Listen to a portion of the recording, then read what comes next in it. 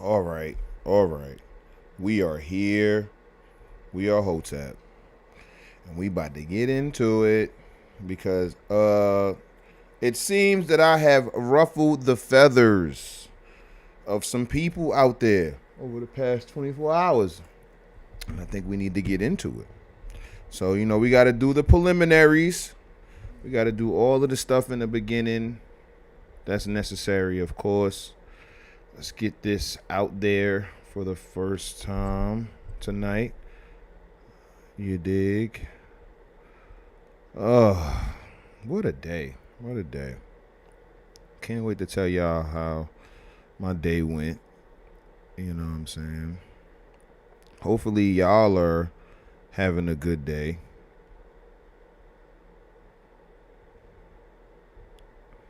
You know what I'm saying? This is definitely going to get more than the usual people in here because of the title. So, I'm pretty sure my chat may be a little bit more hostile tonight. So, that'll be dope. Get into that. So, I'm going to let y'all know now when it comes to just how I am online. Just so y'all know, if you are here and you are, against whatever I'm saying and you think I'm an idiot or you think I'm a coon or like whatever insult you want to lob at me, please understand that I am not at all fazed by it. I've been doing this for a very, very long time, y'all. I've been doing this for a very, very long time. Over a decade, I've been doing this. So your insults mean nothing. Your insults mean nothing, man. Let me see. I gotta make sure that, I'm staying on top of everything. Gotta make sure, But they are mad today. They are mad. They are absolutely mad. But it's all good. They'll be all right. They'll be all right. There we go. So, before we get into it, you know what'd be dope? Yeah, we're going to put that in here.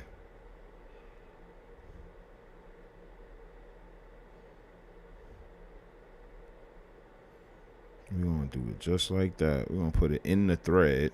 That way, they got to come through if they see it, right? Let's drive some traffic, chat. I know Scrug's going to be in here. I know Scrug going to be in here soon. Yeah. Let's do it, man. Let's have the discussion. Let's talk about it. Let's talk about it. But did I send everything I need to send out?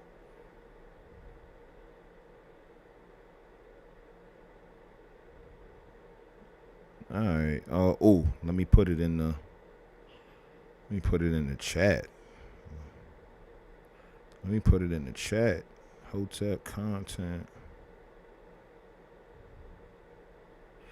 All right. That's gonna be as much promo as I'm gonna do.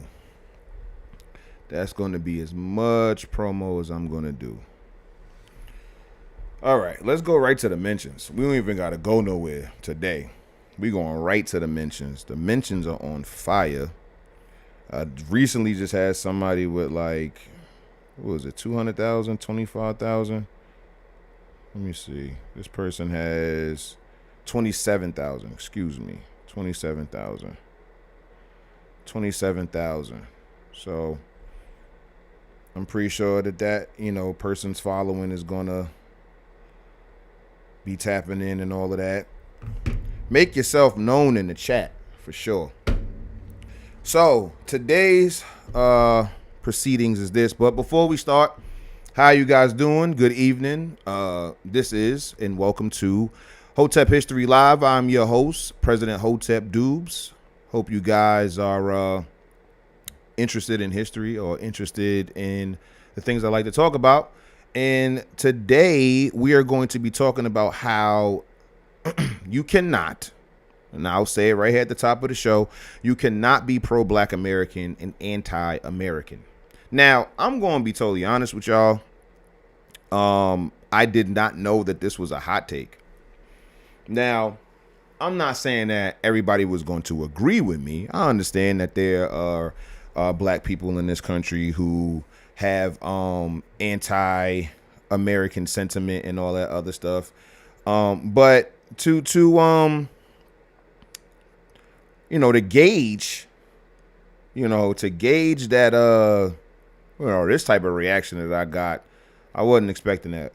We got Ray like the sun. What up, dudes? What's going on? What's going on, Ray? Welcome. I think this is the first time you've been in the chat at the very least. So yeah, I want y'all to know something, man. Like, you're not going to be able to shame me out of my patriotism. You're not going to shame me out of my nationalism. You're not going to shame me out of my affinity and pride for the country that I come from, my lineage is from, my homeland. Okay. And so it started with this. Yes, sir. Toad, what's going on? This might be the biggest one yet. Pause. I'm going semi-viral on different sectors of Black Twitter. We got different factions mad at me today. And I'm letting y'all know right now, I love this. It's not even like I'm engagement farming, but you got to understand, like, this pushback that I'm getting only drives me to push this shit even more. You got to understand that. I am not discouraged whatsoever. Y'all have to understand that. I'm going to get my fan in here. Whew, it's a little hot. Sorry if that's bothering the mic. I try to bring it down here to get a good breeze and all of that. But it is hot in here. I'm going to keep it gangster. I have no central air in my garage. I'm in my garage, by the way. I don't know if y'all know that. But, yes. There we go. I don't begrudge these people. I will say that I do believe that they have, how can I put this? They have been indoctrinated about something that I truly believe. What's going on, Goldstein? They have been indoctrinated. Simple and plain. They have been indoctrinated, and I get it. So I'll start by saying this. Again, you cannot be pro-Black American and be anti-American. That does not make sense. And I'm absolutely be proud to be an American. That was the tweet. All right. When it came down to the people that disagree with me, I noticed a theme. And this is what happens when you are a researcher or somebody who reads a lot or somebody who's just aware and able to understand things. A common thread of the people who were either disagreeing with me or just insulting me because these three sentences got them so triggered and whatnot, is that they were mostly Pan-African. Hence the title of the stream tonight. They were mostly Pan-African. They were people who may not be American in origin. They may be from other places throughout the continent of Africa. They may be Caribbean. And off the rip, they're not going to have any type of real connection to America, to my homeland, in the same way that I would. You dig what I'm saying? I don't have anything bad to say about Nigeria, Ghana, or any of the places in the Caribbean, anything like that. I really don't have anything disparaging to say. As Black American as I am, and just by lineage, FBA, I don't have any disparaging things to say about the Black Caribbean people or Black Africans in Africa and all of that stuff, because I truly don't think it's any of my business, because I don't live there and I don't have any connection with that place. So, of course, if we're just talking objectively, I wish the Caribbean well. I want them to be as prosperous as they can be, as well as the African countries, throughout the entire continent. You dig what I'm saying? I have absolutely no idea about the politics in Africa. I have absolutely no idea about what the cultures are for real, the economics, the politics. I don't have any knowledge of this at all. You dig what I'm saying? I know some rudimentary history about Kemet and I'm getting more abreast to that via Dr. Inky in Communism. That's the reason why we didn't stream last night, because I was tuned into Communism. That's my show right there. That's my show. So with that being said, I don't have that connection with Africa. On top of that, as a Black American historian, I focus on that subject almost exclusively. I would say 98% of my scholarship, 99% of my scholarship is centered around Black Americans. And y'all know that about me. I'll make it very clear that that's what my scholarship is about. You dig what I'm saying? I make it very clear that that's my main interest. You know what I'm saying? My main interest, because of the centering of white people in our narratives. I want to restore the order. I want to restore what our cultural narrative is supposed to be.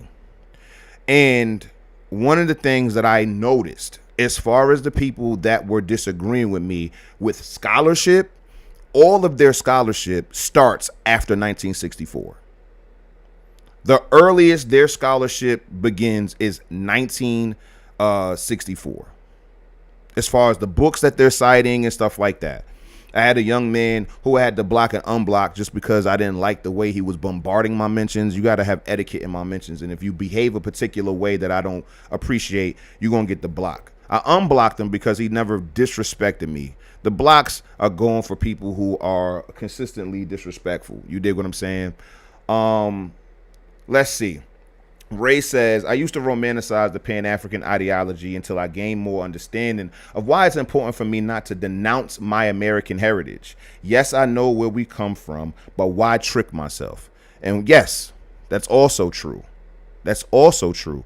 So, and Hotep, Robert, Hotep to all my Hoteps. You already know that. So when it comes to their scholarship, it's all after or around 1964 and forward. And we've already had the conversations about how once cultural Marxism came into play as far as Black America goes, the Black American zeitgeist, Black American culture, a lot of things went topsy-turvy. One of the foundational statistics that I use is that from 1899 to 1970, Black women were the most married demographic in this country. Now, in 2025, it's the complete opposite.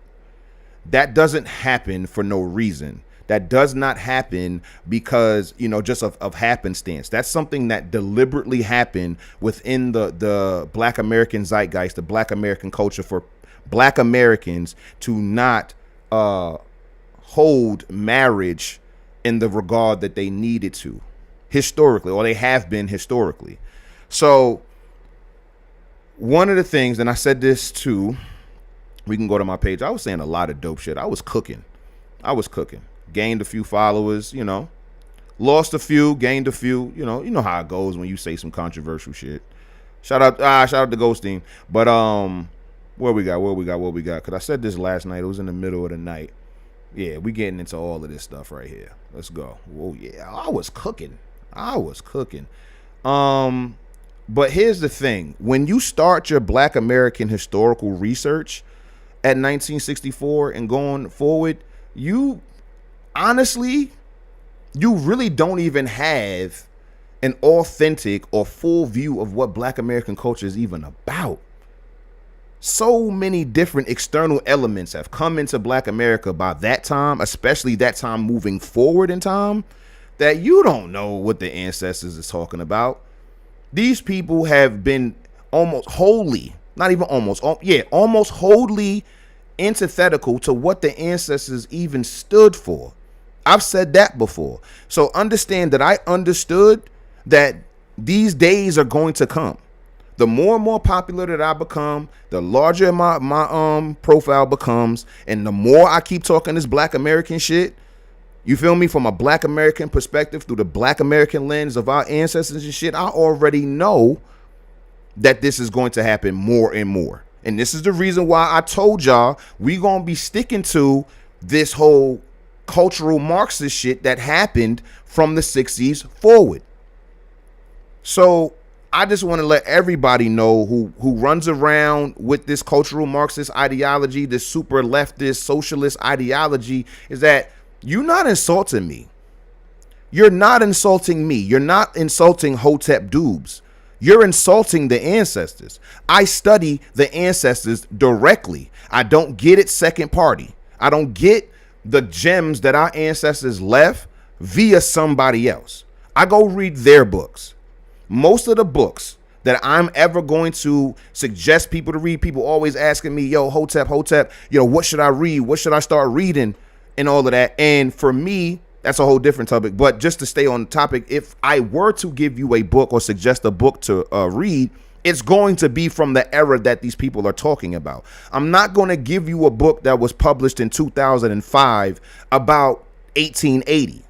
And it's not to say that that contemporary book doesn't have any knowledge or objective information. I'm sure it does. But what will happen more often than not is that these contemporary authors are going to add whatever their contemporary sensibilities to the narrative.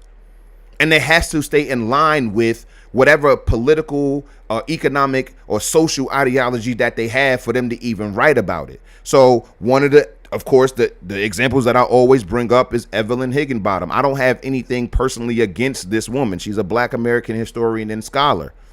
You dig what I'm saying? But the introduction of the term respectability politics via what she perceived as what the ancestors, the ancestral women were doing and what they believed is the reason why you have contemporary people walking around saying we're performing respectability politics just because we're being civil or polite or moral or formal with each other.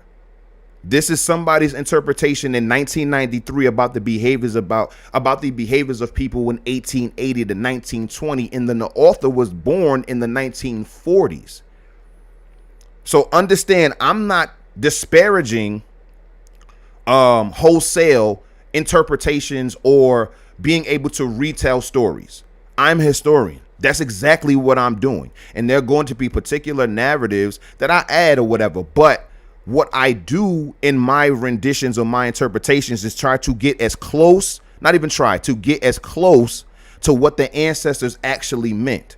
So anytime that y'all see me talk about news articles from 1910 or 1890 or whatever it is, I'm going to read what the actual Black American author said, ingest it in their historical context, and then come away with my own interpretations. At no point will you see me interpret our ancestors' behaviors as something to placate or something to solely assimilate into white society or to gain grace with white people. That's absolutely asinine, because y'all wouldn't want your behaviors viewed that way. Even the people that disagree with me. Of course, the people who tap in with me every day or following me, like the stuff that I bring and all that other stuff, they don't want to be, viewed through the lens of a white American. But even the people who are disagreeing with me, I don't think for real, if they thought about it, that they wouldn't. But their ideology dictates that that's exactly how they're supposed to operate publicly. So I'll give you a perfect example. This is what's currently happening in my mentions. So let me go back to this, and then let me go to this, and then we'll go back to what I was originally going to scroll to. So this dude here. Okay, so I said what I said about being, pro-Black American, and you can't be anti-American. And he says, how do y'all get such obvious things wrong? Our devotion to America has never been reciprocated. Slavery, Jim Crow, 6,500 racial lynchings, mass incarceration, political prisoners locked up for 50 years or more. They killed Fred Hampton, killed Malcolm, killed Martin, killed Sandra Pratt. I guess he meant, killed Little Bobby, killed Bunchy, killed John Huggins, killed Paul Robeson, killed Lumumba, killed thousands of Haitians and forced them to change their constitution. War in Congo, Liberia, Sierra Leone, Rwanda, forced Nkrumah, forced out, I guess, Nkrumah, and America. And he says, he finishes this off with, America is our enemy. All of that is through the lens of white people. All of this, as far as this history that he's rattling off here, are all things that white people did to black people. He doesn't mention any of the accomplishments, and he won't, because that goes against his entire ideology. Fuck the black towns, fuck, the black patriots and the Revolutionary War, fuck American history as it pertains to black people altogether, because all of black history as it pertains to America is this shit. And I tell y'all this in all of these different streams, and I'm pretty sure that y'all get an understanding, but I want y'all to know that this is how they view black history. This is how it looks to them. The perpetual and constant victimization of black people. That is it. Fuck black resilience, determination, ambition, drive, will, wherewithal. Fuck all of that. White people. And then you wonder why you come away with what you come away with. You wonder why you have this racial insecurity. You wonder why you can't do anything but think about what are white people thinking about black people now. How did white people view these people during this time? That's all they do. They don't care. And it's so funny because I am the complete opposite. I do not care. I posted from a Mississippi newspaper in 1954. So this is 1954 Mississippi, Jackson, Mississippi. The Jackson Advocate is a black-owned newspaper. In 1954, they sponsored the first annual Negro Home Service Fair and Kitchen Carnival.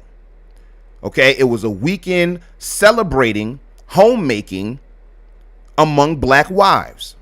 It included the most popular housewife contest.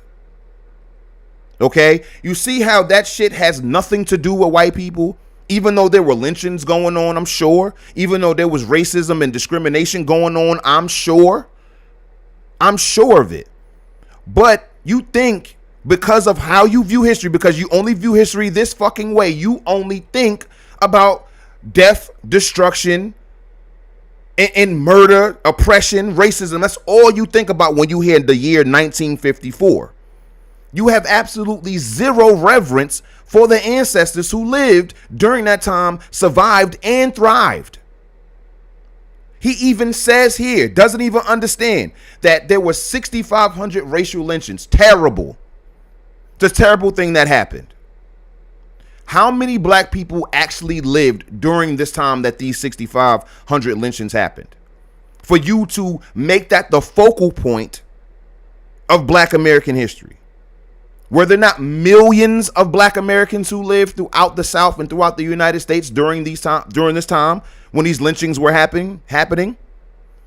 Millions of people were alive during this time, but you've reduced it to 6,500 people who were lynched.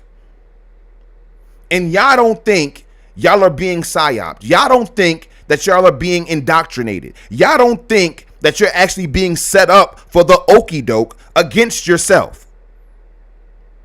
You're destroying yourself. And you're doing the oppressor's bidding. That's the funniest part about all of this shit. For all of this anti-American, anti-white supremacy, anti-imperialism, all of this shit that y'all be espousing, your entire ideology forges that. It fosters the oppression. It bolsters it. It popularizes it. It magnifies it. It damn near deifies it. Y'all don't understand that you're constant talking over and over again about black oppression gives it the power that it has over you right now. When Hotep says, I don't believe in white supremacy at all, I stand on that. I do not. Y'all call me crazy. Think about that. I, a black man, say I don't believe in white supremacy. No white person is supreme over me. And then your black ass tells me that I'm anti-black for saying that. Because I don't believe in white people's ideology of supremacy, which is supposed to be the first tenet of being able to be supreme is to be able to have people under your rule and believe that you are supreme over them. I reject that premise. And then you, in response, say that I'm anti-black. But you walking around saying white people are supreme in so many different ways, and all of the things that you just listed here, you think you're pro-black. And then you think I'm the backward one. This is the funniest shit that I've ever seen. Y'all have tricked yourselves into being the lapdogs of your enemy. And then you get mad at people like me who don't stand with that. I will never walk around saying anybody's supreme over me but God. Period. I don't understand you people. I don't ever understand you people who think you are empowering yourself by giving all of your power away to some external entity, some external ideology, some shit that don't have nothing to do with you at all. Rafe Ellis says, scarcity mindset is real. When images of slaves become the norm, people forget who they were. Just remember who are back, and black women use this energy into working together. Okay, a little choppy. Ray says, well, they'll say white people gave us the idea of the nuclear family. Yeah, shit like that. This is what I'm talking about. White nationalist Twitter or pro-white people, or whatever you want to call them, they have a growing joke that if you just put any activity, anything in the world that people do, and put racism next to it, like simple shit, it's Mother's Day racist, it's working out racist, it's math racist, and you ask Google, they will find an article where they have made synonymous these things in racism. You are giving the power away and you don't even understand it. You think saying shit like what Ray was referring to, thinking that the nuclear family is somehow some type of European or white invention, takes away the power of you wanting a nuclear family or building one yourself, or black people in general doing that themselves. And because you think, oh, we have the village model, because that's what they usually say, Ray. We come from the village model. You idiot. You can't have a village without a nuclear family first. That's not how this works. That's how, you have to be able to have a family first to be able to create a village. So it's the mother, the father, the child, and then you got the grandmother, grandfather, aunts, uncles, cousins, other families, and then that entire ecosystem helps take care of one another. That does not defy or refute the nuclear family. And you would have to be an idiot to think that it does. It's insane. It's so bugged out. So back to what I was saying. Okay, these people's scholarship starts at 1965, and mine usually stops at around 1970. So this is exactly why they are proving my point. And I'm not sitting here saying that everything that happened after 1965 was bad, but I am going to tell you that the Black American zeitgeist, Black American culture, took a huge shift for the worst. Huge. So while there were men and women who did their best to uphold particular ancestral ideals, morals, values, beliefs, that culture, it went to the wayside, and the cultural Marxists, the socialists, the extreme leftists took over. You dig what I'm saying?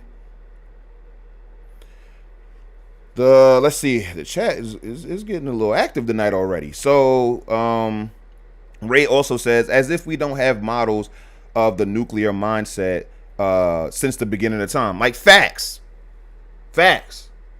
It's so funny because I don't do much studying of Africa, but one of the things that I do know is that their holy trinity was the mother, father, and the child. They didn't believe in excluding the woman out of it. So go figure. The Watcher says 100, and then also says, well, what about the brother husbands and sister wives? Well, I can't speak to that. That's not a Black American culture. Not that I've seen. I've seen, those types of setups and stuff like that before, but that ain't really, what we practice. Ray also says, really what you're speaking to is folks' lack of self-worth and lack of knowledge. So they parrot and create these conjectures about our history. I used to be there, so I empathize with people. And listen, for the most part, when people were disagreeing with me and I chose to respond, I was respectful. But it's like when they was getting disrespectful, then it's like, yeah, shit like this. Now, I didn't respond to this person, but your brain is oatmeal. Like, what? Like, fuck you. Like I don't care, bro. So, I'm just going through my mentions because I guess it'd be easier to just go to my page. But keep in mind, this is most of their ideology is after 1964. So I did some math. Here we go. I personally think this tweet is a banger. So check this out. Black American history starts in 1526, the latest.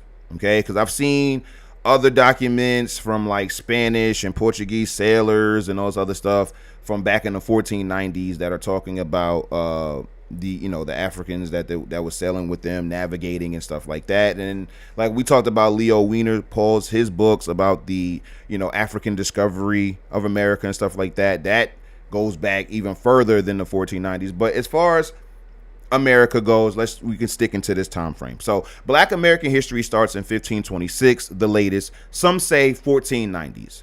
That's at or over 500 years of documented history. Out of those 500 plus years, you've mainly been taught about slavery, barely, and then 1940 to 1970. That's roughly 6% of your entire history that you know of. Shut up and read more. And I mean that. I mean that with every fiber in my body. I mean this shit, because this is exactly why I have the business that I have. You people do not know what you're talking about, because you've rested all of your information, all of your scholarship on 6%. And it's really a percent of the 6%, because when we start talking about the S.B. Fullers, when we start talking about Joseph H. Jackson, when we start talking about Dr. S.D. Redmond, when we start talking about A.G. Gadsden, when we start talking about these men during this time who were pro-capital, who were pro-group economics, pro-self-reliance, y'all don't know anything about them. So it's really a percent of your history that you know. And then you get online speaking so matter-of-factly about the ancestors, and you have no goddamn idea what they actually believed, because everybody that you are studying, okay, are alive right now. How about that? How about, for the most part, the people that you're reading are alive, about people who are been long dead? While me, somebody who actually reads books from 1870 and 1860 and 1880 and 1790, and I'm really getting the firsthand account from the ancestors. I'm reading slave narratives. I'm reading all of these newspaper articles and shit from over 100 years ago, getting on the ground information from the people who lived in these areas at the time. And if y'all was on the streams, y'all saw that it wasn't all peaches and cream. It was the good, the bad, the ugly, and everything in between. But y'all have only focused on a blip in time as it pertains to Black American history, talking to somebody who studies the ancestors for a living as if you know about the ancestors more than me. Y'all don't even study the ancestors. Y'all study people who study the ancestors incorrectly. Y'all study people who misinterpret the ancestors. Y'all study people who put their own little spin and remix on what the ancestors have been saying. None of these people will pull up the books about etiquette in Black America in Washington, D.C. and all of the things that you should and shouldn't do socially. They'll call that respectability politics. None of these people are going to bring up the Reverend's book about domestic education and keeping God first, and the husband and the wife should be one and shouldn't ever disagree in front of the child. They're going to call that patriarchy. You see what I'm saying? They have these demonization terms for the ancestors and the things that they practiced that made them survive and thrive here. Because they believe that kicking and bucking is the only way to be black. Not building, not creating, not obtaining, maintaining, and sustaining. Nah, we just got to dismantle shit around us. And that's where this whole ideology comes from. This motherfucker told me America's my enemy. I hope that he's not in this country. Because in his bio, he said his location is a global African, whatever the fuck that means. So when it comes down to these people's ideology, it's destructive. I say this all of the time. It's a death doctrine. It's a destructive doctrine. They're not, the ideologies that they have don't produce anything. They don't produce, they don't create anything. Our ancestors were by nature producers. And I'm not talking about slavery. I'm talking about ingenuity. I'm talking about being able to feed, house, clothe yourself from your own hands. Being able to rely not only on yourself, but your family and your community based upon the culture that you've cultivated in this country, on this land. They want you to forsake your homeland in the name of an ideology that, quite frankly, hasn't produced anything of note in over a century. The number one pan-Africanist that I respect is obviously Garvey. He was at least pro-capital. Too many times these Pan-Africans are overlapping with communists, overlapping with Marxists, overlapping with socialists. And this is the reason why I had such an issue with the way socialism, communism, Marxism was introduced to the United States, of the Black America. With the United States in general. There were a bunch of immigrants and foreigners. So when we talking real, when we talking history, y'all are all wrong. The ancestors would have never adopted communism. Never adopted Marxism. You are already moving in disalignment with the ancestors off the rip as far as Black America goes. I can't speak on what Africa was on. But I know the ancestors in 1870, just a few years after the abolition of slavery, they wasn't on no communist shit at all. They were communal, but being communal is not being a communist. So all of that shit that y'all kicking, all of that rhetoric that y'all talking about, I promise you is antithetical to what the ancestors actually stood on and what they wanted to forge. They did not write those books for no reason, but what y'all do is you get your information from somebody who's getting the information from somebody who may be citing the ancestors. And the only reason why I say may is because I am reading all of these different narratives and I'm not seeing any communist Black American ancestors before the 1960s. We talked about Peter H. Clark. He was a socialist for a few years and got right the fuck up out of there. Maynard Johnson wrote his book, Color, Communism, and Common Sense in 1958. He got up out of there. All of the men that we read about that were socialists and all of that, that was in America. That was as far as Black Americans go. They went to Russia, found out what it was really like, found out that it was just as racist, if not worse, and then got sent to the gulags whenever they tried to point it out. But they'll have you believe that Soviet Russia was some type of ally to Black Americans because they made propaganda posters depicting America lynching Black Americans, as if that means anything.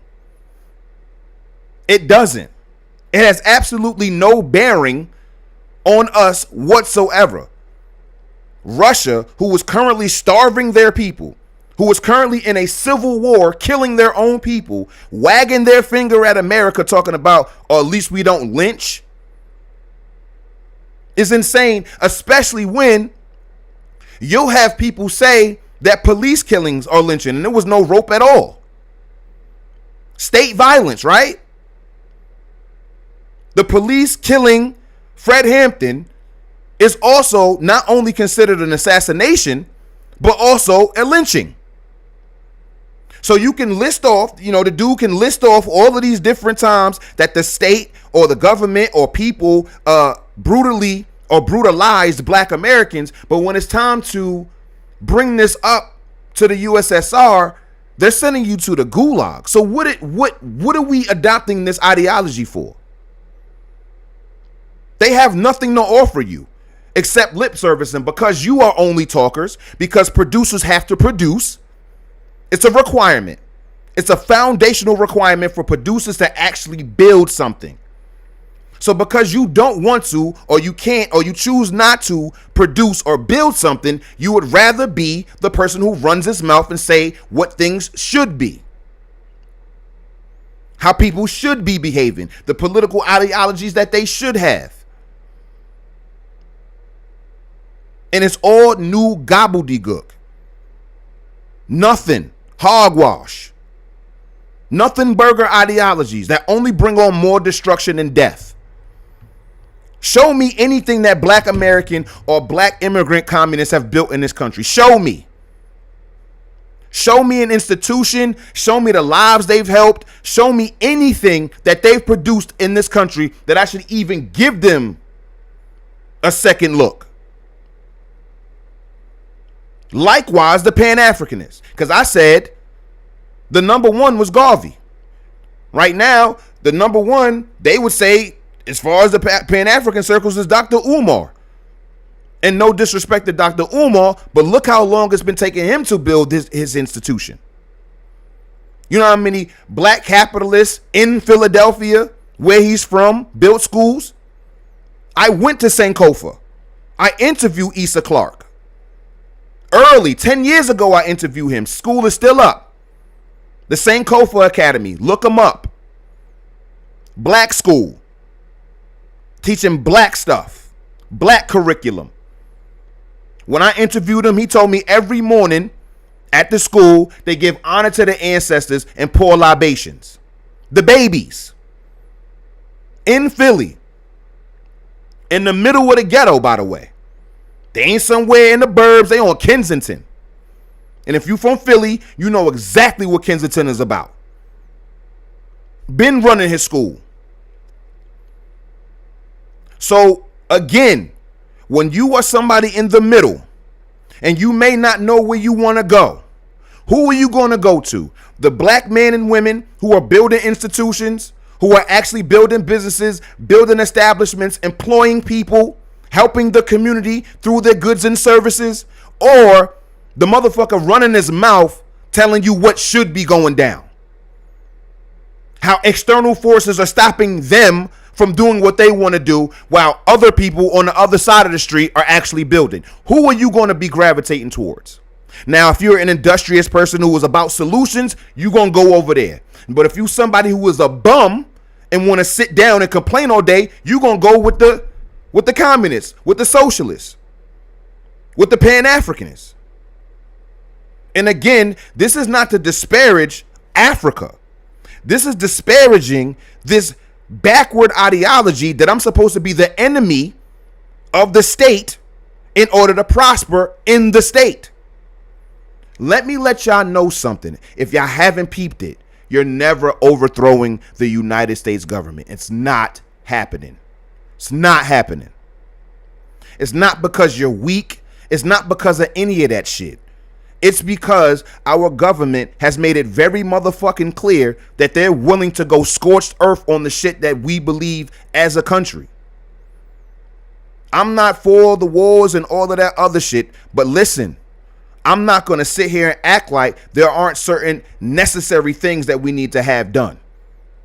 I don't agree with going to all these other countries and doing what they do. But if it's protecting my rights and my freedoms in my homeland, God damn it, I don't know what you think I'm going to be doing. So when y'all sit here and try to push this ideology, all y'all doing is leading people to slaughter. All you doing is having these fickle attempts of trying to radicalize people to put themselves in the line of fire. And y'all don't have any resources to help these people. If I went right now, if I didn't believe the shit that I believed, right? If I didn't believe the things that I believe and I went and listened to this dude being like, yo, America is your enemy, fuck America, be anti-America, be a pan-Africanist and all that other shit, pan-Africanist, all right, cool. I'm about to catch wreck. I'm anti-American. I'm an enemy of the state at this point. What do you have for me? Do you have any safeguards for me? Can you clothe me? Because I'm not going to be able to get a job, right? Because I'm anti-American. So I'm anti the system of everything in this country. Because my job at this point is to overthrow the government. You dig what I'm saying? My job is to overthrow the government. So in my pursuit of overthrowing the government, are you going to keep me fed? Are you going to keep me housed? Are you going to keep me safe? Are you going to give me proper training? See, even the communists back in the day were more thorough than you people. Marcus Garvey was more thorough than y'all. Y'all talk. Y'all talk. But there are black men like King Randall who is currently serving his community right now. And he'll tell you, I don't even give a damn about the quote unquote black community. I give a fuck about Albany, Georgia and the boys that live in my city, in my town. He knows that he has to be laser focused on his objective as a school teacher or a schoolmaster to make sure that the boys in his community are taken care of first before he even think about the rest of Georgia, let alone the entire country. And he's positively affecting young black boys' lives every day. Maj Toure, focusing on civics, focusing on firearm safety, focusing on first aid, focusing on the Solution 9, where you getting your mind and your body right. All solution-based people. None of them are flying the communist flag, the socialist flag, despite caring about the community, and their work is like exclusively to help the community. But you got people. They saying my audio going in and out. Sorry about that. But you have people on the ground actually serving their communities in the name of Black America, America first, capitalism, each one teach one. Where are the communists? Where are the socialists when you need them? You dig what I'm saying? Where are these people when it counts? Because we can count on Maj Toure to teach people how to defend themselves, understanding what imminent threat is so they're not victimized in the streets. We can count on King Randall to teach the boys how to be men. We can count on them every day, day in and day out. And they are funded by the community.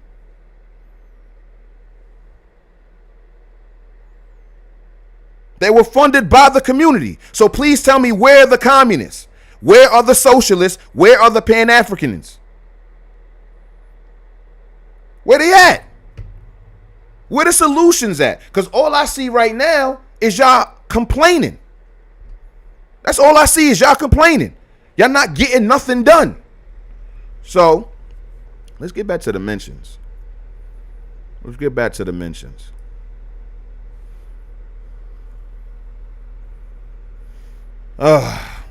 This was another one. I got Pan-Africans calling me a lost coon and FBA is calling me a tether. And you know what's so funny? Them calling me a tether, my fellow FBAs, calling me a tether is hilarious because I recently just told people what my ancestry is.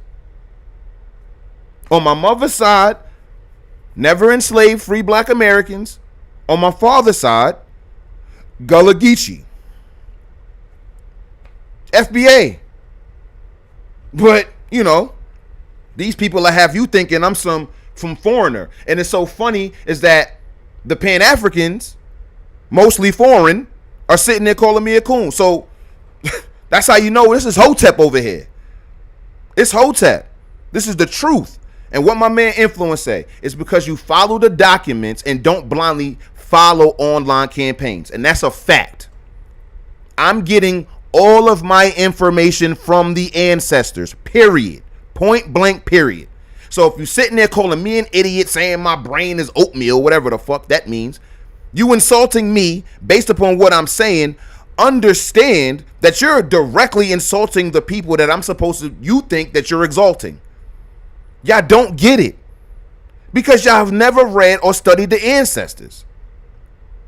So let's go to my page. My mentions is still blowing up. Hopefully you people who was talking all of that shit, you feel me? Y'all come up in here and state some arguments in the chat. We can get it going live. I ain't got no problem with it. Here we go. So one of the first people they threw at me was Malcolm X. Listen, I don't know why people think that evoking civil rights era figures like Malcolm X, Martin Luther King, Stokely Carmichael, Angela Davis, who you name it, and think that these people, let's say, like some type of deities or something like that, like they're infallible or they are above reproach. Malcolm X was wrong in the sense of we're not Americans, but understand the context and why he said what he was saying. He was critiquing the mistreatment of black Americans via the government, not the country, the government. He said that very clearly. However, Malcolm X was a pan-Africanist. I want to say his pops was a Garveyite. So yeah, like, I disagree, Malcolm. Like, you think that's what blasphemous to say? You think I'm not allowed to disagree with Malcolm X on that one point? You think I agree with all of the people in my circle on every single thing? No. That's not how this works. I'm able to have reverence for Malcolm X and still disagree with him. I'm still able to have reverence for the Black Panther Party and still disagree with him. I don't have any reverence for Angela Davis. Sorry. You dig what I'm saying? But yo, just because Malcolm X said something don't make it gospel or don't make it automatically correct just because he said it during a time of high, tension and all this other stuff. Which if you ask other historians, the people who study this stuff, who actually study it and not trying to, misinterpret what was going on, they'll tell you a lot of that stuff was artificially agitated.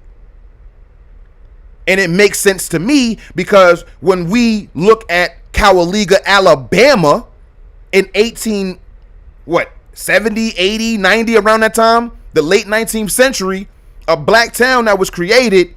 Not only did they have white residents in this black town, they all worked for a black man. See, that's the thing. Y'all don't really understand history. You have this very weird cartoon, TV show, movie view of your history because you don't actually fucking study it. And this is the difference, ladies and gentlemen, between people who read the book and watch the movie. The people who read the book actually come away with more context, more understanding. Not only that, they're actually exercising their brain. They're actually firing neurons as they're reading. Even if you're struggling with the words, you are building more knowledge. Your brain is getting healthier based upon you reading the text instead of watching it. Likewise, versus listening to it. Read it yourself. As much as I love that you guys come in, chop up with me, you know what I'm saying, about all of these things, I give you guys the titles of the books because you need to be reading it yourself. You need to be reading it yourself. That's the reason we have the Hotep History Book Club. So we'll all be reading. We'll all be able to, bounce ideas, discuss ideas with each other, because that not only makes us smarter, but it builds community here. All my day ones like Scruggs and Clifton and Glasgow and Watcher and Sammy, we be vibing in here. Who knows what we'll be able to offer each other? Who knows what type of business we'll be able to do? Scruggs volunteered to clip up the streams. So when it comes down to all of this stuff, you are choosing to watch the movie, which is only this much of the book, instead of reading the book, trying to tell me about the book. Even when they were bringing up Malcolm X, the speech that y'all are talking about, y'all taking out of context. You're taken out of context. So the first person they threw at me was Malcolm X. So because I said you being anti-American and pro-black American doesn't make sense, this person says, so I guess Malcolm X wasn't intelligent. He was definitely pro-black and anti-America. Do you people read? The irony. That's another thing that was happening. These motherfuckers sitting there trying to tell me I don't read. These people are trying to tell me that I don't read. Y'all in the chat know we read together on the stream. We don't go a stream without going right to the source. We are going to read a 100-year-old book, a 100-year-old newspaper. We are going to read. We read together on stream, and we be on here 4 hours a night. And there's no way that I can point y'all into the direction of books without reading them myself, or at least knowing they exist myself. So anyway, in response to this dumbass shit, I say, I want y'all, and this is going back to what I was saying, I want y'all to notice how these people are only bringing up Malcolm X and Pan-Africans of the late 20th century. They have no other historical reference, while we have black American patriots dating back to the 18th century. And I said, I can't wait to make fun of these people on stream. Understand that these men were proud, and also keeping it G, so we can keep it all the way objective. There were more loyalists than patriots. There were more loyalists than patriots. I forgot the number, but yeah, that doesn't mean black people weren't patriots.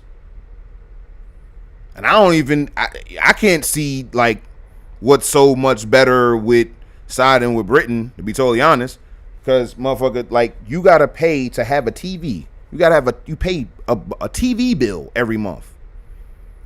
You get locked up. I would get locked up saying this type of shit in London. I would literally go to jail if I spoke like this. Hate speech is a crime out there. Trust me, my ancestors made the right choice. The ancestors that fought in the Revolutionary War, the ancestors that fought in the Civil War, they made the right choice. They backed the right horse. Good, bad, or indifferent, they made the right choice. But again, they don't do any research. And I show y'all. I show y'all exactly what I'm talking about. Because I really want y'all to understand that I'm not talking about ass. These people speak, and I just listen to them. This is what they be saying. Shout out to the people that agree with the tweet too. I know we talking about all of the people that disagree, but what was this in response to? Because I had to block and unblock, son. Here we go. We here. Hold on. Yeah, here we go. Check this out, chat. ICUP says this to me in response. He's right though. USA is still segregated. Because this is in response to there's no two black Americas. I mean, there's no two Americas. Shit, I'm starting to believe it's two black Americas based upon what these people are saying. But anyway, he says he's right though. USA is still segregated in all but official name and has policies codified to especially target black America. America with 3 Ks. Fucking cringe. Main target unequivocally is the black male and can be proven many ways. Stockholm syndrome blinds many to the reality of the two Americas. Ooh. So I want y'all to check out the books that he cites. And we're gonna go through them. And I'm not going to read them. I mean, I've read a good portion of these books. I read the new Jim Crow. So let's go with this one. Slavery by Another Name.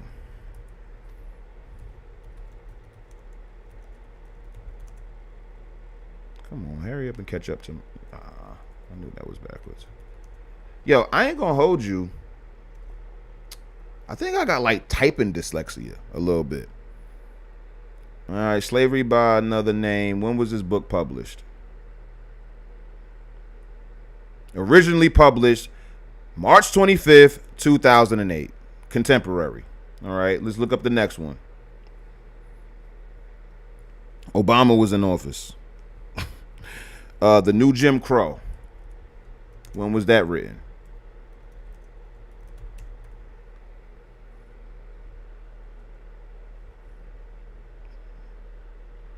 Originally published January 5th, 2010. Even more contemporary. Now, I'm not saying just because of these publication dates that they're invalid or don't have any facts in it. It's not what I'm saying. But I want y'all to understand that these people are speaking for the ancestors. Let's do this one. Color of Law. I actually have this book in my library. So The Color of Law. Let's see when that was written.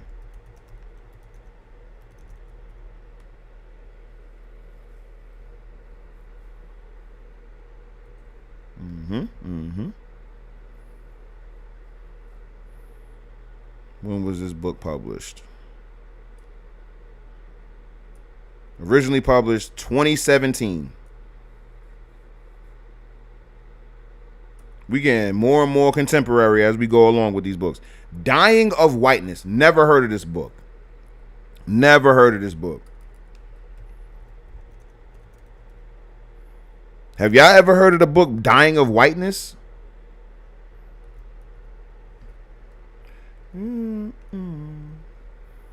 Dying of Whiteness by Jonathan Metzl.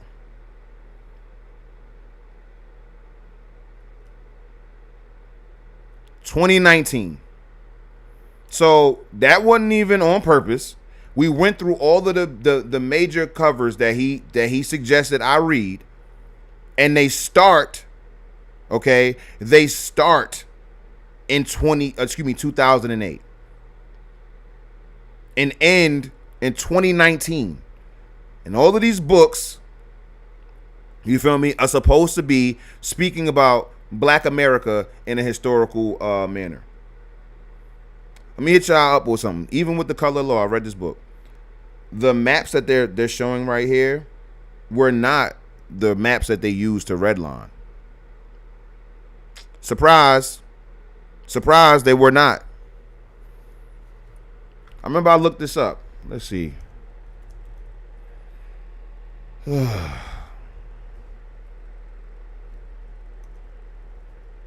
Let's say Truth. I forgot the name of the article, but it was I cited it in the video.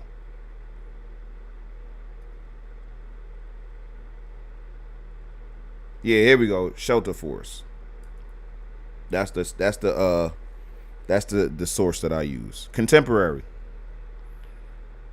Redlining maps didn't affect neighborhoods the way you think they did.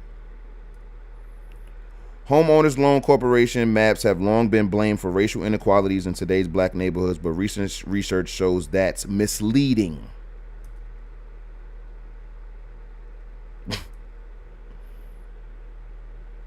You dig? So let's go down to, and I did like a whole breakdown of this in episode 4, but I want to go down to this part. It says, what areas were redlined? To better understand what kinds of areas the HOLC surveyors rated D, which meant, the worst, in a scholarly paper I published earlier this year, I matched the HOLC map categories with 1940 census tract data for 7 cities: Baltimore, Cleveland, Detroit, St. Louis, Philadelphia, Rochester, in Trenton, New Jersey, to create a picture of the housing and demographic features of what we now call redline areas at the time the maps were made. This is what I found.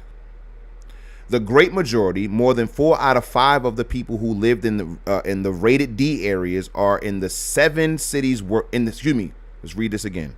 The great majority, more than 4 out of 5 of the people who lived in the rated D areas in the 7 cities were white. The residents of areas rated D were mostly immigrants and their children. They were most often visible immigrants, largely Italian, Slavic, Jewish. English, Irish, and German immigrants areas were rarely classified as D areas. While most residents of D areas were white, almost all black neighborhoods were D areas. But black neighborhoods made up only a small part of total areas classified as D. Housing and environmental conditions in D areas were much worse than the rest of the same cities. Let's see. In Detroit, 1 of 3 families in the D areas had no central heating, and more than 1 in 5 lived in overcrowded conditions. In St. Louis, 2 of 3 families in D areas had no central heating. Housing conditions in predominantly black D areas were even worse than those in white D areas. Approximately 20% of the homes in majority black D areas in Baltimore were in need of major repair, compared to 11% in majority white D areas. So again, when we're talking about the truth, it's always somewhere in the middle. I'm not saying that redlining didn't happen. What I'm saying is that the maps weren't originally used for that. And also, white people fell up under this too. And also, we are correct in knowing or assuming that it was worse in black areas. You see how I'm able to be objective about all of this stuff and not be up in arms just at the word redlining? And I actually do what I need to do to learn more. That's the whole point. Y'all are not objective. So anyway,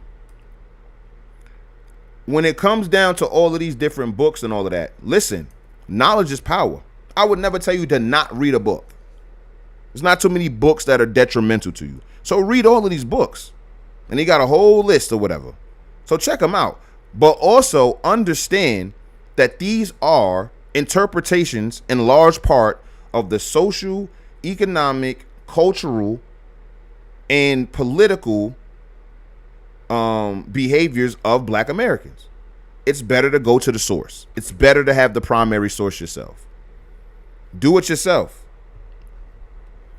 Because I promise you, when I'm writing my book, my contemporary book in 2025, the entire back of the book is going to be chock full of all of the old books that I read. And then all throughout the book is going to be direct quotes from the book. And that's not exclusive to me. A lot of contemporary authors do that. But what they will also do is add a misinterpretation or a false narrative on top of the things that they're telling you. And have you coming away with the ancestor story with just a whole skewed view of what they actually meant. And that's the reason why I read the prefaces of the Ancestors book, to even get a feel. Before I even read the first chapter or the introduction of the book, I read the prefaces of these books to really get an understanding of, first of all, why they wrote this book, what their intentions were, what their goals were in writing these books. And for me, y'all have to understand the ancestors wrote the books by and large to educate, motivate, and inspire the next generation. That was the central theme that you'll see throughout all of these different authors. We can just start from the end of slavery at 1865 to 1955, 1960. And I wanted to ask y'all this.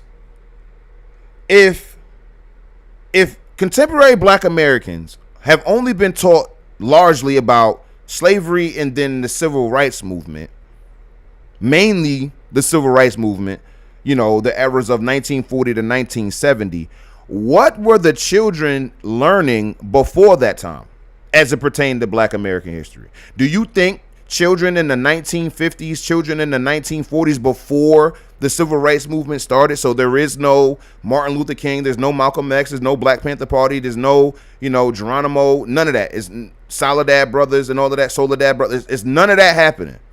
All of that is in the future. What do you think black babies in 1932 were learning as it pertained to black history? If all you know is this one small sect of black American history, what were the children before that shit you learned were learning about black American history? This is what I was saying in the last stream. These people, the contemporaries, treat the civil rights era as something that if it did not happen, black people, black Americans wouldn't exist. They throw away hundreds of years of your history relegated to just slavery and oppression. You don't even need to learn about shit. You feel me?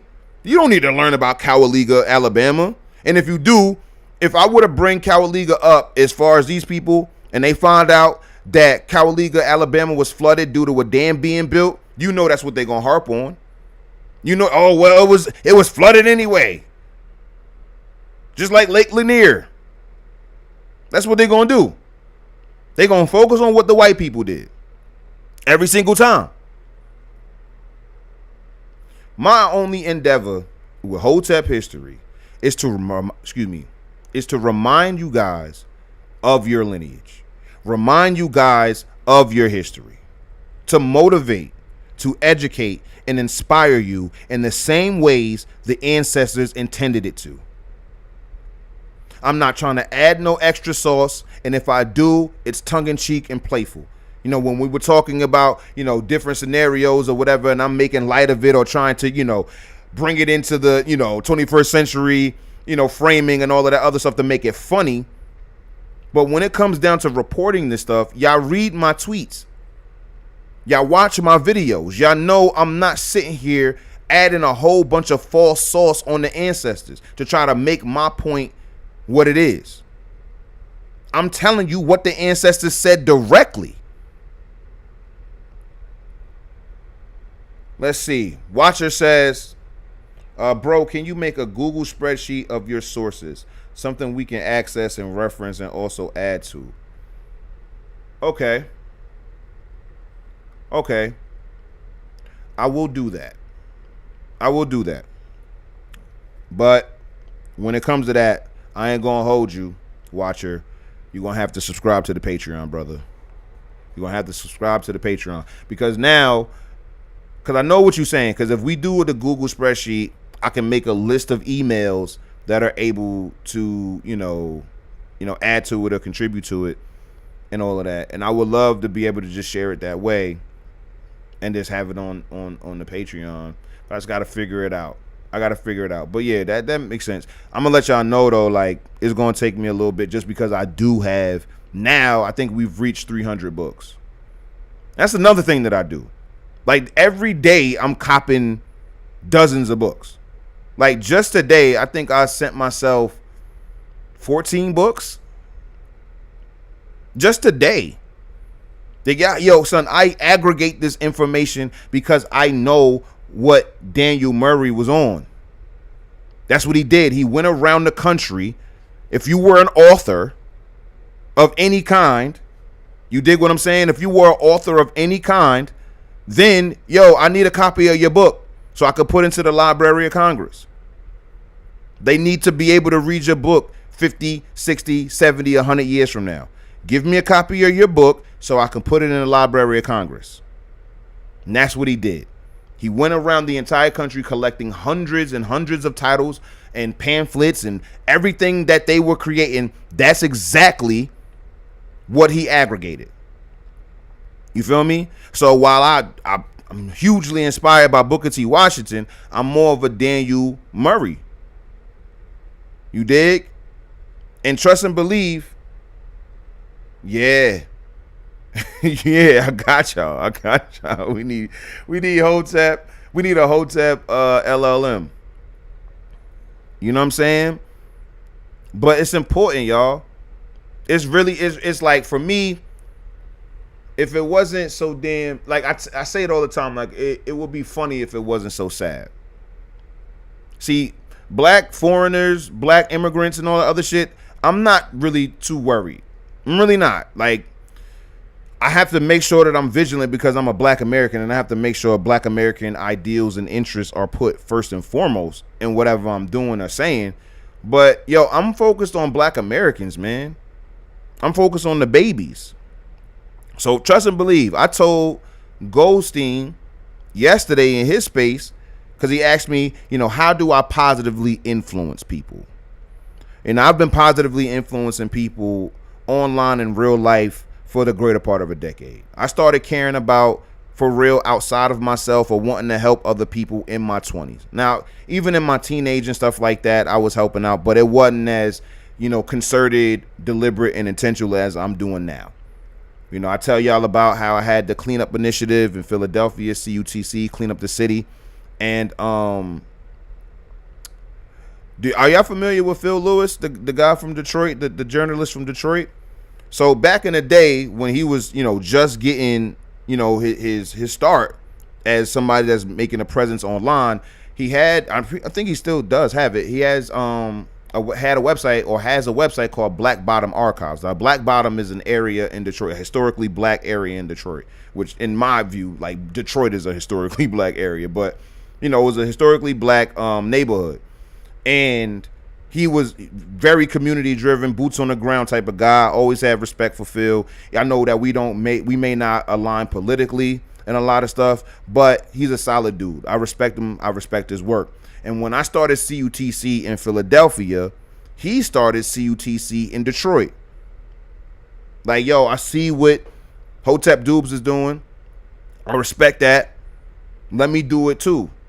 That's the type of stuff we was on in 2013 and 2014 and all of that. 2015. After niggas started complaining and all other stuff, after we got done complaining, motherfuckers was immediately thinking about what we can do to change the present and the future of our communities. Immediately.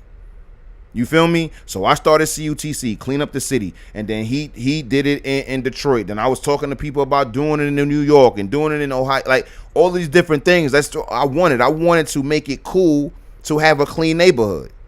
And I went out there every weekend with my push broom, my garbage can, my garbage bags, all of that, and I'm standing in front of people's houses, sweeping, cleaning up trash, empty bottles, chip bags, you name it, litter, all of that, sweating every weekend.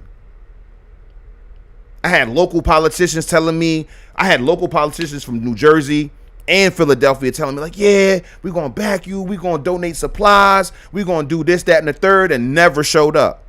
I was doing that shit dolo. Phil had a group. Phil had a group of people out there every weekend doing their thing in all of the seasons, hot, cold, in between, making it happen. Then, of course, you know, he started focusing more and more on his journalistic career, and look where he's at now. One of the more, I want to say the most reputable black journalists on Twitter. Decorated. So it's like when it comes down to this shit, understand that this is not coming from this super egotistical, selfish way of thinking. Like, I actually give a fuck about black America. I give a fuck about America in general, but I definitely give a fuck about black America. That's where I come from. I don't come from another country. All I know is this. I don't have any connections with any other countries at all. I care about my communities. I care about my people. My racial and national pride is inherent in me, period. And you're not going to be able to trick me out of my spot by trying to gaslight me about all of the hell that my ancestors went through. It's all the more reason to stick my flag in the ground. Sword and golden fig leaves over here. Stars and stripes over here. I don't know what you niggas thought, but it's big black America over here. It's big America over here. We flying that American flag over here. I don't care because, yo, son, y'all African countries got y'all own set of problems. So you definitely don't need to be prescribing anything to me at all. And that's going back to what I was talking about. We had some black socialists, some black communists. But when you looking at the dates, of Hubert Harrison coming over here from St. Croix, when you got Cyril Briggs coming over here from what, Nevis, I don't know how to pronounce that place. You know what I'm saying? Tell him, watcher, big black American. You got these people coming from these foreign places that's under capitalism, and we doing what we doing. Win, lose, or draw. We're surviving and thriving. Surviving and or thriving here. And then you come here seeing us surviving and thriving and trying to put your little socialism and communism in the mix. Not going for it. Then it reached its fever pitch in the 60s, where you got, God bless him, Fred Hampton telling the crowd that you got to call yourself a proletariat. You got Stokely Carmichael telling you that your boss is exploiting you, despite your exploitation being able to pay all your bills and taking care of your family. They call your livelihood exploitation. And I want to see these economic models that they are proposing actually working in some other country. Show it to me. Show it to me. I need a proof of concept. Y'all can't just be giving me ideals all day. You can't. Because the ancestors not only thought, but they acted on it. I think I should be able to build XYZ, and they went ahead and did it. I do not think you people understand what it takes to do what the ancestors did in the face of what they were facing. Like, I don't understand how the ancestors had the wherewithal, the ingenuity, the resilience, determination, ambition, and all of these other things to build black towns during black codes. Shit, even before that. Before black codes.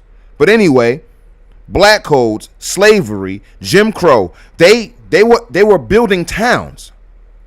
They weren't just building a business here and there. They were building places for black people exclusively to stay. In some of the worst tumultuous times as far as race relations go, they were doing that. You have an iPhone in your back pocket, and you haven't built anything.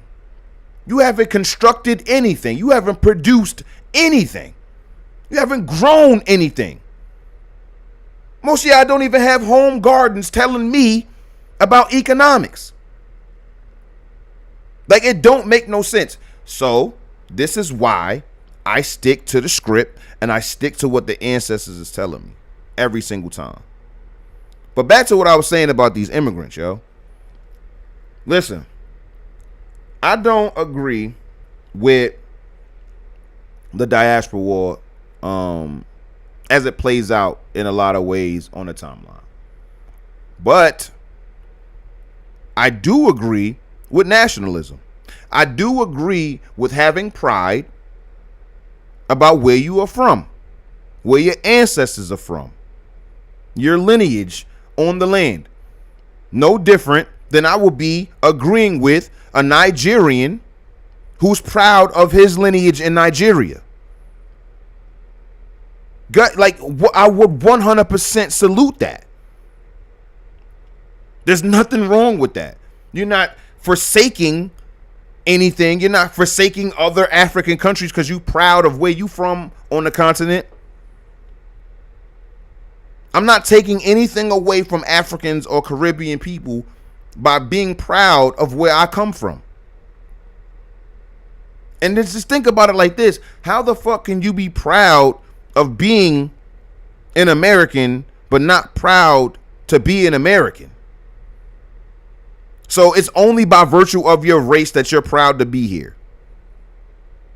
Like, what is the logic here? What is the logic? What else was I saying? Oh, that's the mention. I'm tripping.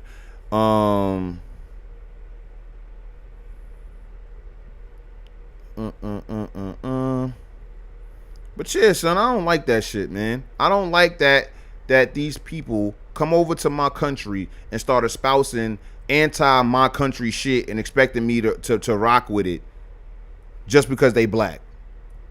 Nah, Jack. That's not how this works. That's not how this works at all. Oh, this was funny as hell. So I said I was a proud black American, and this person said the wildest shit to me. So do black Americans take responsibility for innocent kids being killed by American Tomahawk missiles overseas? Like, what, son? Not what I said. Let's see. I think that was it.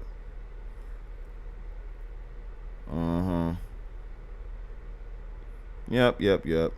Oh, shout out to the good sister Clarity. She recently spoke at an event and she brought up color communism and common sense. And she says that the room was mostly Democrats and a few independents. So people who are either left or center, and don't really have any like huge political affiliations. And it's important that book makes its rounds. It's important that it makes its rounds. So I'm super proud of her being able to bring that book, give that book even more life, for sure, because that book needs to be read. And we are going to start the book. I need y'all to tap into the Patreon though. If y'all want to join the Hotep History Book Club, join the Patreon. Join the Patreon. Patreon.com/Hotep History. Patreon.com/Hotep History. And make sure y'all retweeting the tweet, man. I'm gonna say that this is gonna be so far the largest turnout. But let's get some good news, huh? Let's get some good news from the ancestors. So on the last stream, we were looking up Memphis. Shout out to my boy Memphis. We were in the archives, and I was telling people like, yo, give me some keywords, and we're gonna do that tonight too. Give me some keywords to look into when it comes to the archives. And Memphis, being from Memphis, told me Memphis. And when you're doing the keywords, it's all of the black newspapers, at least the ones that I filtered for. It's about 33 black newspapers, the top 33 largest black newspapers in the database. That's what because like it was literally hundreds, if not thousands, of these newspapers in the database, and I wasn't about to keep clicking all these. So I did the top 33, and they had thousands of different issues and stuff like that. These are daily newspapers, so thousands is nothing. So in my search, we found this, and I think it's some of the most beautiful history ever. And you can call me a misogynist or patriarchy or whatever. I don't give a good goddamn. This is fire. So I was telling y'all about this before. So the first annual Negro Home Service Fair and Kitchen Carnival with a K. A weekend celebrating homemaking among black wives, including the most popular housewife contest. The winner got an all-expense-paid trip to Memphis while being honored as a queen for a weekend. This was in 1954, Jackson, Mississippi. Let's get into it. So let's start with the ad. Start with the advertisement. Biggest home service event in Mississippi history. Boom. Off the rip, we already, again, thinking about the future. Like, yo, up to this point, this is the biggest event, and we documenting it. Free. Like I said, first annual Negro Home Service Fair. College Park Auditorium, Jackson, Mississippi, June 17th, 18th, and 19th. So Juneteenth, 1954. Hundreds of free prizes, fun, music, games, frolic. Everybody welcome, no admission charge. So we are planning to have a time. You hear me? We got everything that you can think of. And then here it says, who is Mississippi's outstanding housewife? Ladies, enter the Advocate Scholarship Fund contest, where winners will get, I'm sorry, this is very small. Winners get many free prizes. First place winners will also receive free weekend trip to Memphis with an all expense paid, and then you got to call in. So let's dig into this. I had to find this is coming from different newspapers around this time leading up to it. So Kitchen Carnival visitor to get a taste of fine foods prepared from latest recipes.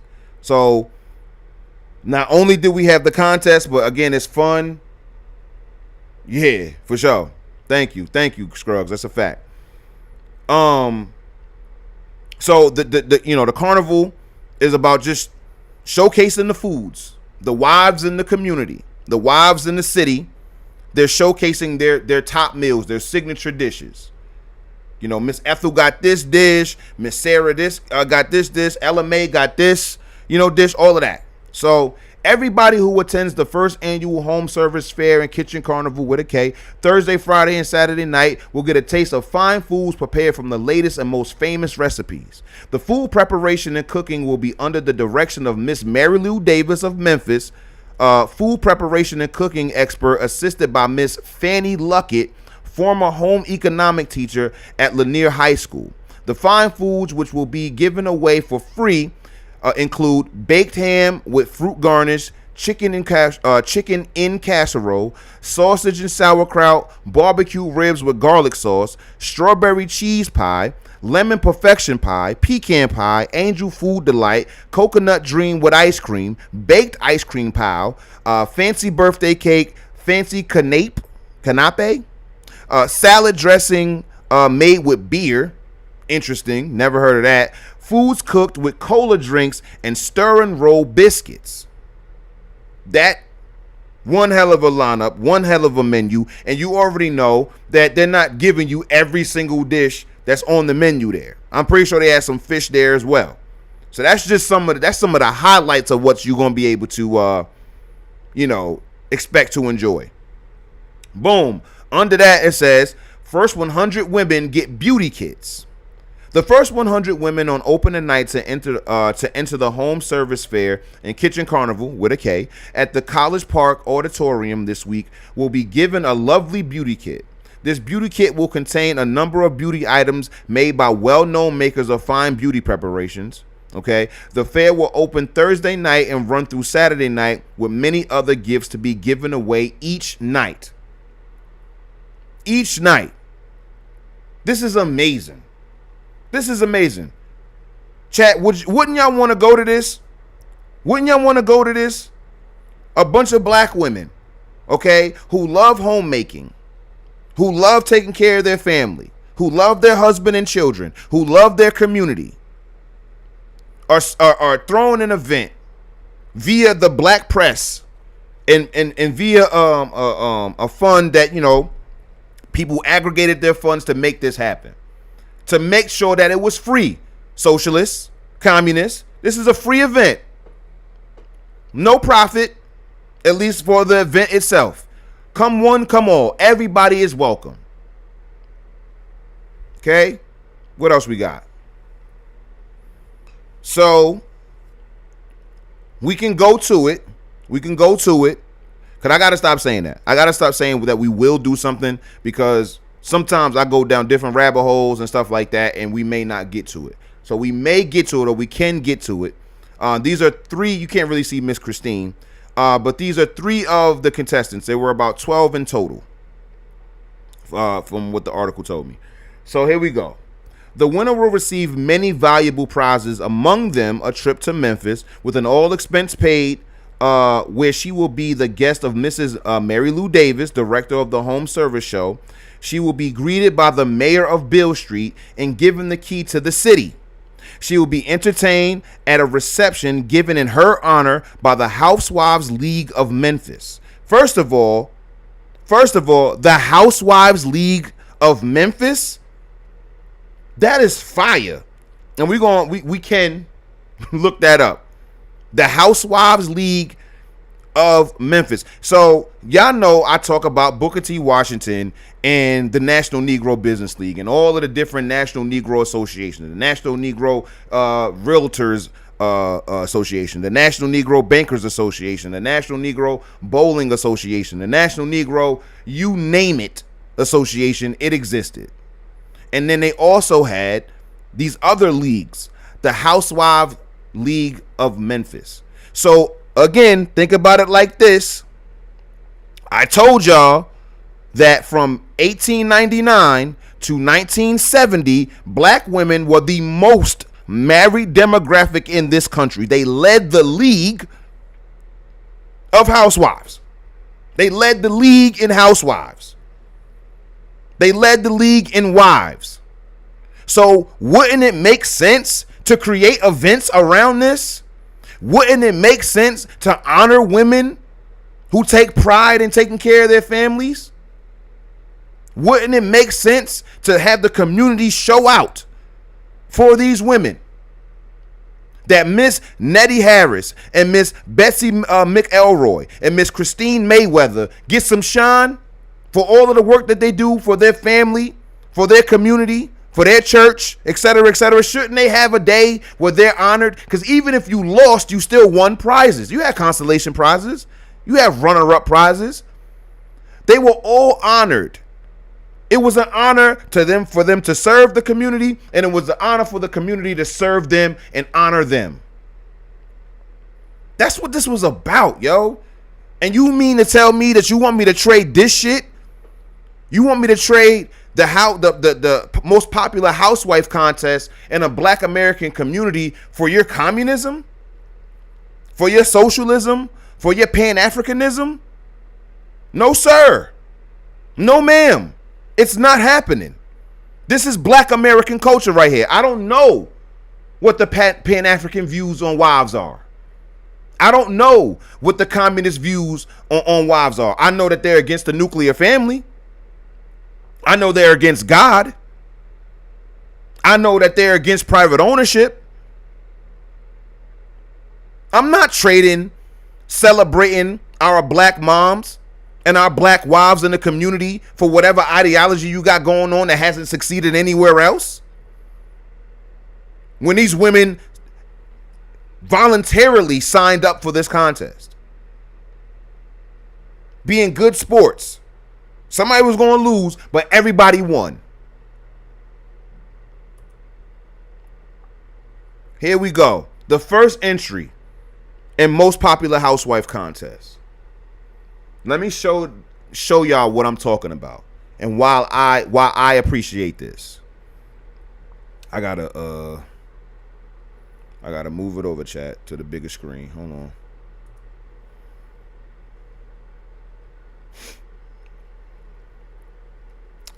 Okay. It says, hold on, I gotta swap out.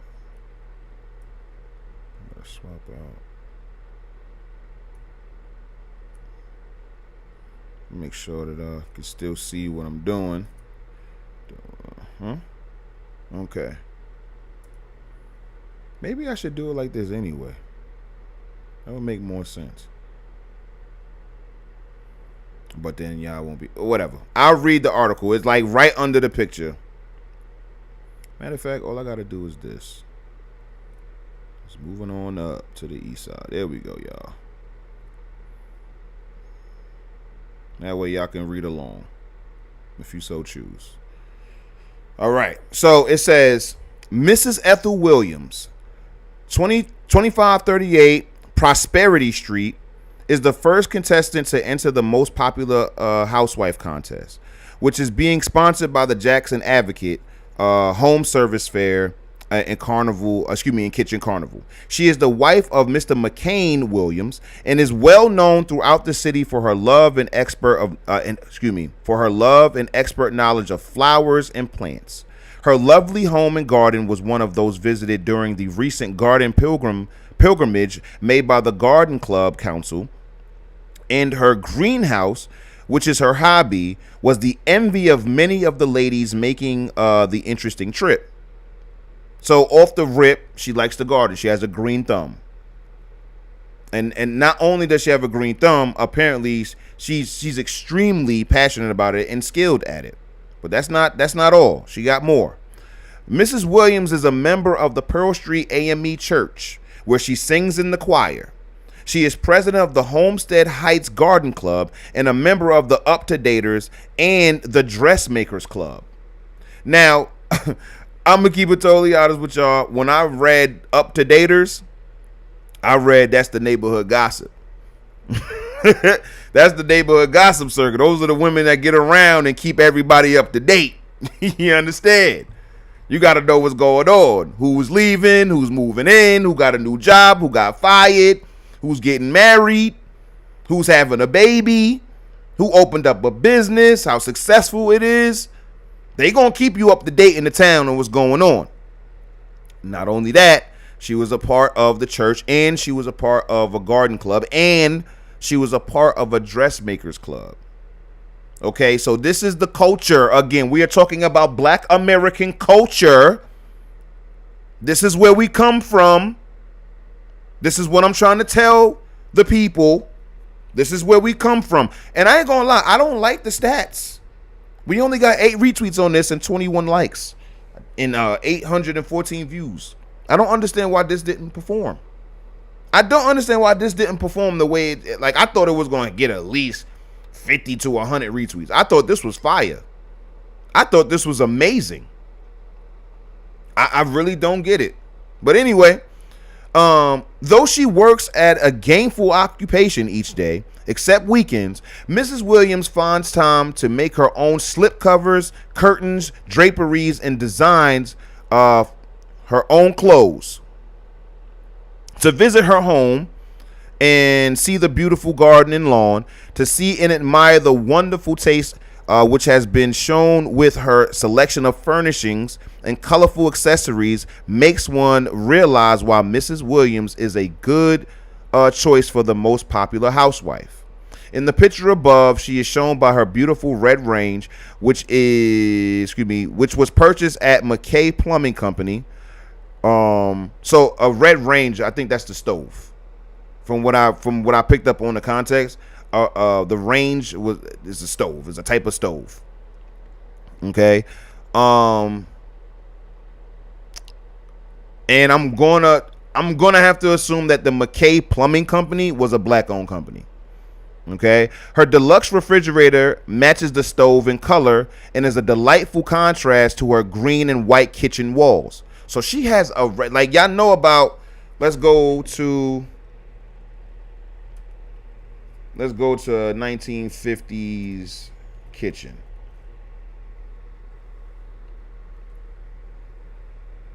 Like, yeah. Like, this is the type, she had like a vibrant kitchen, right? So she had something like this. You know what I'm saying? She had something like that going, and she kept it nice.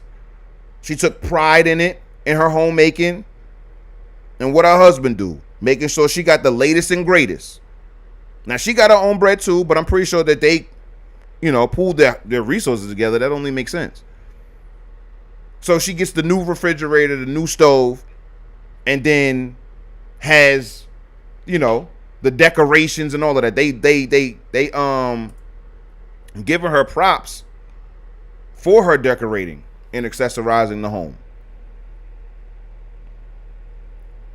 All women interested in entering this housewives contest are asked to contact Mary Lou Davis at Jackson Advocate. The winner will be named Saturday, June 19th at the fair. Dog, this is amazing. This is amazing. When we talk about changing behavior, changing that behavior, unlearning things, and then being able to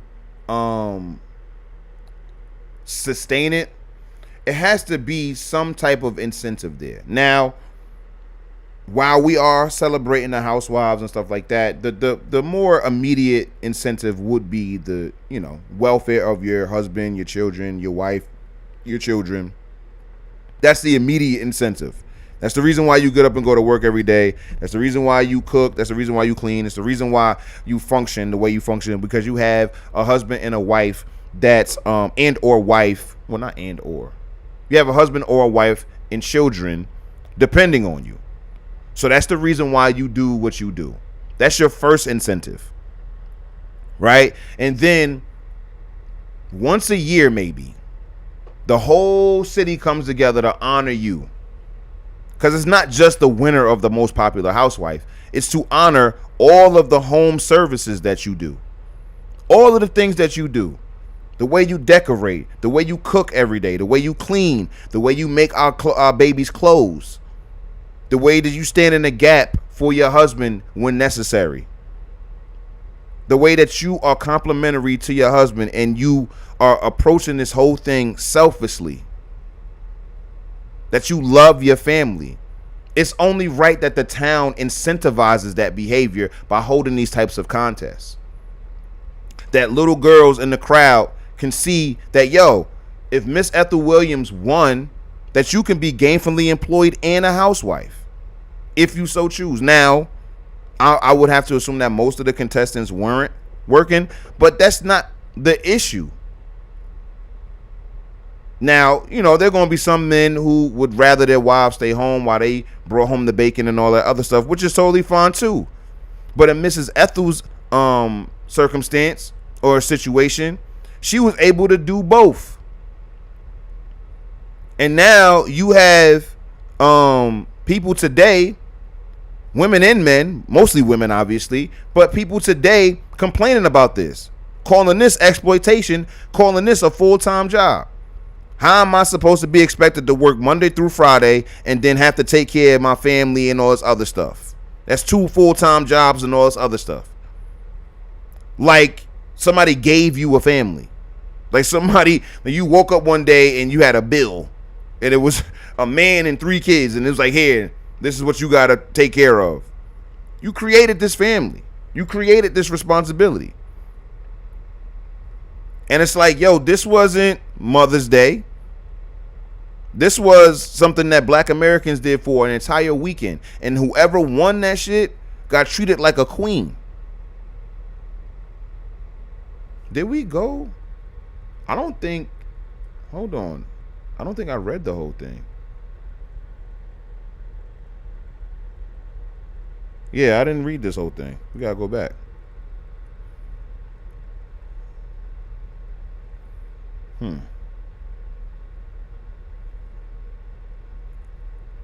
Yeah, I stopped at the Housewives League of Memphis. Okay. And will be a guest on the Homemakers program on radio station WDIA. Mrs. Ida Mae Qualls of Southwest Qualls Funeral Home will place a limousine at the winner's disposal so she may come and go from her beautiful suite at the Lumpkin Hotel, more than likely Black owned, as she chooses. Contestants are now busy seeking the support of their friends and neighbors. They include and all of the different people. And it was by vote. This was by vote. If you thought Bessie or Mrs. Nettie, like I love just seeing that, the misses and the misses. Look how communal we were. Well, your address wasn't an issue to put in the newspaper. Like, no, we represent. We appreciate where we are from, where we live.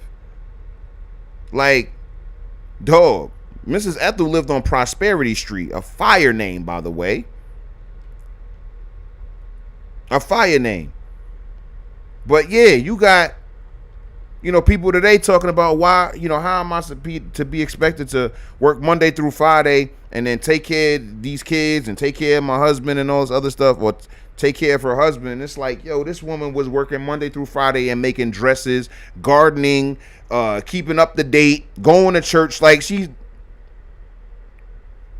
that's what it's about.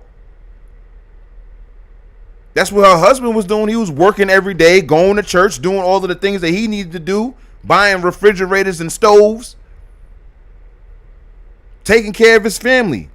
This is the nuclear family. What the hell more could you ask for? Legit, yo. What is so oppressive about this lifestyle? Like, I don't get it, yo. I don't understand how this is somehow been demonized. Absolutely out of control, son. Absolutely out of control. But this is what the socialists and the communists and all of them want you to believe is somehow oppressing you, yo. It's somehow oppressing you. How y'all feel about it, chat? Let me know what y'all think about the housewife contest and the fair dedicated to homemaking among Black wives. I think this is some of the most beautiful aspects of Black American culture. And I know there's somebody that's going to watch this or see this clipped up and think that I'm saying this shit just based upon the fact that it's a woman in the kitchen and patriarchy and all this other stuff. Those miserable feminists that would never get married anyway. Like, dog, this is beautiful. This is beautiful. What else we got? Shout out to the to the first annual Negro Home Service Fair and Kitchen Carnival with a K. For sure. What else we got, though? What else did I tweet? I think I tweeted something else. What else did I tweet? Yeah, there we go. Next up, more success, more positive. This is 1920 newspaper. And I say, imagine being a poor farmer with some acreage of land, growing and selling your crops. Then one day you wake up and strike oil, producing thousands of barrels, instantly making you a millionaire overnight. 1920. Let's get into the article. Negro now millionaire from oil royalty from Louisiana cotton patch. So son was a cotton farmer. You dig? So let's go. Shreveport, Louisiana. Charlie Jackson is a millionaire. His little farm, located in 24218 in Claiborne Parish, now has many producing wells on it, some of them being among the largest producers in the Homer field. 2 of the wells were drilled by George Baird, each having a production of approximately 5,000 barrels. And the Louisiana Oil and Refining Corporation, the Arkansas Natural Gas Company, and others have some of the best producers that have been drilled in the shallow sand in Homer Field. Still others are being drilled, and no dry holes have yet resulted on Jackson's land. So they was going crazy striking oil. They was going crazy getting rich. What? This is only one instance of the sudden transposition of a Negro from the class of a poor farmer to a millionaire oil man. 2 others can be mentioned in connection with the development of the wonderful field in Claiborne Parish. So this is the same area, not even the state, but just the same area, or even the country. This is just the same area. One of these is William Chapman, okay, who was drawing a good fat check each month from royalties for oil produced on his land, and William Hardy, another Negro upon whose land the Frost Oil Company has 4 wells, which it is reported were recently sold for $1.5 million. So you already know what we about to do. Chat. Let's take it to the CPI. We gotta do it. We gotta see how much this is. Oh, no. That's tripping. I'm like, wait. That's too much. In 1920, let's see how much that was worth. $24 million,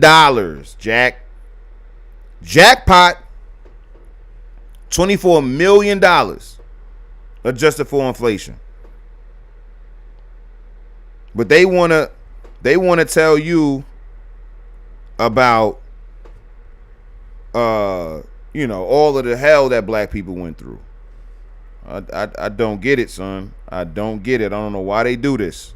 I don't know why they continue to create these narratives. I think it's to keep people demoralized and not thinking that they're worth something. They're not worth anything, and people should just ignore them or accept their lot in life. And that's the reason why you should become a fucking socialist or a communist to fight against this. So it's insane. It's absolutely insane. So yeah, $24 million. $24 million off the crude. You know what I'm saying? Off the crude oil. I'm trying to tell y'all, man, like, it's so dope when you're actually reading y'all actually reading primary sources of what's going down.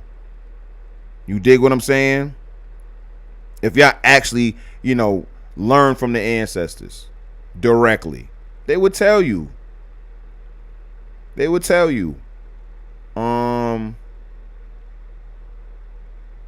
was another thing that I wanted to bring up.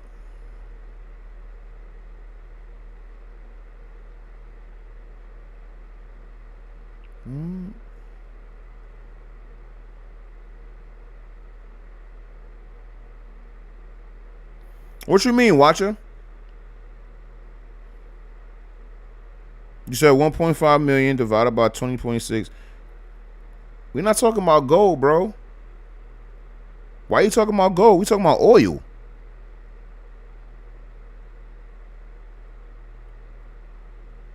We're talking about oil.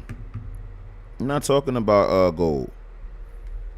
$166 million is crazy though. That'd be super fire. Oh yeah, that's what I was looking up. I wanted to show y'all how popping we was when it came down to getting the, I'll get back.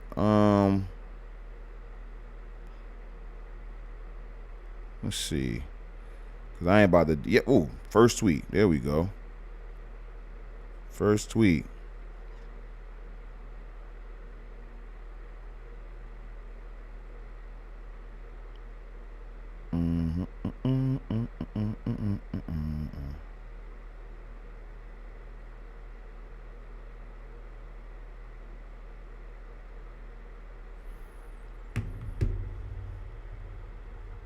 Oh, the value of the money. Got you. So even more. I got what you're saying now. Scruggs says, sign me up for any festival that has all these different pies. All those different pies. The commies may be in a high quality wife a negative. Yeah, man. That's so just backwards as hell, man. Super backwards. Alright. Where's my joint at? So now I gotta wait. Where is it? Where's my tweet at, son? Man, yo. Have y'all ever seen the movie Pleasantville? Sometimes I be feeling like Tobey Maguire in Pleasantville. I ain't gonna lie. I be feeling like Tobey Maguire in Pleasantville sometimes. Where I be like, yo, son, it may have been better, son. It may have been better. I know people like to spin the narrative that every day in the 1950s and 60s that all niggas was doing was getting lynched and shit. But even the dude that was pounding his chest in my mentions, the total number that he came away with was 6,500 lynchings. 6,500 lynchings out of the millions of black Americans that lived during those times. Like, okay, bro. So that's the thing. I told y'all, I lived on a block for 10 years that had at least 5 homicides on it. At least 5. And that's just my block. That's not even counting my whole neighborhood. You feel me? And when we talking about like fatal or lethal violence like that, am I supposed to not go to work every day and take care of my family? Am I not supposed to take care of my household because somebody got murdered in front of my house? Is that news supposed to cripple me and stop me from being the man that I'm supposed to be to take care of my family? This is what I'm saying, yo. People don't be using logic, son. People don't be using logic. Why is it? There we go. Finally. Jeez Louise.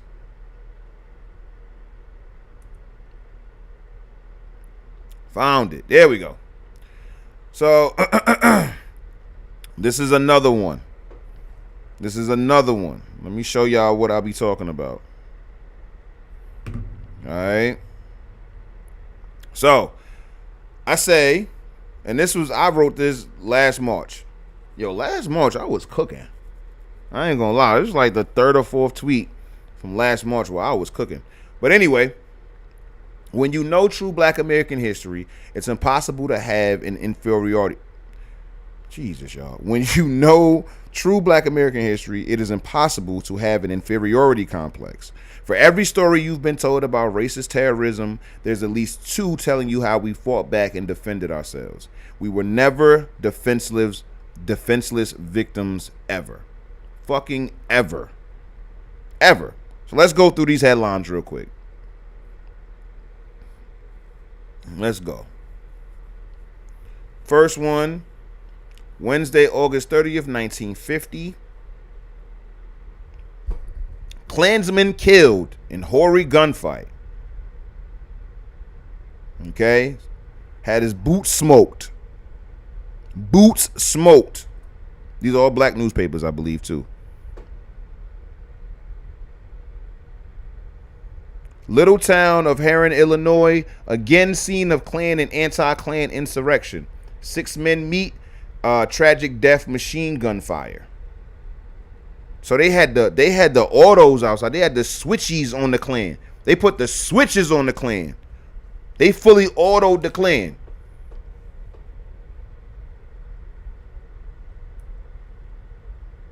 Switched them down. Y'all telling me about white supremacy and the ancestors had put the switch. They put a switch on the Klan's asses. Next one. Why is it not going to the next one? There we go. Attack on Klansmen followed by arrest. 1 man killed, 2 wounded in ambuscade after town meeting. Belt to ass. Oh, damn, y'all. Y'all can't even see it. Belt to ass. There go Vincent. Talk to me, Vincent. Am I cooking? Am I cooking, Vinny? You gotta let me know, brother. Am I cooking? I want to know.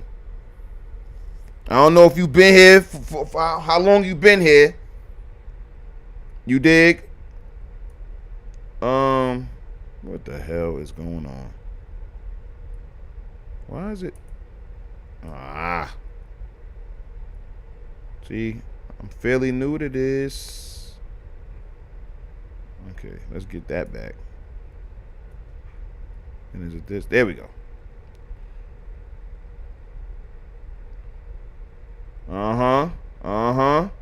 Talk to him, watcher.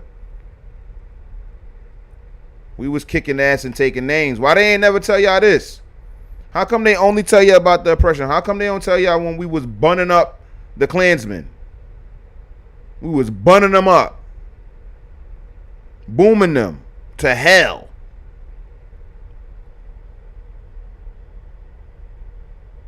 Texas had, hold on, what is it? Texas had the most black oil men historically. All right.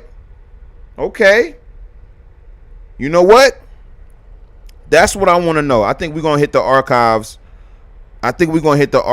And look up gold and oil. Watcher got me on gold. And I know black men were a part of the gold rush in 1849, the 49ers, and 1859. I know that for a physac. And now SJM just told me about Texans having the most oil. Black men having the most oil. So we got to get into it. And then there's another slide, I think. Is there another one? I know it was 4. There we go. Klan parade broken up in wild battle. Pennsylvania town scene of street fighting in which thousands are engaged. This was a huge brawl. So this is what I'm saying, y'all. Like, when you read these stories, imagine I'm your teacher and y'all are all in elementary, middle, and high school, whatever school you want to be in at this time, and you got a dope ass, handsome teacher like me telling you all of this stuff, showing you all of this stuff, teaching you all of this stuff about your history. You think when you walk out of that classroom, you're going to be like this? You going to have your head held down, sad or melancholy, or you going to walk out of that motherfucking classroom like this? I'm a black American. A Klan parade got broken up by my ancestors. They wasn't going for that shit. In Pennsylvania.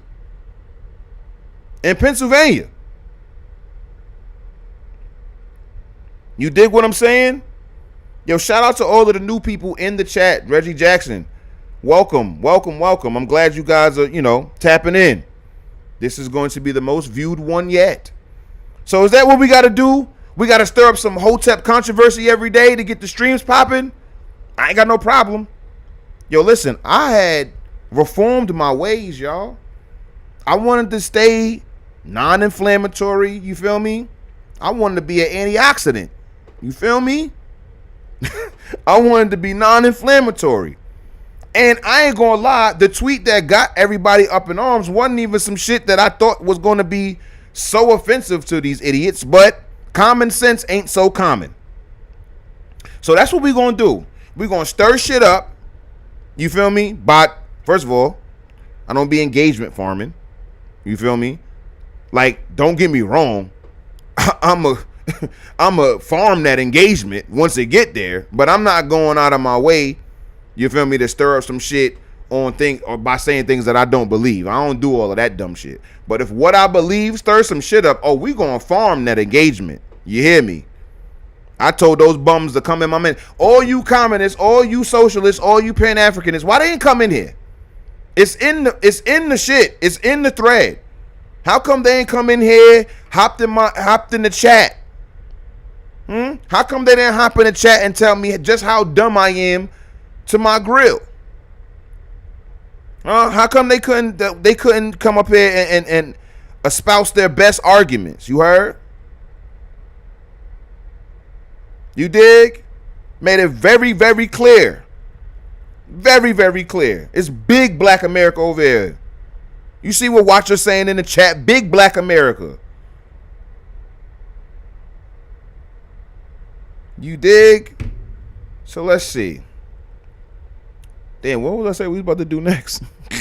Oh yeah. So yeah, we're gonna stir shit up during the afternoon after I finish making my daily bread. And then in the evening we gonna talk about it. And that's how we gonna do. We gonna get all of these viewers up in here, cause I ain't gonna lie. We doing record numbers tonight. We doing record numbers tonight. Let me see what else I tweeted. And then we can move on. Yeah. I ain't gonna hold you. Y'all scout that shit out. When y'all see that bullshit, when they be lying, Watcher says we need AI videos of all this history like Pierre Neptune. Now listen, I'm not gonna hold y'all. I started doing my Hotep history videos with AI, and we talked about it before. Whatever, it doesn't age well as far as the content that I want to have, and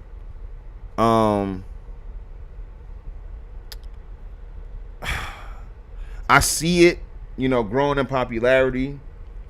I just can't commit to it, man. I literally just I would rather just, do it myself, man, and just use like a slideshow or something like that. The AI, man, because what can happen is the narrative may change about AI for the better or for the worse. You dig what I'm saying? It could be the staple in Hollywood in the next 10, 20 years, and you don't use AI? How could you not use AI? Or it can turn into, the narrative could be worse, where it's like, yo, all of you people who use AI are like fucking up the art, don't really have any artistic integrity and all this other stuff. And for me to have all of these videos made out of AI as opposed to just a slideshow of pictures and clips and videos of just actual historical events, I don't know. You know what I'm saying? So I'm leaning towards no AI videos for real. Watcher, I get it, because those are mad popular right now. And I know when it comes to virality and shit like that, the people who do use those videos are definitely going to get more traction and be, get more, eyes on it. But as far as artistic integrity, I already had dabbled in it, didn't really like the way it came out, but I used what I had at my disposal and stuff like that. And, nobody really even said anything negative about. Oh, that's cool, Watchers too. We having a conversation, but it's like nobody in my comments or mentions said anything about the AI. You dig what I'm saying? When I was dropping the videos, but at the same time, it's just like, I see the anti-AI sentiment from artists, and they have valid critiques and stuff like that. And I also, just me being a person who I think is a creative, looking back at that content, while my script that I wrote is perfect in my, opinion. Nothing that I would change. The visuals, man, they did not age well, and those videos are only a year old. You know what I'm saying? Yeah, we got to turn it. So yeah, we gonna turn the heat up then. Jason in the building. Vincent gave me the salutes and the fire emojis. Watcher says finger painter said the same thing about people using paintbrushes. But that's still your hand though. But I get it. I know that, this could just be an old man doobs thing. I get it. It could just be me being old man doobs. It seems like you guys are not that lagged behind me today, which is good. I know that lag get real bad. It should be like 30 seconds behind and shit. I done went on to the next page and y'all, talking about something that I'm talking about something new and y'all talking about something I said, a minute ago or whatever. So yeah, and we're going to end the stream with a rant too, because I'm sick and tired of these people. Because they still insulting me. They're actively insulting me right now. As y'all giving me praise and saying, yo, dope content dudes and all of that other shit. Shout out to y'all. I appreciate y'all tapping in with me on a nightly basis. But they are trying. It's like that meme of the person sitting in the car and the girl is outside the car beating on the window, throwing drinks on it and shit like that, and they just in the car chilling. That's how I feel. I'm in the car chilling with y'all. We talk about history, and they in my mentions talking, you're a damn idiot. These people had the nerve to call me a bot. Me. They had the nerve to call me a bot. They had the nerve to say that I work for the FBI and I work for the CIA. Yo, I promise y'all, if I was an agent,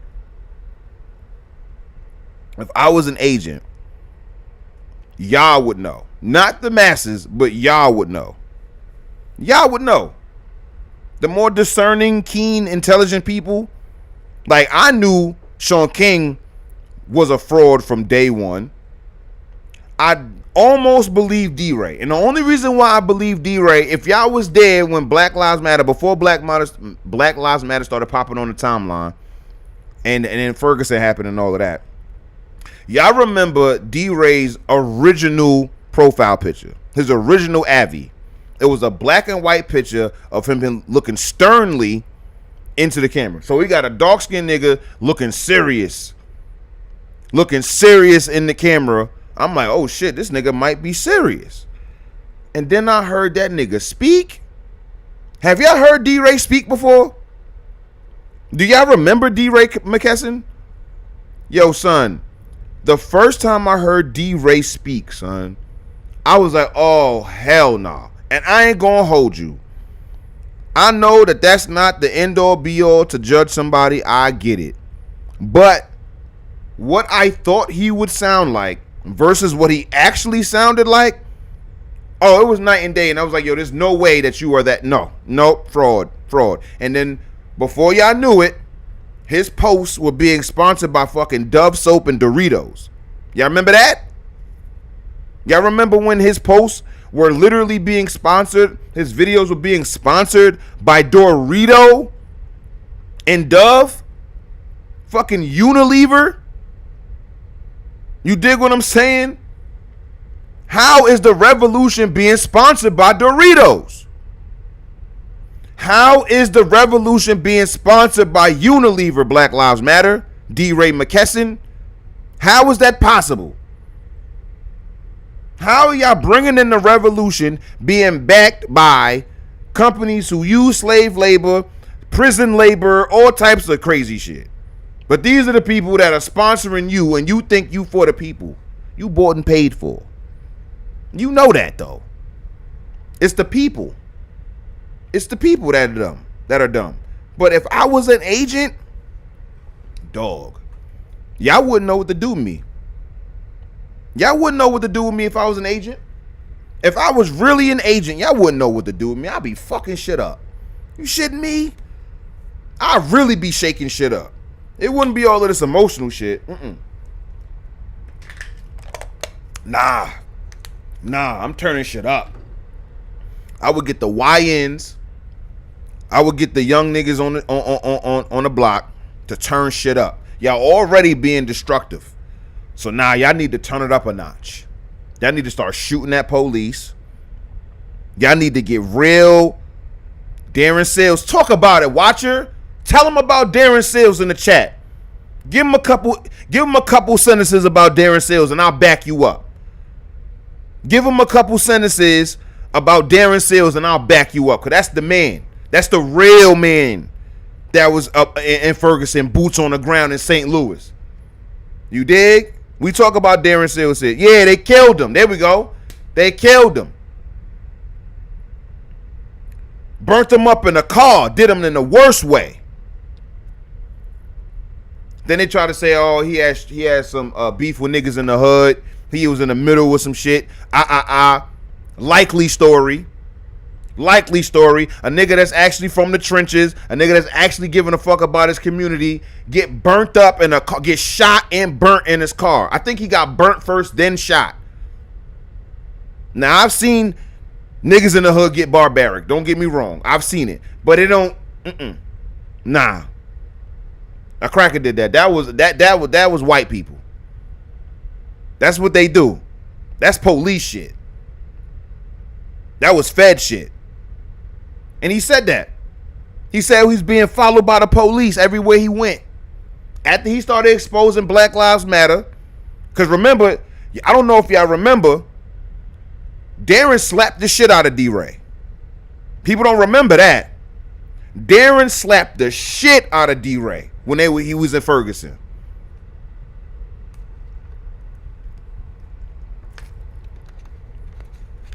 See, this is Hotep history. So think about it like this. If this was 100 years in the future, 60 years in the future, and I do this, I pull up D-Ray McKesson, right?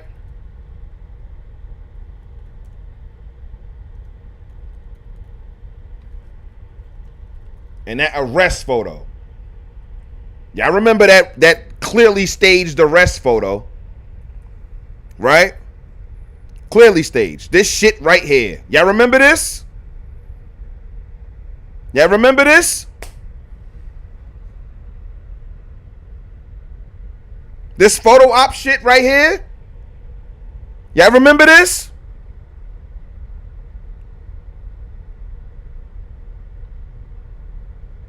Insane, son. This staged ass shit. He couldn't have been more ready for the photo. This goofball. Now, if this was 50 years from now, 60 years from now, and I say, yo, look at this photo, it's clearly staged, you gonna have contemporaries going into the 22nd century talking about, oh, how could you say that about D-Ray McKesson? How could you say that about them? About him? Is the right click even showing? That's pretty dope. How could you say that about him? You anti-black. And this goofball has a Twitter t-shirt on that says hashtag stay woke. Activist films his own arrest.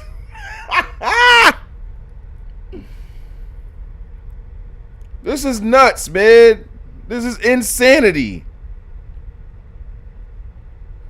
The Black Lives Matter activist D-Ray McKesson filmed his own arrest in Baton Rouge, Louisiana on Saturday, one of hundreds that took place at demonstrations across the country. So kicking shit up. See, the thing is, if I'm an agent, these dumb Black Lives Matter protests, they getting bloody. I'm bringing on the apocalypse, nigga. I'm bringing on the end of civilization as we know it if I'm an agent.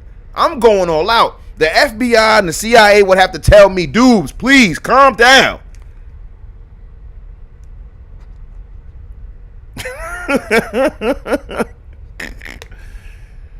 The agents is gonna be like, yo, dudes, you killing them. Literally, chill.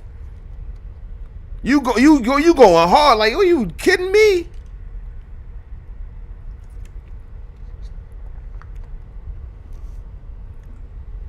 Dead ass, son. Y'all niggas is bugged out if y'all think I'm an agent. I'm sitting in a hot ass garage. You think I'm a fucking agent, nigga? You out of your mind? I'm doing this for the love of the game. I don't even got a blue check. Yeah. But I don't even got a blue check. What am I doing this shit for? I ain't got no sponsors. I mean, shout out to Men of Order. You dig what I'm saying? Get some vegetables oil. Get them vegetable oils out your supplements. You heard? But nah, son, I ain't no CIA. I ain't no FBI. But that's what they was telling me, chat. They was telling me I was a Fed. Not the first time. See, y'all missed it. Y'all missed it on my first page. My first page when I was kicking shit up. Yo, son, they hated me, son. These same type of people, they hated me. I remember we got invited to the White House. Well, we got invited to D.C. and the White House was a part of it. So we was out there the whole weekend kicking shit up. Like we was talking, we was in just networking with people. We went to the White House. I was frost up. I was high up in the White House. You hear me? I was off 2 spliffs and an edible inside the White House. You feel me? They don't call me Hotep Dubes for nothing. Now I'm an old head now when it comes to the smoke. You know, I'm the old head now. I'm good off a 0.4, 0.5 in the spliff. I'm good. That's gonna last me. But back then, 2018, listen, we was in the White House. Me and my boy Carl. Lauren was there. Maj Teray was there. Sharice was there. We was deep in there. We was deep. We got invited out. We was having a good old time. And what was I talking about? Oh, so yeah. So throughout the weekend, we doing, going to little meet and greets and different events and stuff like that. And one of the events, Donald Trump Jr. was there. Donald Trump Jr. was there. And at the time, I had a soap company. So at the time, my soap company had the soaps packaged in little burlap sacks. It was like supposed to be like artisanal and it's homegrown, homemade stuff. It was supposed to have a homegrown, feel to it. The same things that we be looking at as far as the ancestors and stuff like that. It's supposed to be like country home living type stuff, country home and garden type of vibe. You dig? Natural, all natural. So I take a picture with Donald Trump Jr. with the soap in my hand like this. I take a picture with Donald Trump Jr. like this with my soap company soap in my hand. Posted it because I'm proud. Took a picture with Donald Trump Jr. Yo, Tariq Nasheed. This is before he was pushing FBA and all of that. Tariq Nasheed, with his large following, Tariq Nasheed hopped in my mentions. It was like, this buck dancing Negro was sitting there shucking and jiving for Donald Trump Jr. and all this other shit. All of these black conservatives is just shucking and jiving for the white man and all this other shit. And yo, the timeline was, no, listen, despite my fortitude, despite me not being hurt by it, cannot deny that they fried me up. They tore me limb from limb, chat. They was going crazy, son. They photoshopped me on a raccoon's body. They did everything in the book. They did me bad. I was like, And y'all know what I did. I turned all of that shit into a promo code and dropped a link. Anybody with a big account that was talking that shit, I'm replying to that shit because I know that shit gonna go viral, and I'm gonna put the link to my soap company. I made mad bread. You shitting me? Because what happened was the people that was following me, because at that time I probably had like 20,000 followers or something like that, somewhere around that. So my followers who fuck with me, fuck with my soaps, fuck with the company and all of that other shit was like, yo, what the fuck? So I just started retweeting the hate with my promo code and the link, and not to mention I had affiliates. So my affiliates was like using their link to get the shit off and all of that shit. So I made mad bread. I think I cleared like 3-4 G's in sales just off the hate. Tell you, my father was just like, yo, I'm copping. And then the people who didn't give a damn, who was making fun of me, like who didn't give a damn that people were making fun of me, was like, yo, these soaps look pretty fire. You feel me? Listen, man, this is the internet. You can never hurt my feelings, son. I've been on the internet since I was 8 years old. I had a Black Planet page. Okay? In 1998, 1999. Doing graphic designs not only on Black Planet, but Mi Gente and Asian Avenue, nigga. I had to diversify.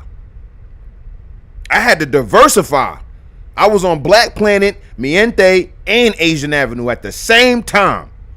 1998, 99, 2000. Okay, I've been interacting with people on the internet. Nothing new for me. 13, I think MySpace came out. I was on MySpace. Now, during this time of my life, I was actually getting the shaking in the streets. And my enemies was on MySpace.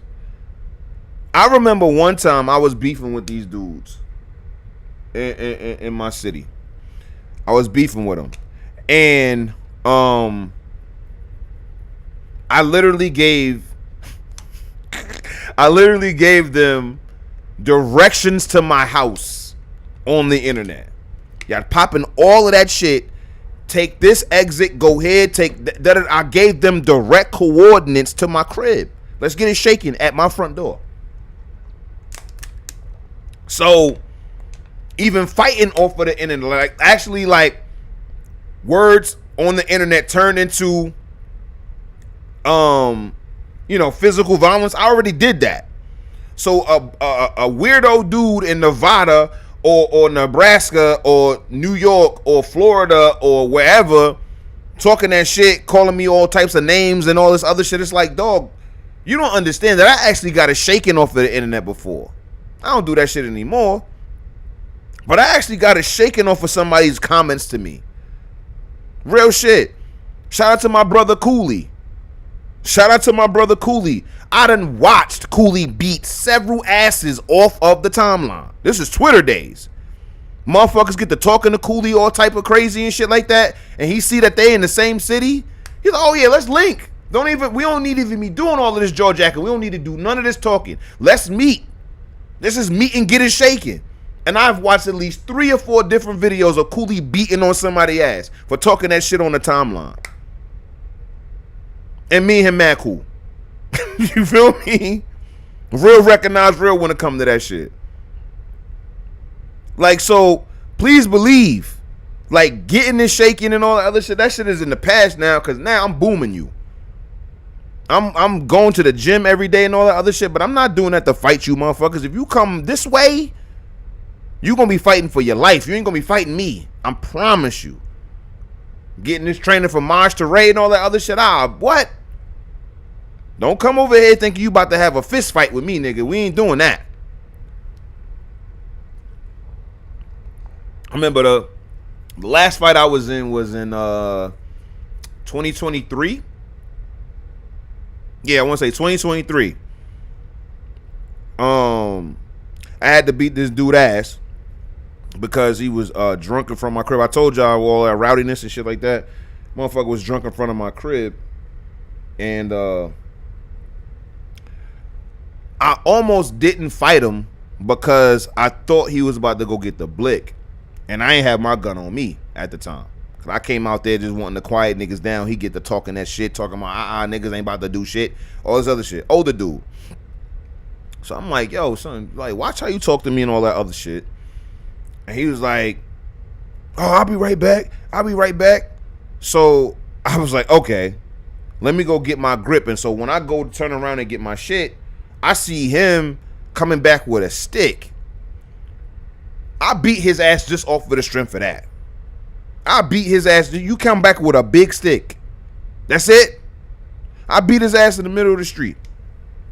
Right there. And you know what happened after I beat his ass? My wrist and hand was sore. Like, it was just too many different things that went wrong with me at that time. I kicked him. Let me tell y'all what happened. instead of stomping him, you know what I'm saying, like a wrestler would, I kicked him like a soccer player. So while I'm kicking him in the head and the stomach and all that shit, think of how, you know, how a soccer player be kicking and shit. I kicked him and I bruised my big toe to the point that the whole nail on my big toe came off. So I got sore hands and a big toe that don't got a nail on it. So I won the fight, but I whooped my own ass too. I whooped his ass so bad that I whooped my own ass. So it's like, nah, we ain't doing this again. That was 2023. I'm not doing that again. I'm not doing that. Now, surely I could have avoided the toenail thing if I would have just stomped him instead of kicking him. But, you know, I was getting my shit off. But yeah, son, like, so it's not that I'm incapable of beating your ass. It's just that, yo, I'm not in the mood anymore. I'm not in the mood. This shit got to be expedient. This shit has got to be expedient. Either we going to talk this shit out like men, de-escalate the situation like men, or I'm sending you to hell. That's it. That's it. Either we can, cooler heads can prevail, or these hot heads is going to hit your ass. That's it. That's the only two things that's going down. Either we can talk this shit out, or you out of here. I know Bryson. Shout out to Bryson. He going to boxing and shit like that. He go to the boxing gym. I do want to take up boxing. Looks like a good workout. Looks like a good way to stay in shape. And also a good way to keep your hand sharp. Just in case you in a place you don't have your blick. Gotta keep your hand sharp. Especially as you getting older. I'm 35. You gotta, going into my 40s and 50s and shit, I gotta make sure that I can still knock you the fuck out. That still has to be a thing. My OG also always tell me, a man has to always be able to run, fight, swim, jump, and fuck. Like, you have to be able to do that until you die. Okay? You have to be able to run, jump, fight, swim, and fuck. That's what a man is supposed to be able to do. You have to still be physically active out here. So, I say all that to say that, yeah, man, they was cooking me up on the internet, man. So, I've been around. People have been talking shit in my mentions for a long time, chat.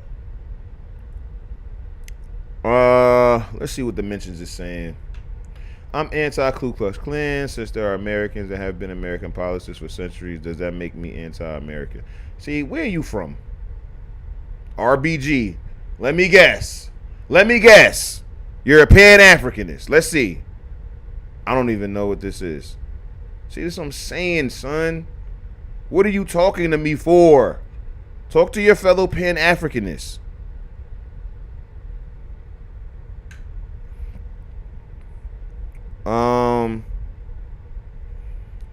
Let's see. A lot of these people just black conservatives that aren't calling themselves that for some reason. Engage with them the same way you would for those guys. I don't know what that means.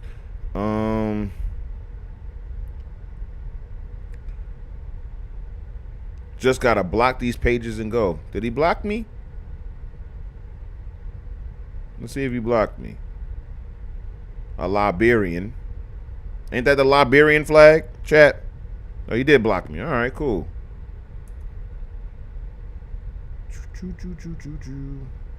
See, look, they calling me a Fed.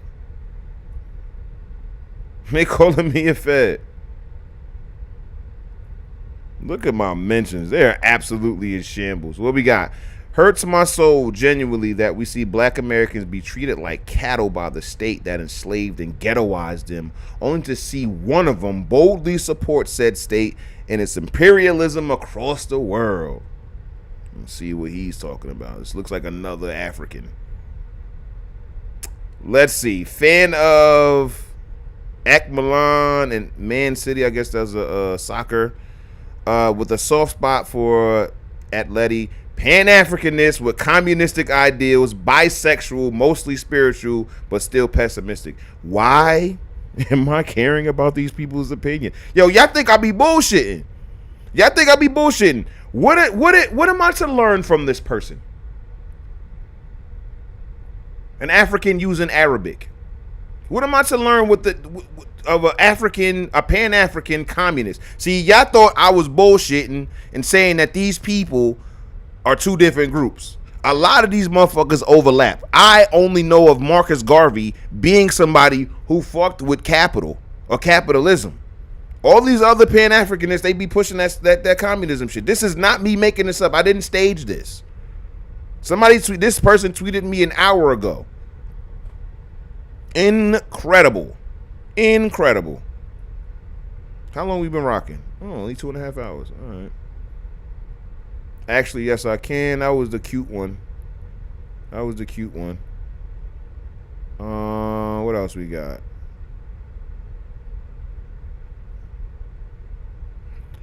If Klan members and racists exist within America, what's the issue with this? Idiotic. Oh, yeah, this was the guy that was talking that shit. See, man. What is all of this? What is this fake-ass influence? You got 27,000. Oh, we don't even got to do this shit. We don't even got to click the page. You got 27,000, almost 28,000 followers, but you only mustered up 3 retweets? One of them being me? Man, you ain't got no real influence, man. Nobody give a good goddamn about what you say. Being pro-black American is to literally be the antithesis of America as originally intended. Knock it off at CIA. What the fuck does that mean? What does that mean? Yo, son. In 30 years, there will be a FOIA disclosure detailing how the FBI spent billions on these Twitter bots for a disinformation campaign that ultimately failed. Where is she from? Yo, son. Oh my God. So we got Naja American. So you a Nigerian American. She, her, of course, got the pronouns in the bio. And then you got Free Palestine and another country's flag that I'm not familiar with. And then Haiti. And then a celestial being. How this person with 2,700 followers got more retweets than the dude at 27,000? See, how niggas be faking influence. What Kendrick say? You can't fake influence. Your brain is oatmeal. We went over that one. Yeah. Oh, what a moronic statement this is. Bravo. Thank you. Appreciate it. What? Wait, who did black Americans have to fight against to outrights? I don't even know what the fuck that means. I guess he was saying that they had to fight against America. By the way, if you actually read Black Lit in theory, this is actually something that's been said like multiple times. You see? Let's see what this dick would. Yeah. Look, multiple flags in the bottom. This is what I'm saying, dog. These are all just a bunch of goofball pan-Africanists. That's it. If I actually read all of them books that I showed y'all earlier in the stream, a bunch of goddamn communist books, Marxist books, that all they do is frame the black American experience around whatever the fuck white people or the government is doing. Yeah. If I read them dumbass books, then yeah, I'd be as stupid as you. I'd be as dumb as you if I did that.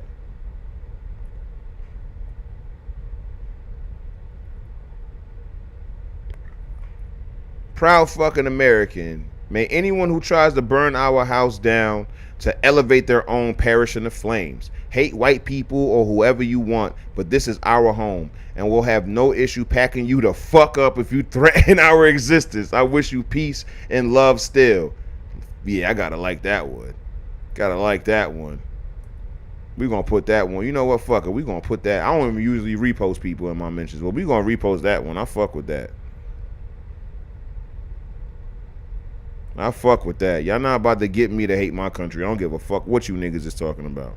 You niggas will never be able to get me to become an anti-American. That is so fucking dumb. And all of you Pan-African people who don't fuck with the United States, I pray that none of you live here.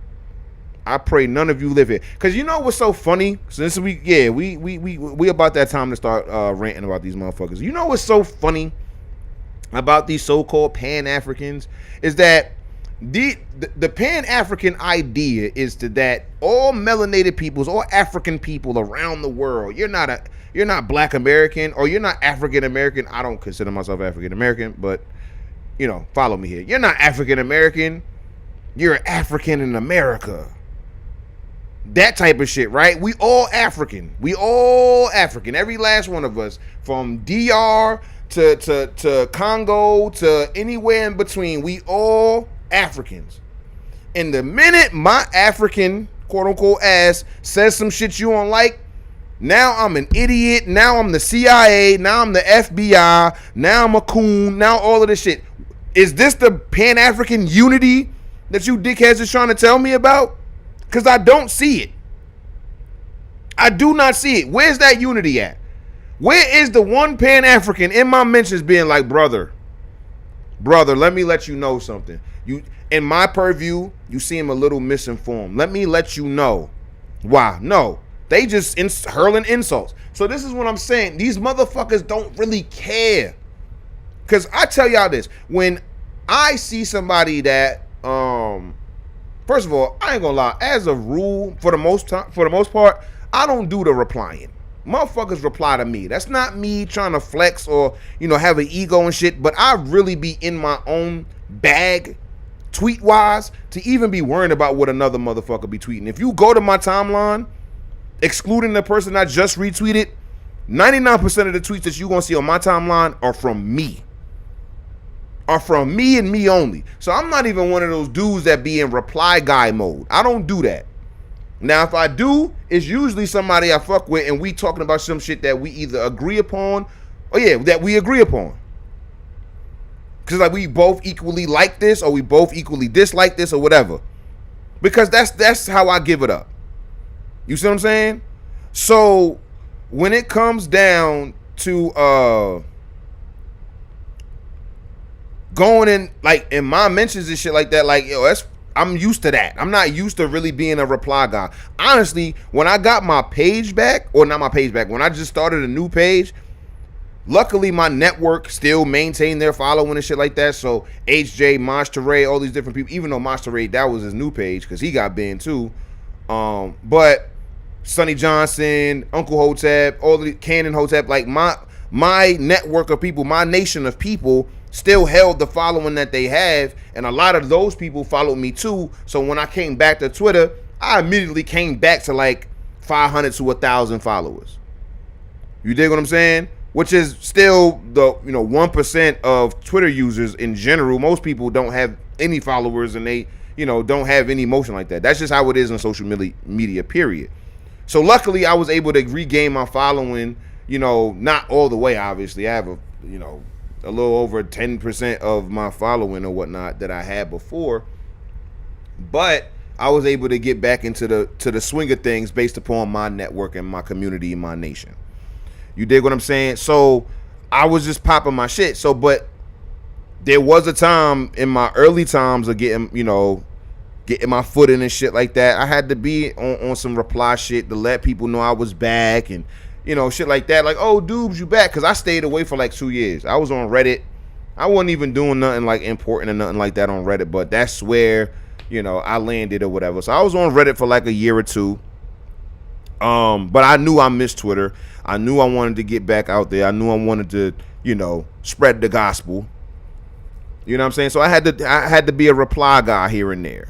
But even in that, I wasn't doing it to pages that I didn't like. I was doing it to people that I agreed with. Quote tweeting them and being like, yo, to piggyback off what you just said, here's X, Y, and Z points or whatever to what you just said. So I never really was, that type of guy.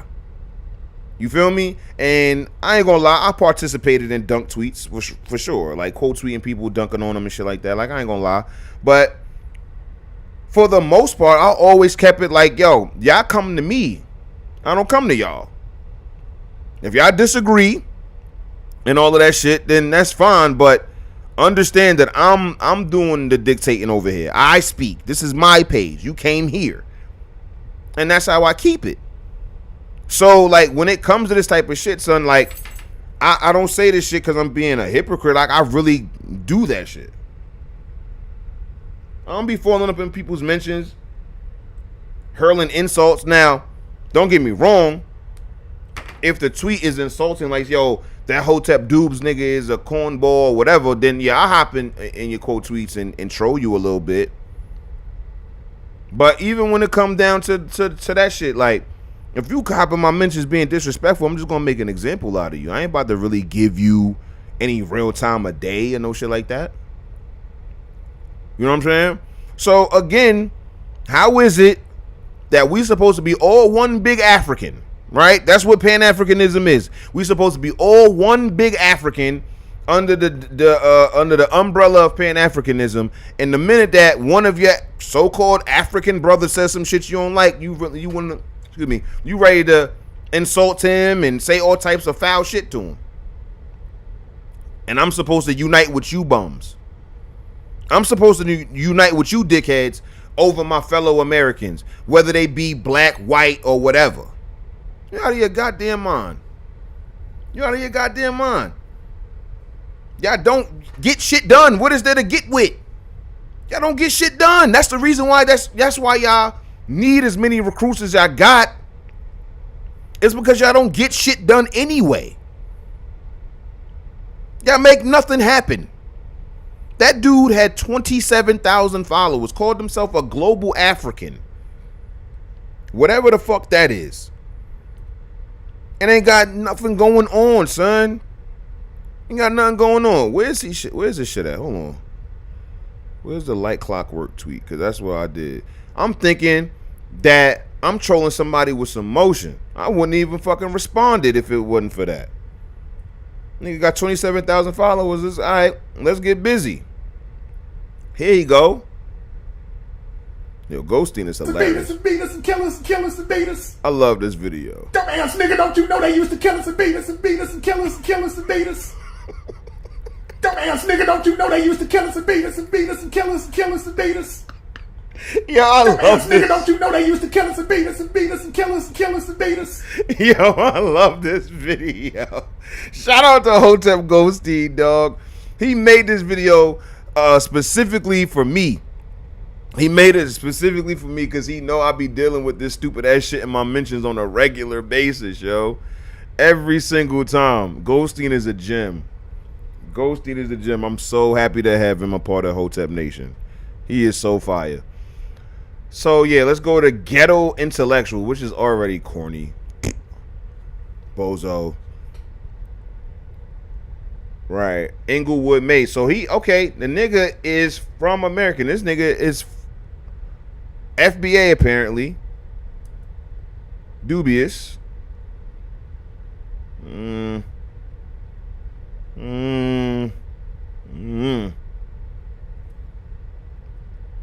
out to Megahertz. That person says the gatekeepers don't have the gate anymore. Don't have a gate anymore. That's a fact. They ain't got shit.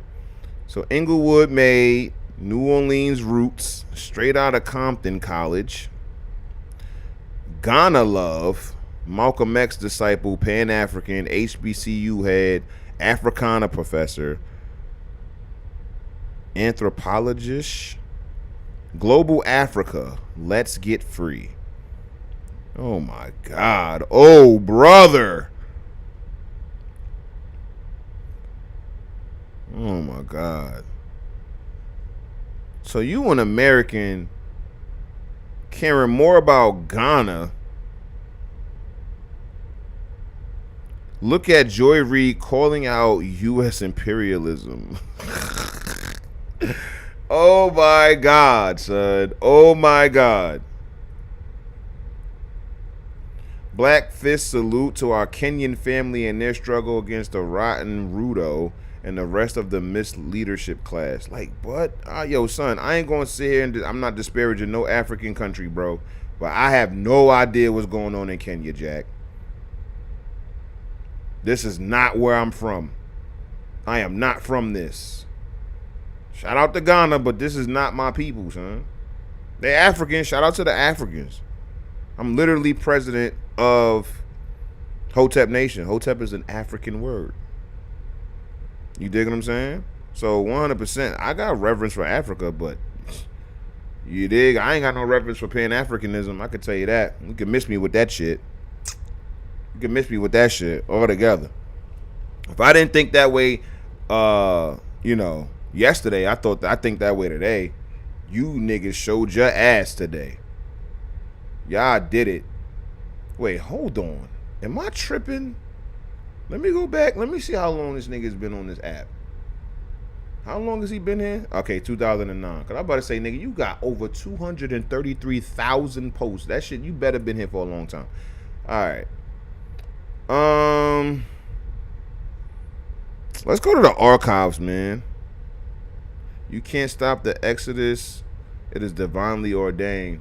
Pan-African is not a real thing. They just boule. They that boule. And you know what's so funny about that shit? Y'all know, what's son's name? W.E.B. Du Bois. Y'all know he was boule, and y'all know he was a Pan-Africanist. Y'all know he was a communist too. So, this is what I be saying, son. Oh, let's do that. Before we go to the archives, let me show y'all this. I want to say it's in the bookmarks. It might be in the likes. Nah, but here it go. Here it go right here. Let me show y'all this shit. Just so y'all know I'm not motherfucking tripping, and we about to go through all of them. So it says, Black Marxism Reader. Here are some texts by Marxist thinkers in the Black radical tradition. I have focused on well-known figures in good introductory text. I'm sure I left plenty of important authors and texts out, so please add suggestions. Thread. Okay. First one, W.E.B. Du Bois. Marxism and the Negro Problem. Pushing communism. Okay. His pops was Haitian. His mom's was Haitian. That's one. C.L.R. James. Let's look him up. Let's look up C.L.R. James.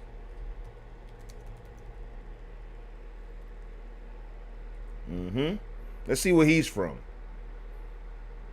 He was born in Tunapuna, Trinidad and Tobago.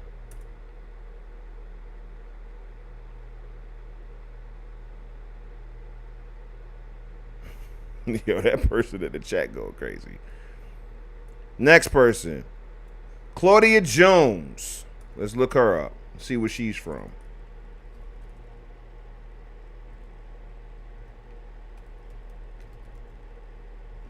I already looked her up before, huh? Yep, I did. Obviously, probably when I was making a communist video. Where is she from? Port of Spain, Trinidad and Tobago. Died in London. Died in the United Kingdom. We're going down the list. Let's keep going. Let's see what else we got. Let's see who else we got here. Since y'all think I'm bullshitting. I don't even think I need to look this person up. This is clearly a foreign person. This is clearly an, I want to say, it looks French, so I would have to say like it's a country that was colonized by the French. France Fanon. See where he's from. That don't sound like an American name to me.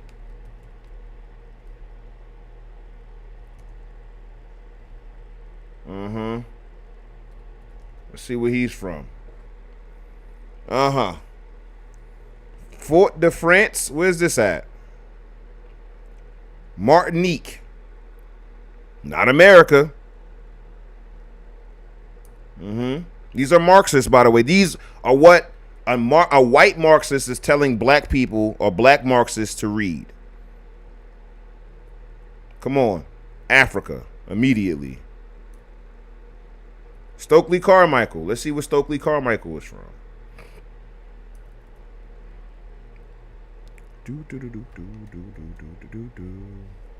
Already, of course, I looked him up because we was doing.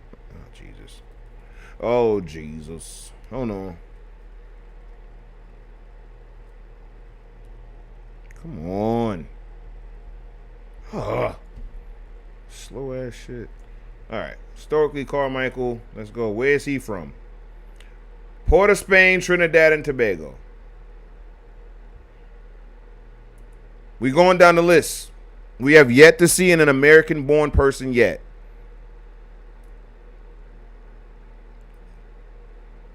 Clearly African. Huey P. I know he's American-born. Shout out to Huey P. Fred Hampton. But look at the dates. 67 and 69. This is well after this has been introduced. George Jackson, well after it's been introduced. Walter Rodney, look, 1975 he wrote his book. Angela Davis, a Fed. And then an African. Then Kathleen Cleaver, of course. 1998. Assata Shakur. So yeah. Ujamaa, Essays on Socialism. Julius Nyerere.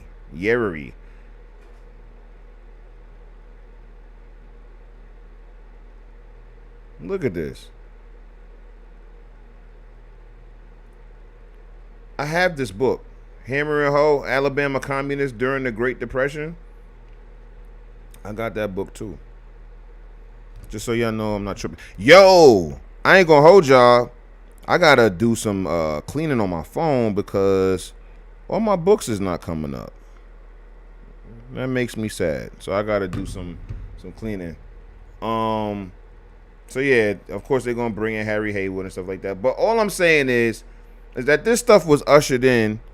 A lot of it, not all of it, but a good chunk of this shit was ushered in by foreigners, by immigrants. And that's the reason why, I just can't jack it. None of these people that I listed, Stokely Carmichael didn't talk to the ancestors. He ain't study the ancestors. I don't care what nobody say. Shout out to Stokely Carmichael and all of that other stuff, but he ain't read the ancestors.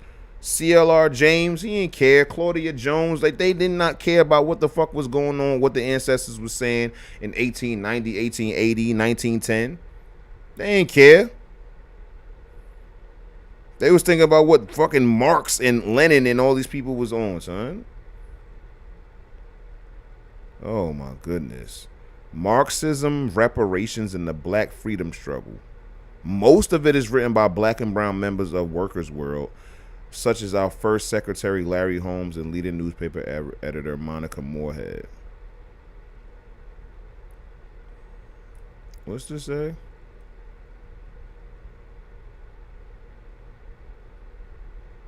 Self-determination in the African American people. Oh my goodness. Let me guess. This is built around the black belt thesis that Harry Haywood had suggested. Like, come on, son. You're not telling me nothing, man. Who is this? Kawazi Balagoon? Dog. So yeah. Yep. That's the communist, man. That's the Marxist. What can you do? What can you do, man?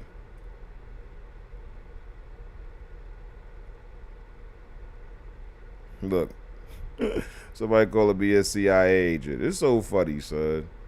These people are retarded. Like, these people are dumb as hell, son.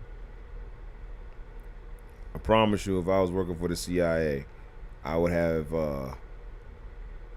better equipment to where my computer not loading so slow. You dig? Dub your call.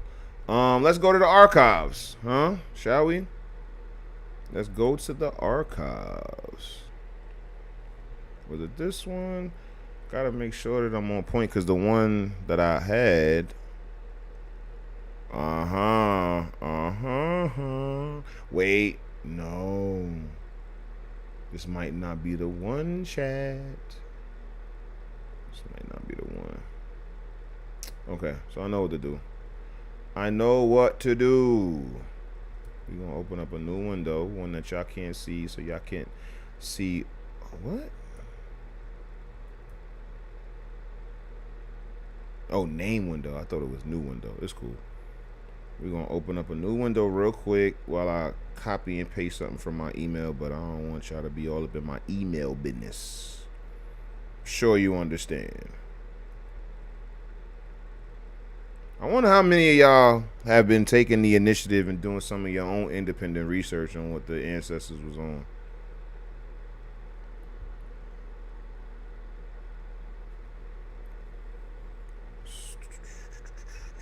You know, it's not just for me to do.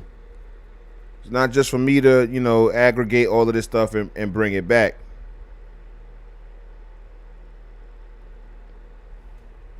You know what I'm saying? It's for y'all to do too. Officially been the 3-hour mark. And we're going to go to the archives for the last hour of the stream. And then I'm about to go laugh at these people in my mentions. I'm only getting more popular, baby. You can't stop it. You can't stop it. You can't stop me. This Hotep shit is forever. Y'all not gonna be able to do anything with me at all, son. Y'all can't do nothing with me. You're just gonna have to accept it. That Hotep nation, Hotep dubes, the Hoteps, can't do nothing with them. All you can do is just stand idly by or get with it. That's it. You can't beat this. You cannot fuck with us, son. Sorry. All of that shit that you think you doing to try to run opposite of what we got going on, like, you people are out of your mind. Out of your mind. There we go. Now we got the right thing. So, all right. What we looking for today, chat, man? Y'all been sleep? What the fuck, son? What happened? Watcher went crazy for like 10 comments in a row. Where y'all at? What we searching for in the archives? You know what's so funny? Let's search communism. Look what you see. What I be typing. You see my history. Oh no, we gotta fix this. What's going on? We gotta fix this. There we go. So we're gonna do communists, and we're gonna see what the ancestors had to say. We're gonna see. Got almost 4,000 results. So the first instance of communism that they write in is 1850. Let's see what 1850 they was talking about. Bang, bang. Hold on, let's zoom out a little bit. Just a little bit. The principles we have suggested will be branded as the communist and anti-social. They will be held forth by theoretic statesmen and hireling writers as the new disease, the baneful leprosy of the 19th century. But we ask, can society exist in the condition which benignant providence designed without such provisions? Can it be the law of a benevolent creator that the prosperity of a nation and the wealth of individuals should only be raked together by the suffering and misery of the multitude? Absolutely not. What's the name of this article? What is this one? What's this about? 1850. That's a good year. It's a good year. Further foreign news. Arrival of the Niagara, Ireland social democracy. Oh, this not. Oh, so this ain't got nothing to do with us. Sorry. This is Ireland. All right, let's see what else. That was 1850. The Colored Patriot. Let's see what they have to say about communism. This is 1882. Let's see what they got to say. Let's look at the title first. Mass meeting. There was a mass meeting of colored men held at the courthouse Monday night to elect delegates to the state convention of colored men held in the city yesterday. The attendance was small due to the fact that no doubt that none knew of it but the politicians. The size of the meeting, however, did not diminish one jot of the interest. The meeting was called to order by Mr. A.P. Smith, who stated the object to be to select delegates for the aforesaid convention. All right, boom, boom, boom. So the chair then appointed A.P. Smith, L. Fulbright, G.W. Cannon, E. Handy, C.L. Durandamy,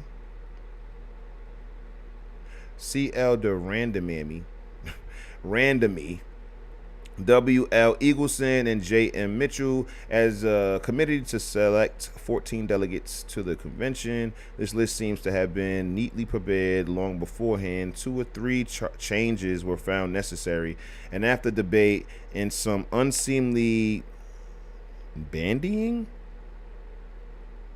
the changes were made. Some thought that a communist had prepared the original list so utterly Some thought that a communist had prepared the original list so utterly was its excessive bounds. Seems like that was a disparaging thing for communists. So let's go. What the Freeman has to say about communism or communist. Oh, what's this say? Is this another fair? What's this? The 11th annual fair of Jackson County Agricultural and Mechanical Association. See, man, don't even get me started. Let's go. What are these? What is this? All right. I will leave the public. We leave the public and the papers to judge as to the moral effect of their saloon victory. It will bring into Texas the scum of creation from all parts of the world: the anarchist, the beer guzzler, the communist, the gambler, the gambler. In fact, all of those who glory in personal liberty to live like the blood-sucking saloon keeper on the hard-earned wages of others. These will swarm into Texas as thick as locusts in Egypt. This is what the ancestors was talking about. This is in the Freeman in 1887. This is what black people thought about communists in 1887. You see what I'm saying? Do you see what I'm saying now, y'all? Like they don't get it. What state was this published in? Parkersburg, West Virginia. Come on, son. And then also, look, another fair happening over the weekend. This one was 4 days, and this one was highlighting the Agricultural and Mechanical Association. Extensive preparations are being made to make this the best fair ever held in the county. Come on, man. Daniel Fordyce, successor to Fordyce Brothers, Clarksburg, West Virginia. The old reliable carriage works. Carriages, photons, buggies, spring wagons, repaired neatly, promptly executed.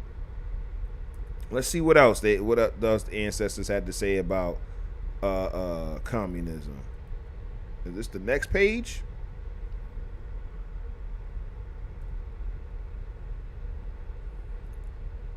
Let's see. Boo, boo. They have looked on from year to year while our country is being filled with the pauper, criminal, communistic, archistic elements of foreign lands. You see what I'm talking about? You see? Do y'all see? I'm not lying. I do not have to lie on the ancestors. They already said this shit is foreign to us. We don't fuck with communism. These are black newspapers. These are black newspapers. Keep in mind. This is what I'm talking about. Y'all can't tell me shit about the ancestors. Y'all be lying left and right on the ancestors. Lying left and right. Y'all don't know a goddamn thing about the ancestors, man. Shut y'all asses up. Give a fuck about what an African in 1972 had to say about my goddamn country. Mind your business. Mind your business. This is the Afro-American Advocate. Let's see what they have to say about communism.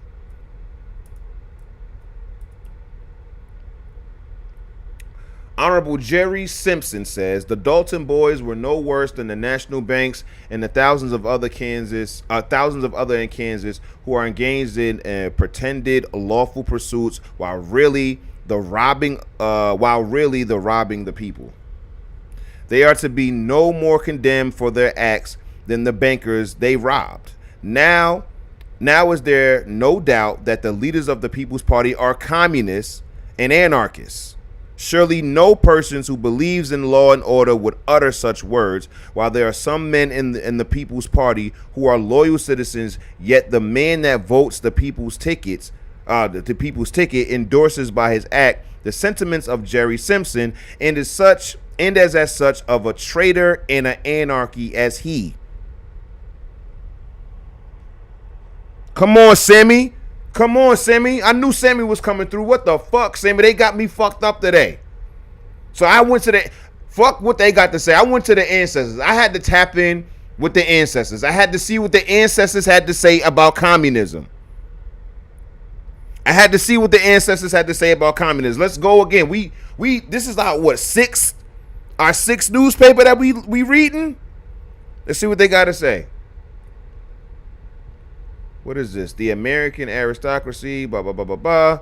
Let's see. We are not communistic in our sentiments, but we see danger to our liberties in the tendency of the times. We do not advocate violence or revolution, but we do urge that now is the time to consider the gravity of the situation. And now is the time that patriotism should rise above party, and by the means of the ballot, a reformation should be started, which will not cease until the condition of the American people is such that the existence of a feudal aristocracy will be impossible, even in form, under the stars and stripes. This is what the fuck I am talking about. You can have your gripes with the country and not become a fucking communist, you goddamn idiot.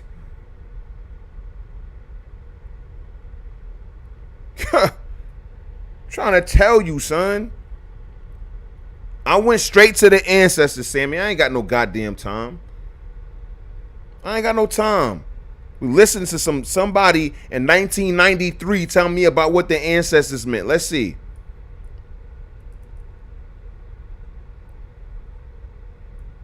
See what this is about. Oh, they don't tell you? Only Afro-American Republican paper in Iowa. Go crazy. There's an element we doubt. It is the element that is flooding this country from other lands. Anarchists, communists, nihilists, and other awfuls, I guess that's their way of spelling awfuls, and other awfuls that is dumped upon our land. Restrict such immigration, suppress mob violence, and stop lynching, and other minor evils will right themselves. Yo, what they saying? What they saying is that the communists was agitating the lynchings? Oh Lord. Oh Lord. This is what I'm talking about. Yo, son, they can't fuck with this scholarship. This is 1896. This is 1896. Do I need to go on? Do I need to keep clicking newspapers? Do I need to keep clicking newspapers? Because we can keep going. We batting 1,000 right now. The Negro seems to not have played any part whatever in the greatest show on earth, the National Democratic Convention. So no one can call him lunatic, dervish, communist, anarchist, and the like. Well, there ought to be some compensation in that Afro-American Presbyterian. Our ancestors, issue after issue, okay? And just so we are clear, 4,000, we talking about almost 4,000 results just for the phrase communist. What we got going? What we got going? Let me see. I think we got a new subscriber on Patreon, y'all. McJ Cave, shout out to you. Shout out to you for the pledge of 5. Welcome aboard, sir. You have automatically entered in the Hotep History Book Club. Yes, sir. We have a digital copy that's free, so you don't have to worry about buying the book. But if you so choose, definitely purchase the book. So let's change it from communist to communism. How about that? Let's change it from communist to communism. See what the ancestors had to say. Cause I'm sick of these niggas. I'm sick of them. This is it. This is the nail in the coffin right here. This is the nail in the coffin. First of all, communism comes up 42,000 times across 33 newspapers. 33. I only filtered for 33 black newspapers, and it comes up over 42,000 times. Let's see what this one says.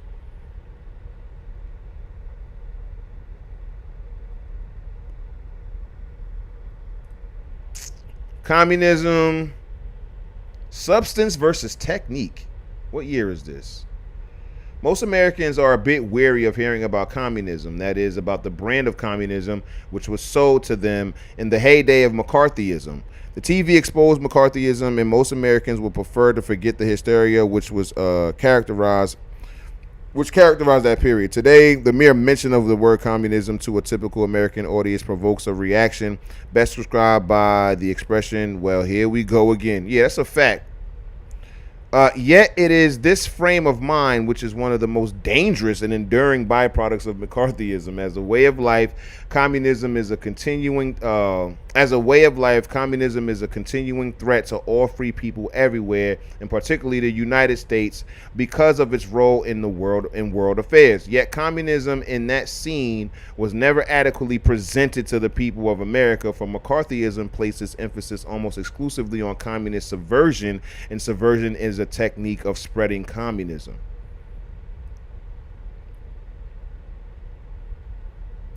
All right. Let's see. Beyond labeling communism as bad, McCarthyism dwelled not upon the substance of meaning of communism, but upon its method of spreading. Once the meaning of communism is clear, then any technique of promoting it is useless. The best defense against communism is understanding its meaning, not just its techniques.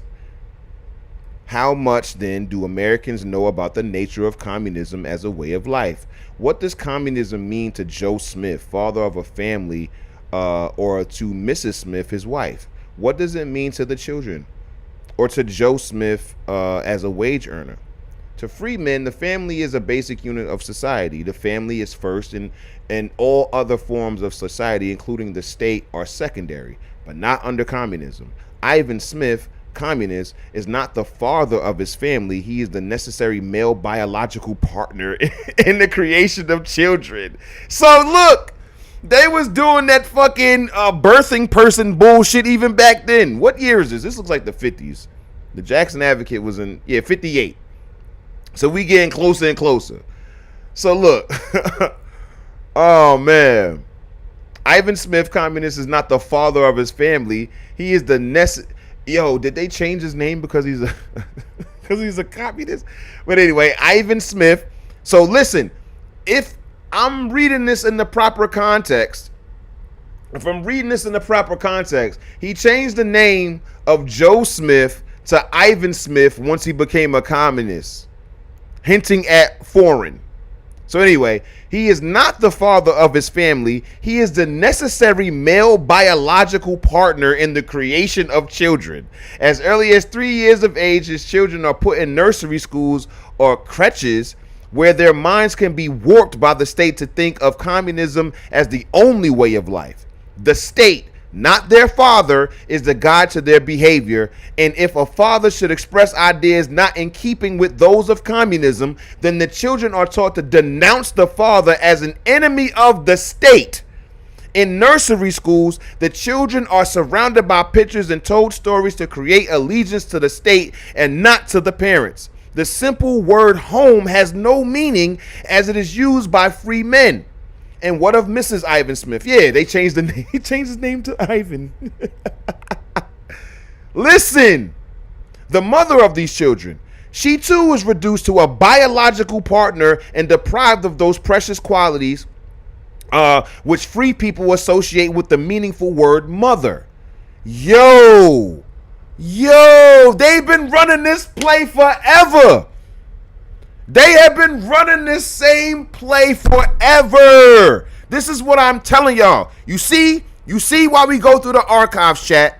You see, they are running the same game. They are running the same goddamn playbook. This is in 1956, right? What year is this?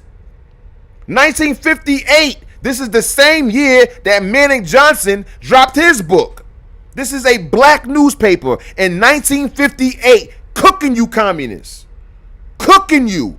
Telling you that this is bugged that I can't. You already know we about to take this shit to the timeline, chat. This is crazy. And you know what I love about this article so much? That it wasn't even about just shitting on communism. It was about letting the reader understand what they are doing under communism. This is the technique. This is the ideology. Don't get caught in the pimping. This is what this newspaper in 1958 is doing to their contemporaries. Don't fall for the pimping. They sit there and tell you about the proletariat and the worker and the state, all of that shit. Here's how it really goes down. She is too reduced to a biological partner and deprived of those precious qualities which free people associate with the meaningful word mother. Dog, I'm sorry. We're gonna pick up right here. But yo, Matt Walsh and them got a bag for making a documentary called What is a Woman? And all of them people, cultural Marxists, communists, could not give a definition. Now we all know, sane people know, that the definition of woman is adult female human. That's how it is. Just like girl is a minor female human. That's how that goes. That's how we've always defined it since the beginning of time. Since Adam and Eve, right? Even before then. But the communists have to blur the lines. They call her a biological partner.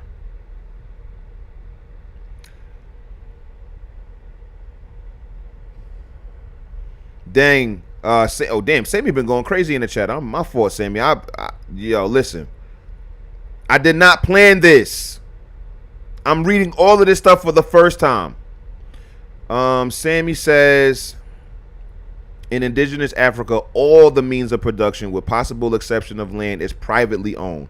Their fishing canoes, their nets, their huts, their bows and arrows, they're owned by peasants. They are not owned by their chiefs. The peasants go about their economic activities on their own initiative and not at the behest of their chiefs. Sammy, that's who they made. So Sammy also says, dang, they made even the mamas obsolete. Yeah, I told y'all they are against the nuclear family. I said that shit. They want to break up the family. Where you think this gender war shit came from? Where do you think the extraction of the black father outside of the household, came from? Nobody in their right mind, no free thinking person will want to abandon his or her children. Y'all see how they was talking about the school. This is real shit. This is in 1958, before all of them bums wrote those books. In 1968, 1972, 1998, and 1958, they were warning you. And after this, we're going to go back to the first time communism came up in black newspapers. I'm trying to tell y'all, this Hotep history shit is real. Real. We really don't be playing around. We really do primary source only. You see why I don't want to get this shit translated? by nobody else or interpreted by nobody else. Because if you let a modern day communist read this article, they'll frame this shit to you like they're talking positively. Like the tone of this newspaper is positive, and it's not. Because y'all saw me, I was a little weary when I first started reading it. Like, hey, whoa, what's going on? But then I see there was a little bit of sarcasm in there. I get it now. But they exposing the communist agenda in 1958. They was exposing the communists in 18, whatever that was, in the last time that we was just searching it. All right, let's go. For her, the communist state has decreed a more important function than raising her children. That higher duty to the state is to perform work in the fields and factories. Women are a part of the workforce first and secondarily, women are a part of the workforce first and secondarily the mothers of children. Mrs. Ivan Smith is denied the rights of motherhood. She cannot teach her children the difference between right and wrong. She may not instill in their hearts a belief in God. She can only stand by and watch her children scientifically converted into the image of the state and know that the will denounced her to the authorities. And know that they will denounce her to the authorities if she gives away to her emotions and treats them as her children. Communism has done more than split the basic unit of matter, the atom. It has split the basic unit of society, the family. Bars, nigga. Bars. Let's read that again, chat. Communism has done more than split the basic unit of matter, the atom. It has split the basic unit of society, the family. Nigga, don't tell me what the motherfucking ancestors wanted. Do not tell me what the ancestors believed in, because y'all don't go back and read what the fuck they said. A black man or a woman wrote this shit. Don't tell me shit about no motherfucking communism ever again, because the ancestors told you to eat a dick. The ancestors told you to shut the fuck up with that shit. The ancestors warned us about you niggas. And y'all gonna sit here and try to call me the feds. The irony that these niggas is calling me FBI and CIA, and all you niggas is doing the work for the feds. Y'all pushing the state onto people, calling me the feds.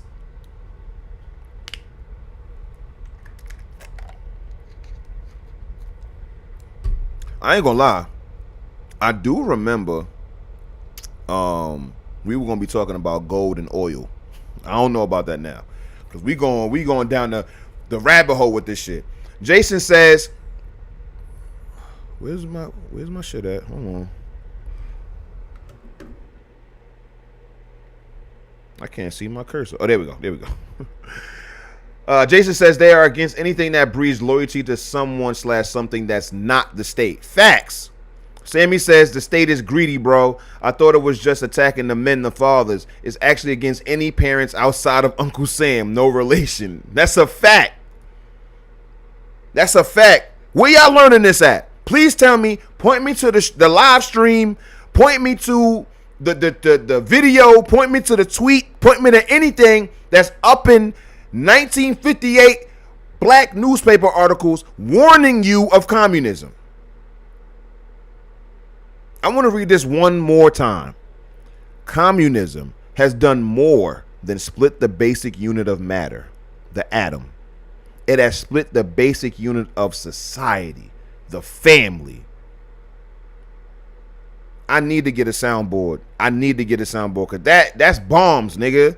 That's Don DeMarco. But let's move on. Ivan Smith, the worker.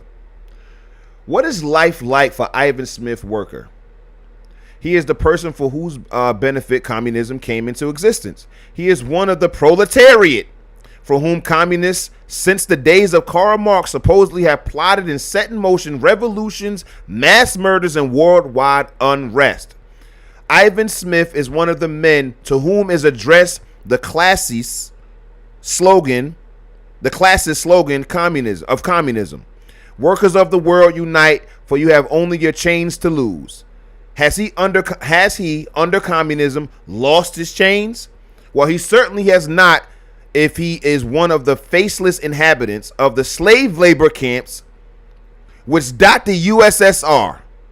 Untold thousands of workers are in these prison camps because they could not meet the norms of production set for them, for failure to cooperate with other aspects of production goals, and for a suspicion that their attitudes might spread to fellow workers. Now, we talked about this with Fort Whiteman, didn't we? Didn't we, chat? When that man died toothless because they kicked his teeth out for not making quota.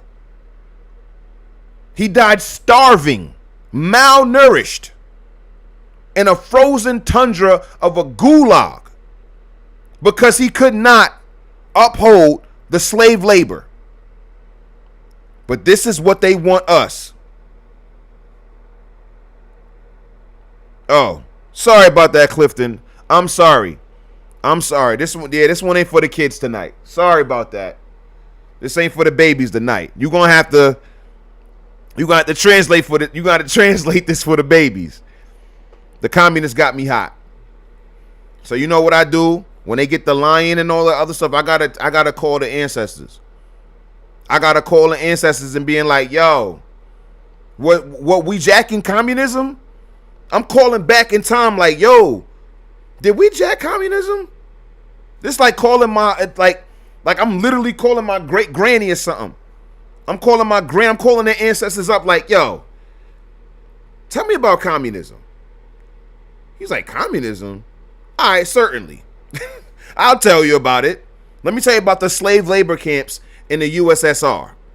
How there's untold thousands of workers that are in these prison camps. That's what the ancestors is telling me right now. They talking to you too. They talking to all of us right now. If you're watching this, the ancestors are currently communicating with you. I hope you're paying attention. I hope you're listening to what the ancestors are saying. Everybody retweet this right now. I'd appreciate it. I got the notifications up. Everybody, if you haven't retweeted this, retweet it. I need y'all to retweet this. I need everybody to tap in with this one. We are going to be doing this all year long, Jack.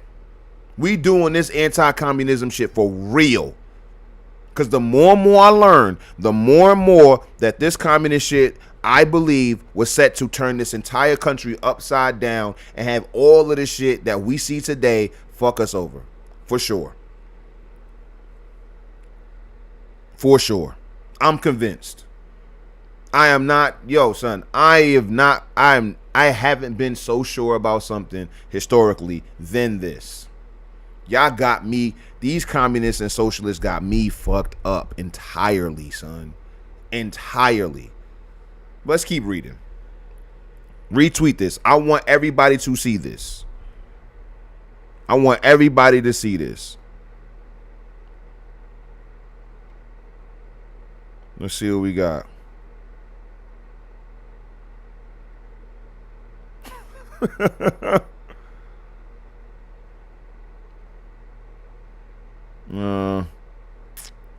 All right, moving on. Let's go. Okay.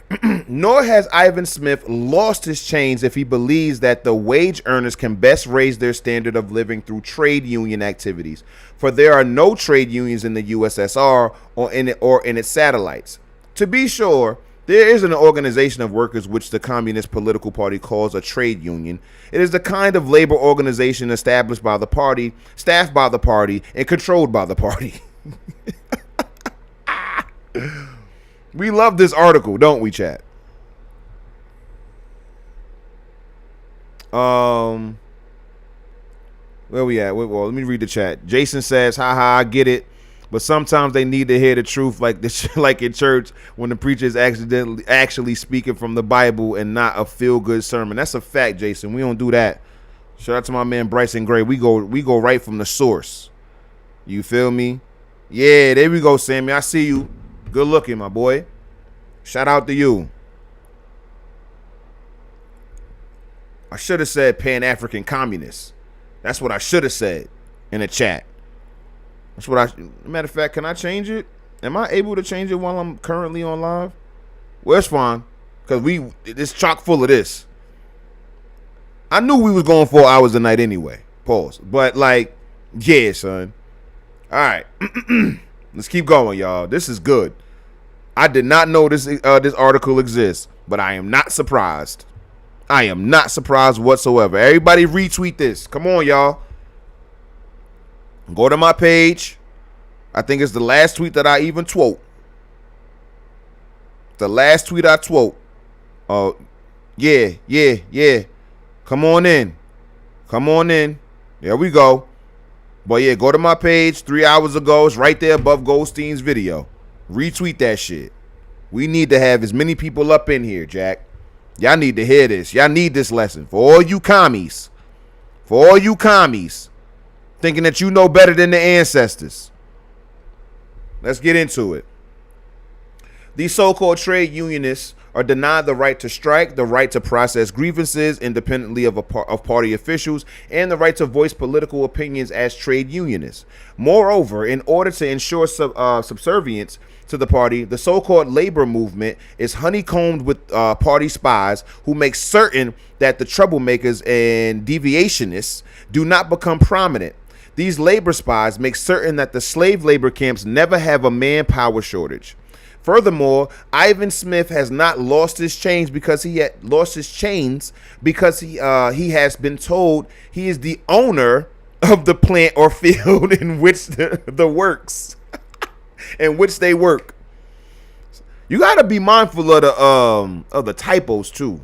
Big typos. You gotta be able to, navigate through the typos. This is why I be talking about historical context. Okay. Ivan has long since learned that ownership of the means of production by the state does not mean that the individual worker is an owner, even in the most theoretical sense. What has happened is that under communism, the quote bosses of capitalism have been replaced by the bosses of Communist Political Party. These political bosses have emerged as the quote new class with all power and prestige that communist propaganda has historically associated with capitalist bosses and Wall Street bankers. So again, going back to what we were talking about, these people, if we are running from oppression of capitalism, which still allows you to have private ownership, profit, you dig what I'm saying? It's so racist, it's so bad, it's so oppressive, it's so exploitive, but they're doing the same thing to you under communism that they was doing under capitalism. So what are you running from and what are you running to? What exactly are you running to? So now instead of you even having a shot at all, you have no shot. You have been relegated to a number and you are surrounded by spies who, if in the event you even complain a little bit, they're sending you to the gulags. This is what you think is better than going to work every day from 9 to 5 and collecting a check, paying your bills, taking care of your wife and kids. This is better. Your children are being indoctrinated every day in state schools. State schools. Your wife is just a female biological partner that creates children. You have been reduced to a male biological partner that makes children. You're literally not allowed to raise your children the way you want to. You have to raise your children the way the state wants you to raise them, or have your kid have the state raise your kids outright. This is what you want. This is what Stokely Carmichael and the Black Panther Party, this is what they wanted. This is 1958. This is what I be saying, yo. It's not like these people didn't know. It's not like these people got this ideology and was like, oh, it's lit. And there were no people on the ground during that time that were staunch anti-communists. Manning Johnson wasn't the only one. You can open up a newspaper randomly in 1958 before he wrote this book, or at least dropped the book, or the same year the book dropped, talk like this. It'd be funny if Manning Johnson wrote this article. That'd be fire.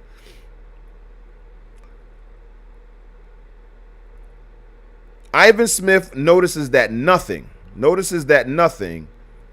notices that nothing is too good for the new class. And while he may be the theoretical owner of an automobile plant, he never owns one of the automobiles which his plant produces.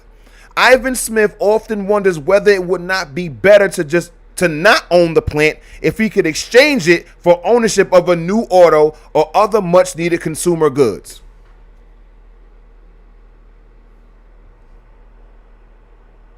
Yes, Vincent, talk to him. We talk to him. We talking Animal Farm shit.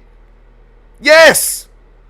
Yes. Y'all need to watch that. Y'all know I'm a big cartoon guy, so you know that hit me. And I'm going to keep it gangster. I didn't see Animal Farm until like 3 years ago.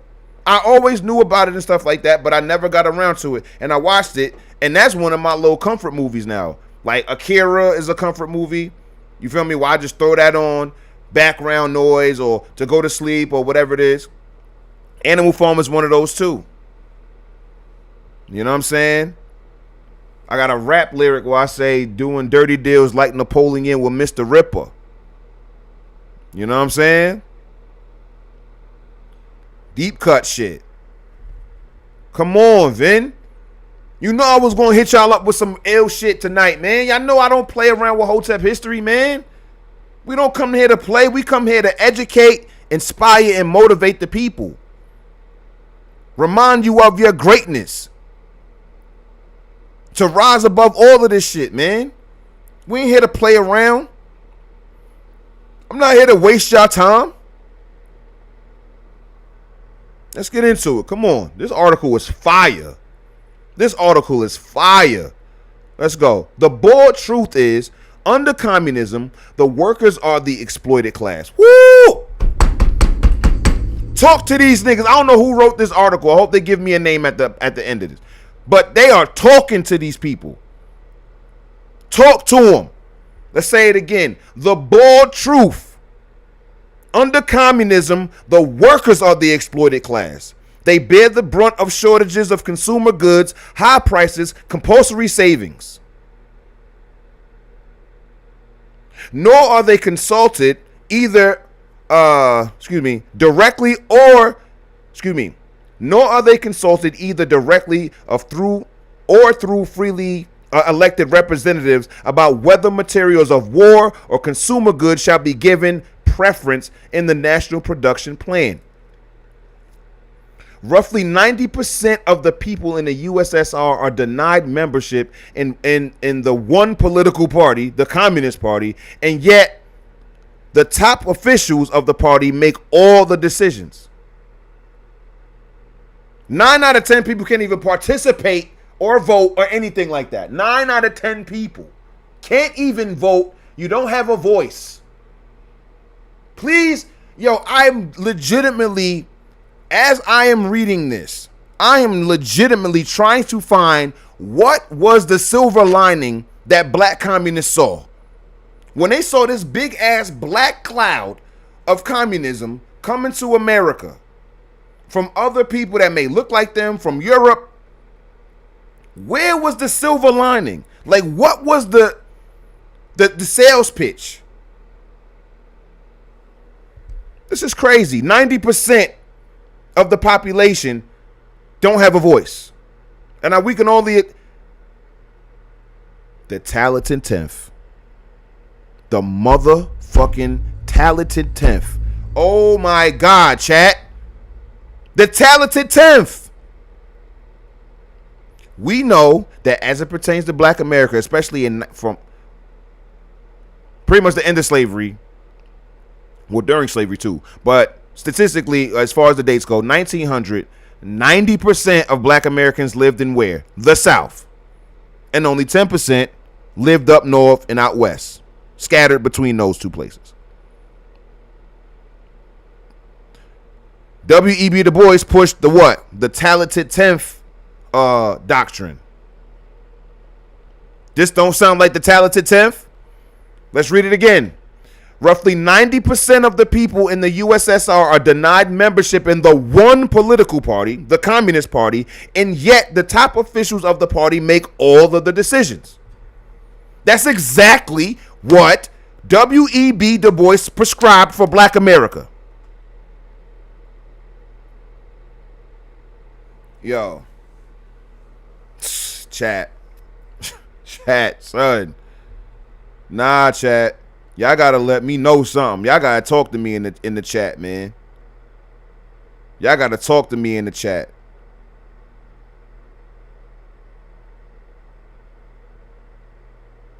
Y'all gotta talk to me in the chat. For real, for real.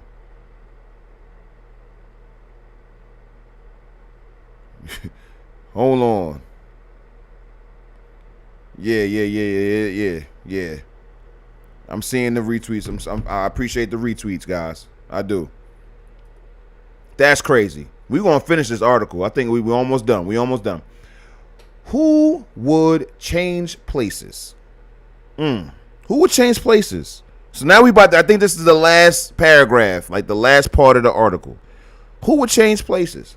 Let's go. These examples of some aspects of family life and of the status of wage earner are two tiny pieces of the complicated jigsaw puzzle whose title is communism. It would take volumes to describe the day-to-day existence of the hundreds of millions of Ivan Smiths under this form of totalitarianism. Perhaps the only way anyone could ever see in full and simultaneously an accurate picture of communism in contrast to freedom would be to visit the former capital of Germany, Berlin. Here in one city, there is on the one hand the communist zone under control of the USSR through a puppet East German government, and on the other hand, the democratic area under the control of the German government. One glance at the ragged, unclean, unkempt people of the Russian zone, and the whole story of Mr. and Mrs. Ivan Smith under communist exploitation becomes self-evident. Yet not 10 minutes away in the same city in the democratic area, one can see in the faces of the people, in their gay manner, in their well-stocked stores, and all the evidence a person needs to understand the difference between communism and freedom. They fell for the pimping, Vince. They fell for the pimping. This was a beautiful article. I wish they told me who wrote this. Who wrote this article? This article was amazing, yo. That was a fire article, y'all. 10 out of 10. 10 out of 10. Frill. You know what? This is what we're going to do. This is exactly what we're going to do. I'm going to put this in the chat. Can I chat from here? Just in case y'all want to read it yourselves, if y'all want to cite it yourselves, you know, I share my sources. Hold on. Let me hit y'all with some shit that's going to light your life up. Yeah, there we go.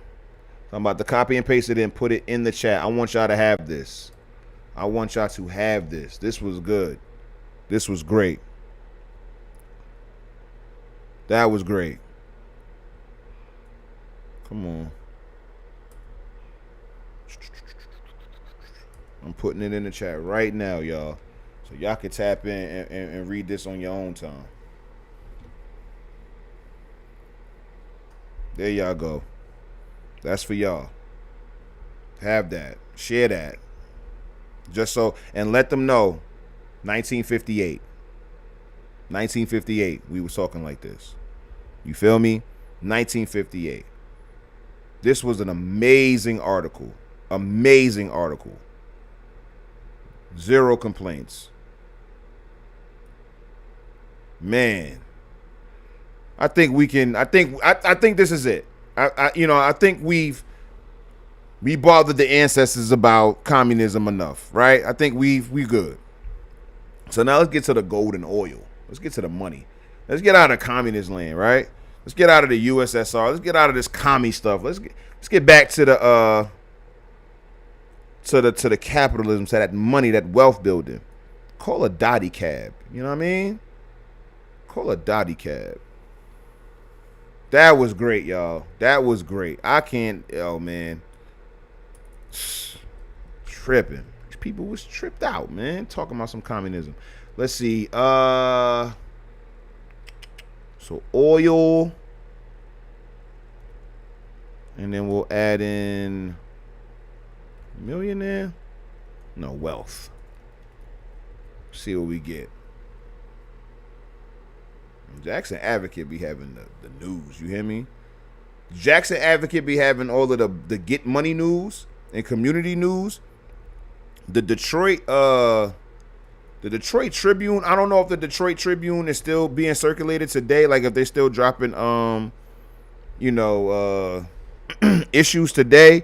But yo, a lot of the Detroit Tribune had like they front pages used to like it was wicked. Like it was wicked, son. What's going on? Why is this shit not showing up?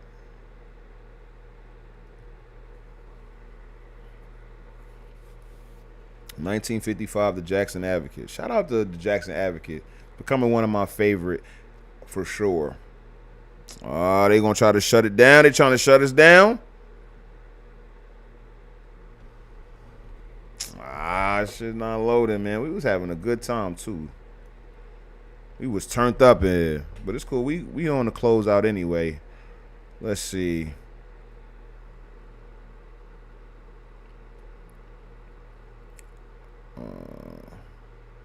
Hold on. Let's go back because the article did come up. But I need to be able to search.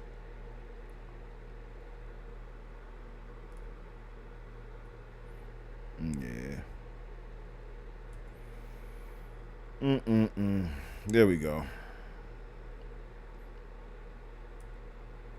Payton and Smith pumping oil at Rework, Alabama, Wildcat. That's not what I'm looking for. Let's see. What's this?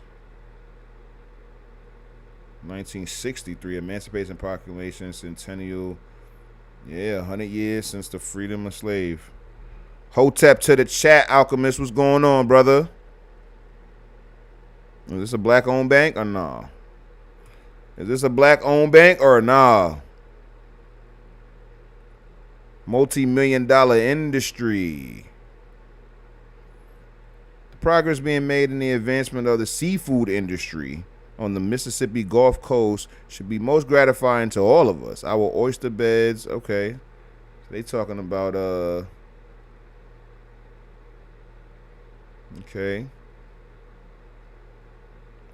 We join with all those people throughout the state who take this time of observance of the 100th anniversary of the signing of the, see what I'm saying about the typos, the signing of the Emancipation Proclamation, to reappraise and congratulate the Negro citizens of the state on the progress they have made through the years and wish for them continuing and greater progress. You see, that's what this was a packing company saying this shit.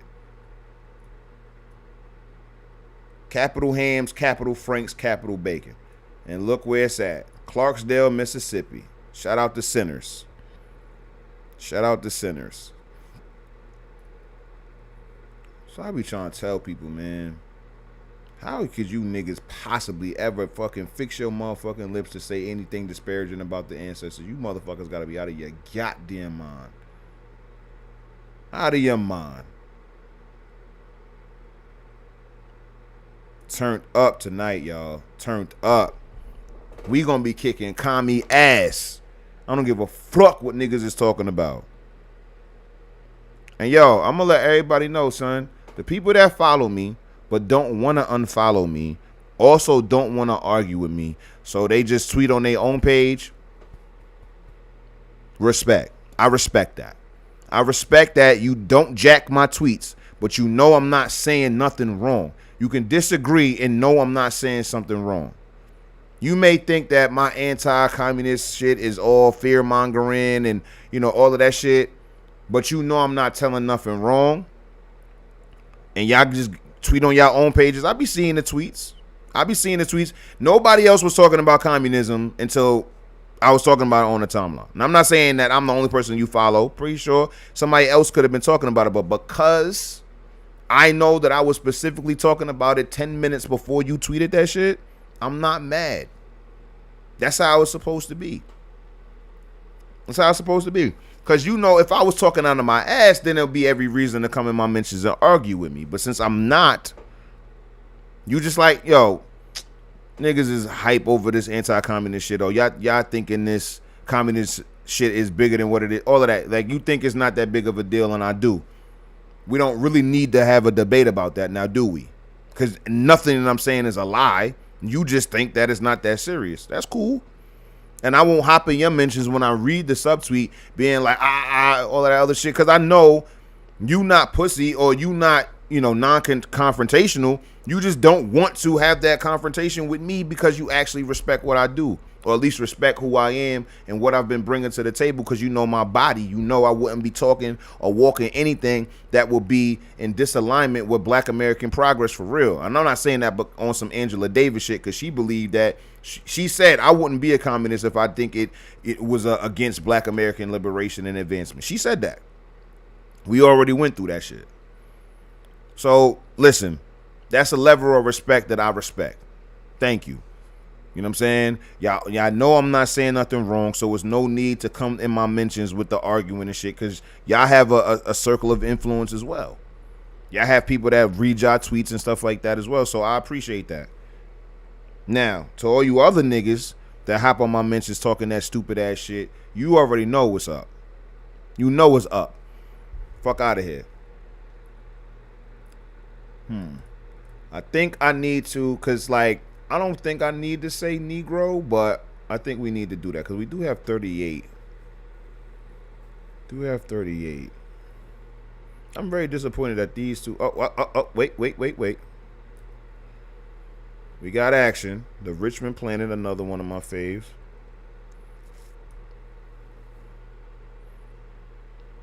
Matter of fact, chat, let these motherfuckers know if you can't name a historical Black newspaper off the top of your head. You can't name three. If you can't name three historical Black newspapers off the top of your head, don't talk to me about history. If you can't say Richmond Planet, the Broad Axe, and the Jackson Advocate off the top of your head, don't talk to me about no motherfucking history. You don't know shit about history. You don't even know where your ancestors was getting their news from. Shut the hell up talking to me. Shut up talking to me, yo. Especially in disagreements, especially in arguing with me. Y'all don't read enough. That's why we are running and flying hashtag read more. You niggas need to read more. You niggas need to read more, period. And this ain't heavy stuff. These are news articles in a newspaper. Come on, son. This is before the press got to where it is now. As far as Black press. Big words, opportunity. The Square Deal Oil and Gas Company. That sound Black owned. Not gonna hold you. Look at this. Oh man, we got a lot. And they were selling shares of the company. Okay, now we gotta do some. Okay, now we gotta look for Square Deal Oil and Gas. I know a nigga made that. That is a Black name if I heard it. Square Deal Gas Company.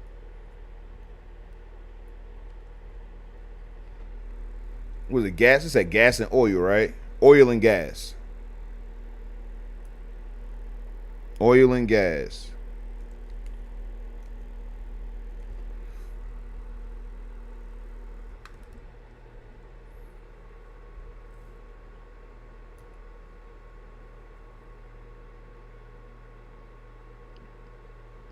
Square Deal service station. Let's see. Gasohol born and Ames sold. Service station. Blah, blah, blah, blah, blah, blah. Owned by A.J. Lewis. Okay. We getting somewhere. We getting somewhere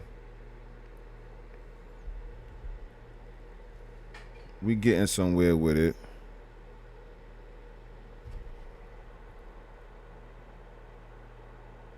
All right, there we go. Sammy Official. The Freeman and the Redmores. Chat, any suggestions on books? Talk to me, Smurf. I ain't see you in a couple streams, man. Where you been? How you been? Books on what? That's my whole problem with suggesting books. 1978. Huh. Let's see. Let's do this.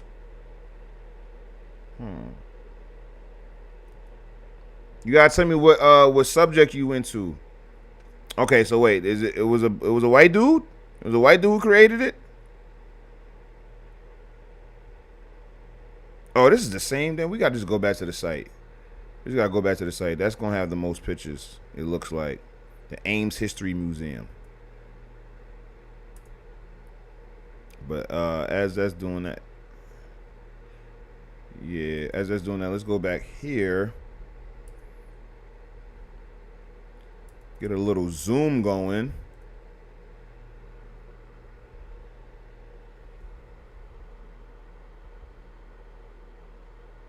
Oh no. Let's yeah. Now this is black. This is something different. Square deal, rich oil acreage below has proven this company to be a winner. So hold on. We're gonna get to it. The Square Deal Oil and Gas Company will be paying dividends very soon. Note below the picture of our famous well number 2. Come on. We gotta go. We gotta be able to zoom in as we read. Right, chat?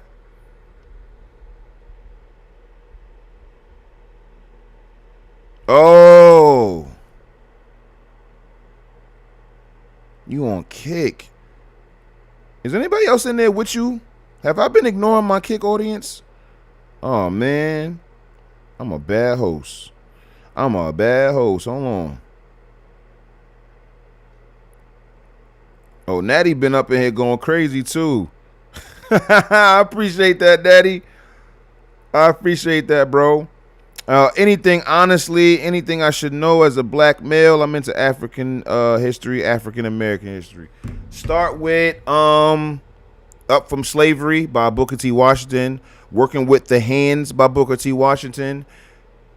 The Industrial History of the Negro Race in the United States by Giles B. Jackson and Webster Davis. Of course, sign up right now for Patreon because we're going to be starting the Hotep History Book Club, and we're going to be talking about Color Communism and Common Sense by Manning Johnson. I actually had a suggestion. Somebody asked me that today, and I actually gave 4 suggestions, and I already gave everything is Hotep history. Everything, everywhere, Hotep history. I need y'all help. That's what I'm trying to say. Like, I know Kick is where it's at. I know I get to kick more shit on Kick and all of that, and I'm pretty sure that if I had 10,000 subscribers on YouTube, I would have been kicked off.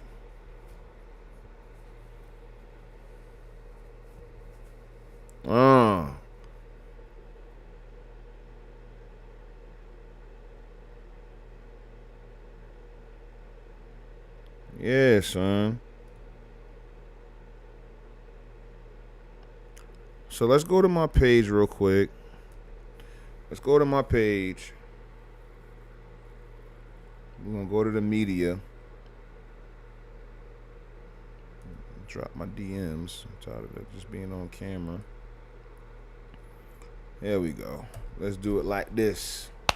These are the books that I suggested, dude. You know what I'm saying? My man Dre. So check this out. Color, Communism, and Common Sense. Must read. Negroes in the Gun. A must read. Working with the Hands. A must read. And The Industrial History of the Negro Race of the United States is a must read. Start with those. Get a nice education on the ancestors from those books. And as you can see, Negroes in the Gun. It's a contemporary book, but it was very specific. All right. Come on. We need to be able to zoom in and out like this. Come on. We might have to just PDF it, y'all. We might have to just PDF it. I'm gonna try to refresh this joint one more time. Of course, we're over the 4-hour mark, but we are all Gucci. I ain't gonna lie, I came straight from the gym to the stream. Of course, Smurf, man, I appreciate you, man. Consider becoming a Patreon subscriber. Patreon.com/Hotep History. Patreon.com/Hotep History. Patreon.com/Hotep History. Subscribe right now. You can afford it, I promise you. It's in your budget. It's in your budget. Subscribe right now. Matter of fact, let me put that in the chat. I'm gonna start being in the chat. I'm about to start turning up in here on y'all. There we go. Go ahead and check me out. Consider becoming a Patreon subscriber. Oh, they ain't gonna let me do the link? What if I did it like this?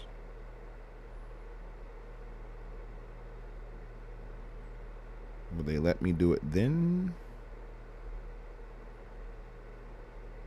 We're gonna make it easier for y'all to just click and all that. You feel me? I can't believe these people called me a Fed and a Tether today. And the Coon. Ah, man, forget it. Can I delete this?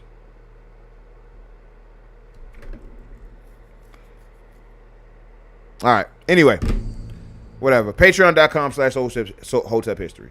So let's get into this article, because this is what we're gonna end with. We'll dabble more into the gold and oil. You know what I'm saying? If y'all can get more than 20 people in here, I'll stay longer, but you know, that's it. That's the only reason. Let's get into it. Boom.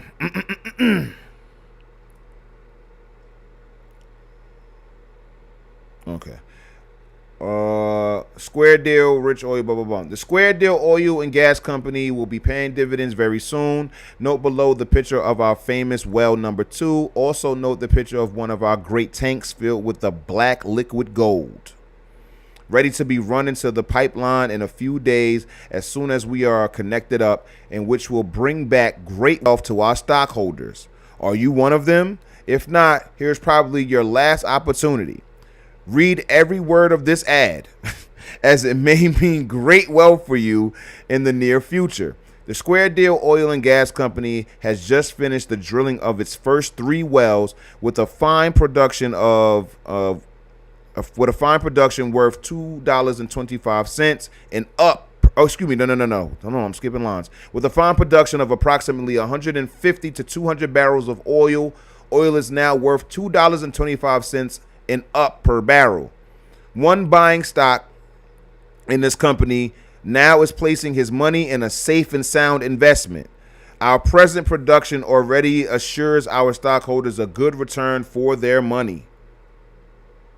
And these niggas want me to get into communism, and I could buy shares of an oil company, a black-owned oil company. What year was this? What year was this? This is, these niggas, son. Fucking commies. The Richmond Planet. I don't want to go back. We'll figure out what the year is once we finish this, because I don't want to keep getting distracted. Our board of directors, in order to raise enough money to purchase a few more tanks, to purchase a larger pump, to finish connecting up our wells, and to begin the drilling of well number 4, have decided to place a few more shares of Square Deal oil stock on the market to be sold and sacrificed at the very low price of $3 per share. Okay, as soon as this allotment has been disposed of, the next quotation of this stock will in all probability be from $10 to $25 per share.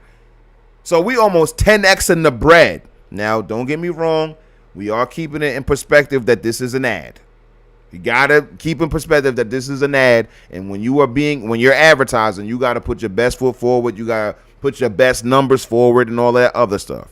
So I'm not saying that this is an infallible company. However, if I had $3 to spare, so now we got to look at the damn date. We gotta look at the damn date. Cause you know what we gotta do. You know what we got to do. What to do, Sammy?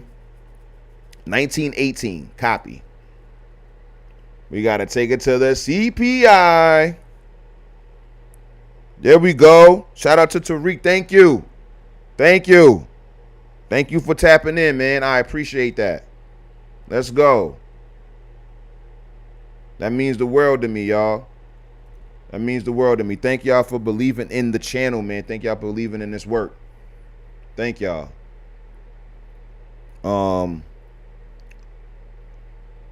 1918, right? 1918. 1918. $3. How much was? Okay. So in 1918, $3 was actually about $65. Yeah. Okay. So that means oh man, now math is going math regardless, but let's just say your $3 shares actually turned into $25 a share. Where you at now? Where you at now with your wealth? Now you have $532 per share, adjusted for inflation. So could it be that the same things that we're seeing today was happening back then? Right now, there are men my age without a single share of any company in America right now. You already know, Sim. I already knew you knew. So there are men right now, black men my age right now, who have absolutely no investments. Zero assets. Is it white supremacy's fault that he doesn't have any assets? Especially when me and him, let's just say me and him were born on the same day, or at least the same year, right? I have assets. You feel me? I purchase assets on a weekly basis at this point. What is stopping him from doing the same thing? Other than his own ambition, his own abilities, capabilities, and all of that other stuff. And then I ask you, what would be different between that and then... So I started investing anywhere between, I want to say 2015, 16. They had some early ones too, but that was the bulk of when I really started. So in 2018, I was investing. 1918, there were investment opportunities. So that means there were black people investing. Now, if, it's $3, this is 60 something dollars adjusted for inflation and all of that. But like, would you not spare $3? You feel me? To be able to invest in a single share of this company that they projected to be worth 3 times that, and then almost 10 times that. Or you get your cigarettes, you get your new record player or whatever, get you some drink. Could it just be personal responsibility? Like, yeah, this is Jim Crow and all that, right? It's 1918, so we smack dab in Jim Crow. You know what I'm saying? Black codes going in to Jim Crow. Jim Crow started around like the 1920s and shit like that. So it's like, we got that going, but we also have black companies, black American companies offering shares of their business, giving you great projections on what they believe the company is going to be in some time. Maybe it's just your personality. Maybe it's just the type of person you are. I'm not absolving the government. I'm not absolving the discrimination. I'm not saying that. But in the same way that our country right now, or our government right now, is doing fuck shit left and right, I'm still able to build wealth. So we got to keep these things in perspective. Stop looking at our ancestors like a bunch of helpless, hapless bums. But let's finish this article up. It's article/ad. I mean, it's pretty impressive. They took out the whole page. This is the whole page. Oh, well, they share it with Prairie Oil and Gas. Well, let's get to it. We're going to end. This is the last thing we doing, y'all. We on our way home. This is the benediction. We at the end. So, this war for democracy is bringing great things to pass for the Negro. Our government is greatly in need of oil. Every dollar invested in this manner is a patriotic duty. Wait, I thought our ancestors were, America was antithetical to black Americans, and black Americans were antithetical to America. But I just read about patriotic Negroes.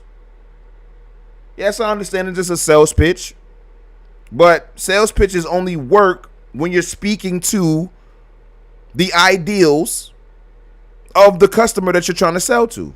Trust me, I've been in sales my whole life. I'm talking about door to door. I'm talking about taking notice of the garage before I pull up to make comment on the hoop above the garage. Make a comment of the flowers in your garden, because I want to be able to have a good opener, a good icebreaker to bring down your guard so you're not so apprehensive about this stranger being at your doorstep trying to pitch you something to buy. So I was very personable and very understanding of the surroundings. So I'm not lying on them, but I am using my conversational skills to be able to gain favor with my potential customer. You dig what I'm saying? Y'all gotta understand, you gotta think bigger. You gotta think, you know what I'm saying? This is what happens when you be in your feelings all fucking day. When you are so emotional that you don't think logically, son, this is how you get caught in the pimping. This is how you get lost in the pimping. Anyway, let's go. The Negro in this country who fails to assist his government in these great times of need, the one who fails to grasp the great opportunities which are now knocking at his door, will, after this victorious war is over, live in want and poverty, and be looked upon by his fellow countrymen with contempt and scorn. Jeez. We talking about FOMO. This is FOMO. Let's read that again a little bit more fluidly. The Negro in this country who fails to assist his government in these great times of need, the one who fails to grasp the great opportunities which are now knocking at his door, will, after this victorious war is over, will live in want and poverty, and be looked upon by his fellow countrymen with contempt and scorned. That's FOMO all day. We are not asking you to carefully read this ad because our company is the first great and successful Negro oil company in this section of the country, nor because it is operated and controlled exclusively by Negro men, but because that which we publish is true, that which we advertise we will back up, and lastly, because we are here offering you a chance of a lifetime, an opportunity to share indiscriminately in the earnings of millions, the same as the other fellow has done. So again, this is a sales pitch. Trust me, as a salesman, I know this is a sales pitch, but they standing on their product. They standing on their goods and services. I stamp this. You will not regret investing in this company. They used FOMO in the last one, and then they used the appeal, okay, to your better judgment as a black person. First of all, I don't know too many white people that are reading the Richmond Planet at this time. This is a black newspaper. And it says, listen, we are not asking you to carefully read this ad because our company is the first great and successful Negro oil company. Now, we're not even harping on the fact that this is a black owned business and we super successful and we the illest ones in this section of the country. Fuck the state in this section. You feel me? And we not even telling you to do this because this entire operation is run exclusively by black men. Nah. The only reason, ladies and gentlemen, dear reader, why we're pitching this to you is because we say everything that we're saying is the fucking truth. Everything we're saying we can actually do for you. We can 100% absolutely turn your $3 share, your $3 per share investment into $10, and then turn that 10 to $25. They need oil for the war. It's 1918. We have to get shit going for the war. Come on now. Our stock is selling like wildfire at $3 a share. A few dollars invested in this company will in the near future mean prosperity and happiness. Remember, the more stock you own, the larger your dividends will be. You can, quote, get in on this if you hurry. You should buy and encourage your friends to buy every share of this stock that you can possibly get. We told you our company would strike oil. We have got it and lots of it. Come on, man. Come on. The wells we have already drilled are but a starter. We expect to drill. Can y'all see that part?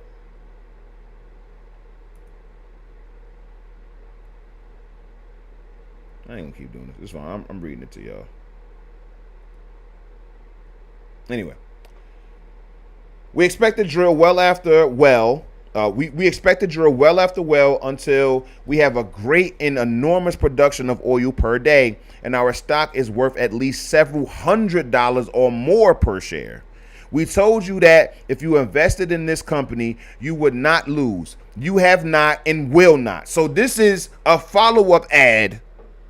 This is a follow-up ad from the first time they dropped an ad and being like, yo, we need some seed money. We need some initial investments. So their initial investment, you feel me? Their initial investors, you feel me, are good. We told you they didn't even strike oil yet. So the initial investors were hoping that they would strike oil. The salesman came to them. The pitchman was saying like, yo, listen, we are confident that the land we own has oil under there. If you invest in us so we can get drills and tools and equipment and stuff like that, manpower, we'll surely, hit you off with a return. And by golly, it worked. Sam says, LOL, passing bragging points while getting to the ask is hilarious. Nice to see us operating at such a level over 100 years ago. Facts, man. Facts, man. The ancestors the ancestors was well equipped. They got a more intimate relationship. So I argue that the ancestors got a more intimate relationship with America than anybody else. Y'all got to understand. Let's fact check me while I say it. Let's fact check me while I say it. I said that I like to use Claude. Claude is so classy to me.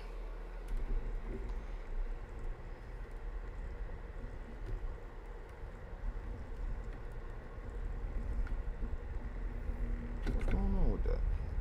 So I said that the majority of white people ancestry is only like white American ancestry is only 150 years old in this country. Let's see. Percentage. Come on, percentage. Come on, fingers.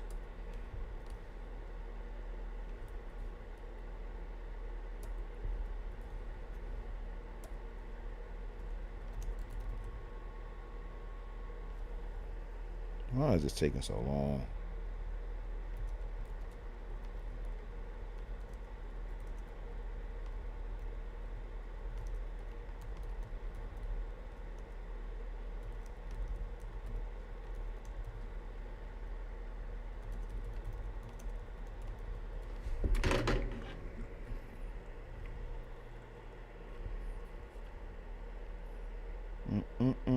So while he's doing that, we'll go ahead.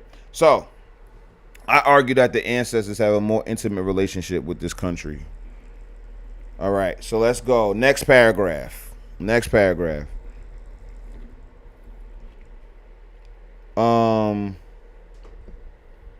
have not and will not. We will be paying our stockholders a handsome dividend very soon.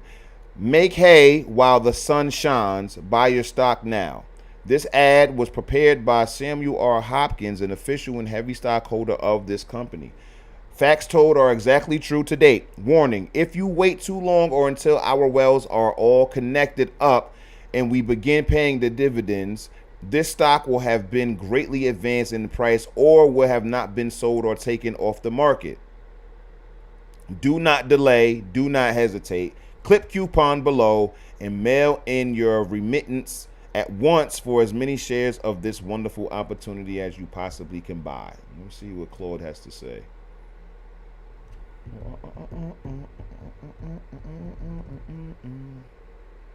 Let's take it. What? I said the number only, and it still gave me all this gobbledygook. Let's see. Given the vast majority of white Americans trace their ancestry to European immigration over the past 400 years, with some also having smaller percentages of Native American ancestry, the percentage will be extremely high, likely over 98%. There we go. Like I said. Booyah. 98%. The vast majority of white Americans come from immigrant stock. That's just what it is. Anyway.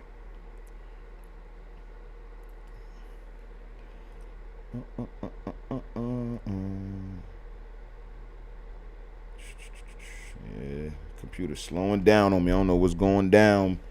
What's going down? But it's cool, y'all. It's cool. I really had a great time tonight.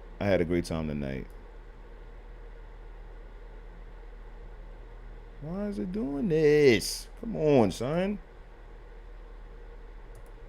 Let's refresh this joint. Finish this up. So that way you guys can replay this, the parts that you missed and all of that, man. While this is loading, I just want to say I thank y'all again for tapping in with me, man. Y'all are super dope. Sammy, Smurf, Alchemist, Glasgow, Scruggs, like you guys make the chat lit for me, man. I appreciate it. Y'all make sure I'm not in this motherfucker just talking to myself. I appreciate that. You know what I'm saying? For real, I do.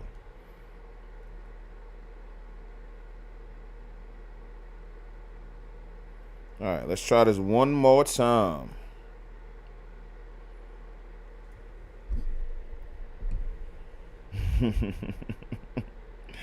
So this is the land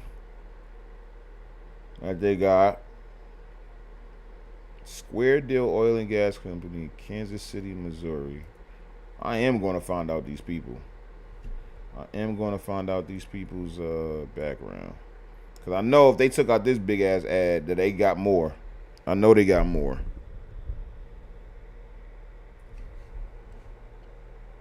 Shout out to Smurf. Ordered all 5 books. Salute to that. People be bugged out talking this shit to the Hotep dudes. Like I'm not out here helping people restore their minds to what the ancestors wanted, man. We found 2 things tonight, just from the archives. That communist sentiment, which I should have already known.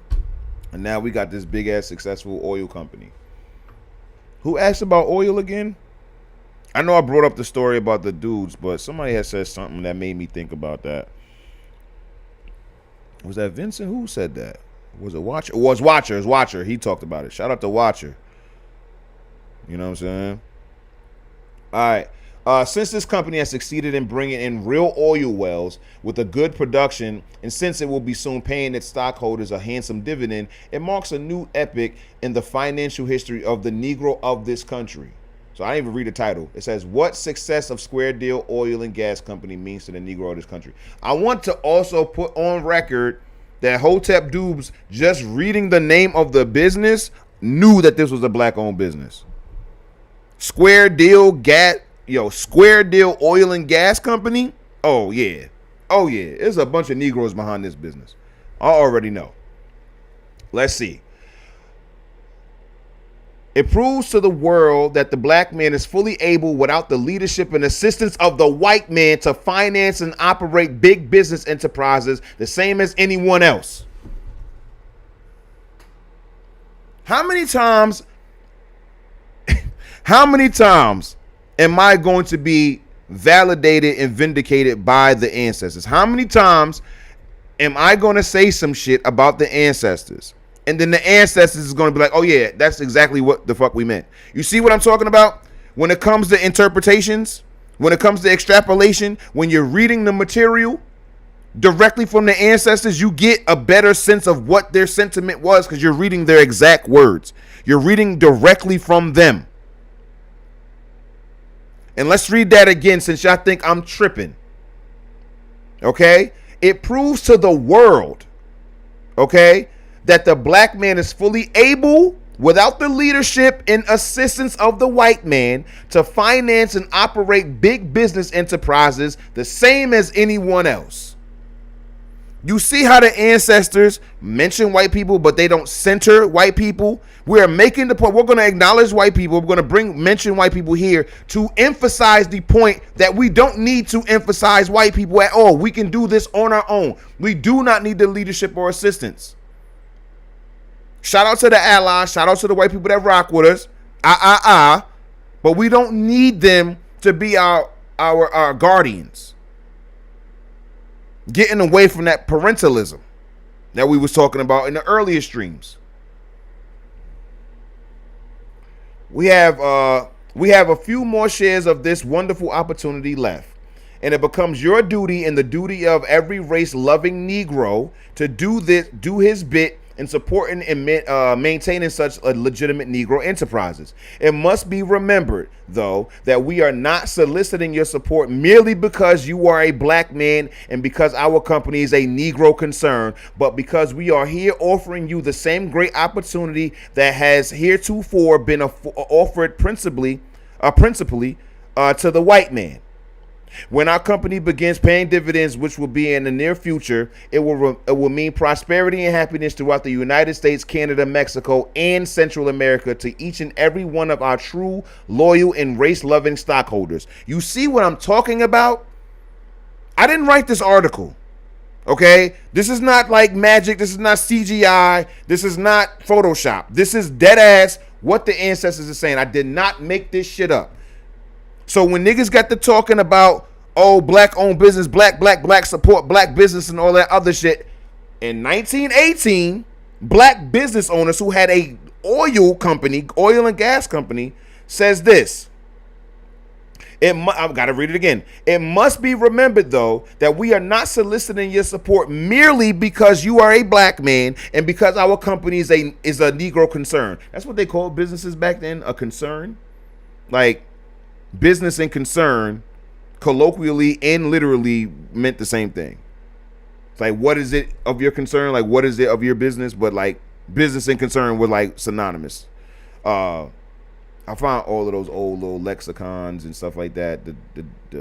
I found out the vocabulary and stuff is fire. But anyway, I'll read it again. It must be remembered, though, that we are not soliciting your support merely because you are a black man and because our company is a Negro concern, but because we are here offering you the same great opportunity that has heretofore been offered principally to the white man. When our company begins paying dividends, which it will be in the near future, it will mean prosperity and happiness throughout the United States, Canada, Mexico, and Central America to each and every one of our true, loyal, and race-loving stockholders. It will mean better homes for them. It will mean better education for their little ones. It will mean that broader avenues of business have opened for the Negroes. And lastly, it will mean that the contributions to the churches will be larger, thus enabling them to extend forward the work of God. This, my brethren, is what the success of the Square Deal Oil and Gas Company means to our race. This, ladies and gentlemen, is why we are sincerely requesting you to buy and encourage your friends to buy every share of Square Deal stock that you can possibly get, while you can buy it at $3 per share, as we have only a few more shares left. In conclusion, I hope that you will be true to your God, true to your country, and true to yourself, and true to your race by buying as much as you can of this wonderful opportunity. Yo, son, I'm doing my very best not to yell at y'all because it's 10:30 at night. But yo, I want y'all to remember this. I understand that it's a small amount of us in here compared to the dummies in my mentions, but understand this is the reason why I stand for what I stand for. I'm literally just repeating what the ancestors told me. Let's read some of that again. In conclusion, let's read the conclusion again. In conclusion, I hope that you will be true to your God, true to your country, true to yourself, and true to your race by buying as much as you can of this wonderful opportunity. Where did they say, oh, black Americans is antithetical to America? This is in 1918. Like, what do y'all be talking about, son? You think I give a good goddamn about what a communist in Africa got to say about the Square Deal Oil and Gas Company? You think I care what a black American socialist from 1972 got to say, or communist from 1972 got to say about the Square Deal Oil and Gas Company? Hell the fuck no.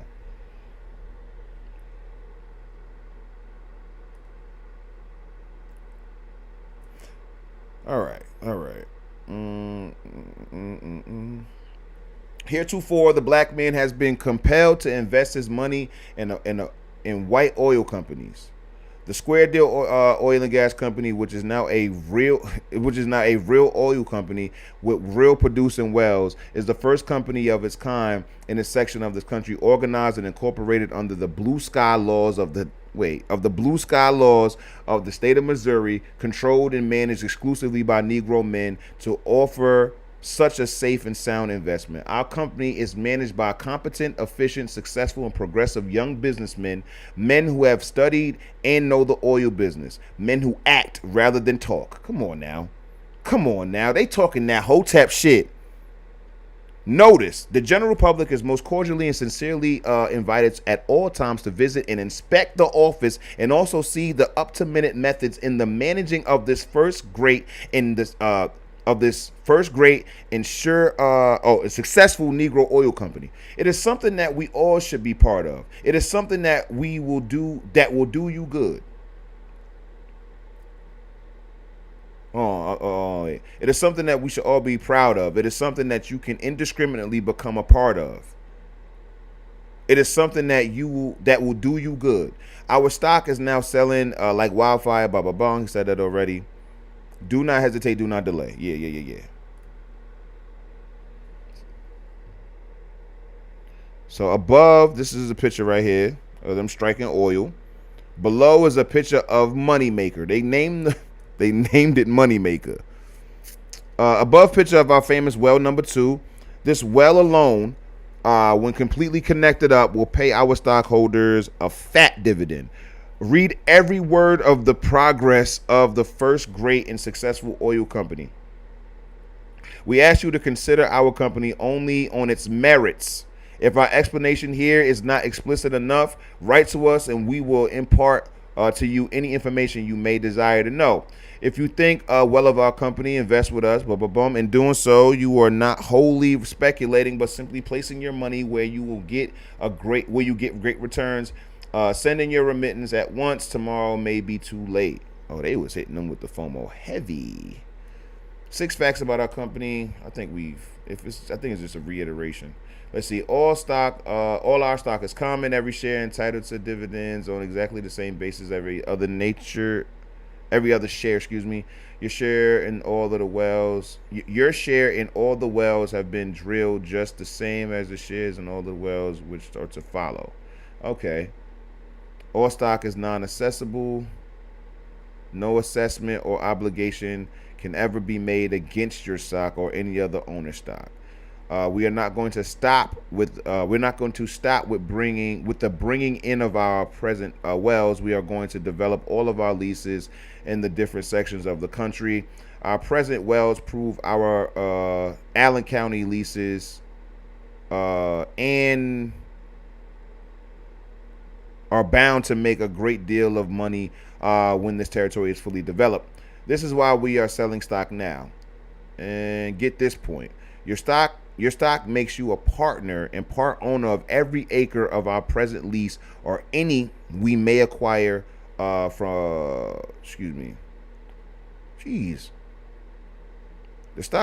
stock makes you a partner and part owner of every acre of present lease and may acquire you and your share in every dollar of profit the company may ever make from oil, gas, or any other source.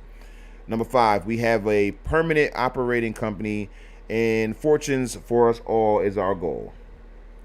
Preferred stock, you share and on an equal basis with the rest of us. We all want quick action and are handling the company's affairs that way. We are in this deal to make money for each and every stockholder and lots of it.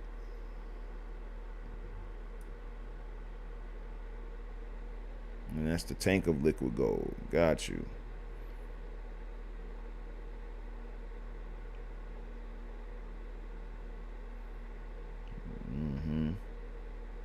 This is fire.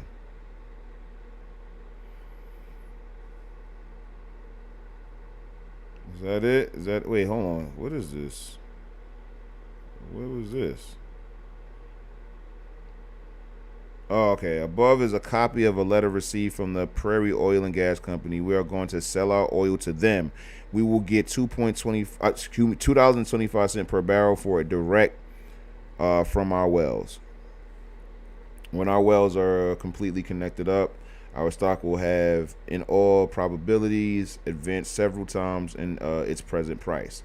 Now is the time to buy square deal stock in a substantial way. Invest your money where you are sure to get returns for it. So yeah.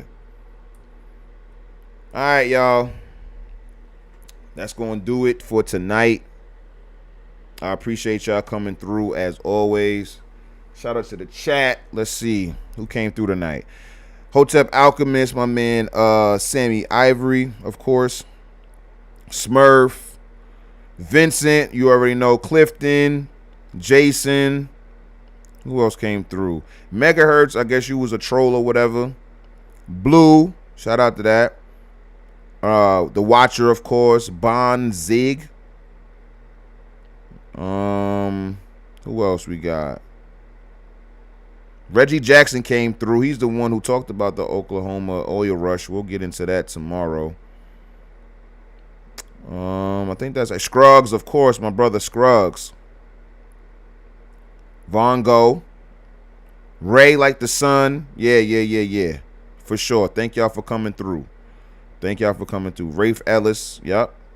Robert Banks came through. Liberty Toe came through. Yo, listen, man. I appreciate y'all. This has been another episode of Hotep History Live with your host, President Hotep Dubes. I thank you guys for coming through. Remember, you can't have the future without the present, and you can't have the present without the past. And remember, we don't study history to live in the past, but to order our steps in the present so we can make sure that we are positively affecting the future. And as always, Hotep and Bill.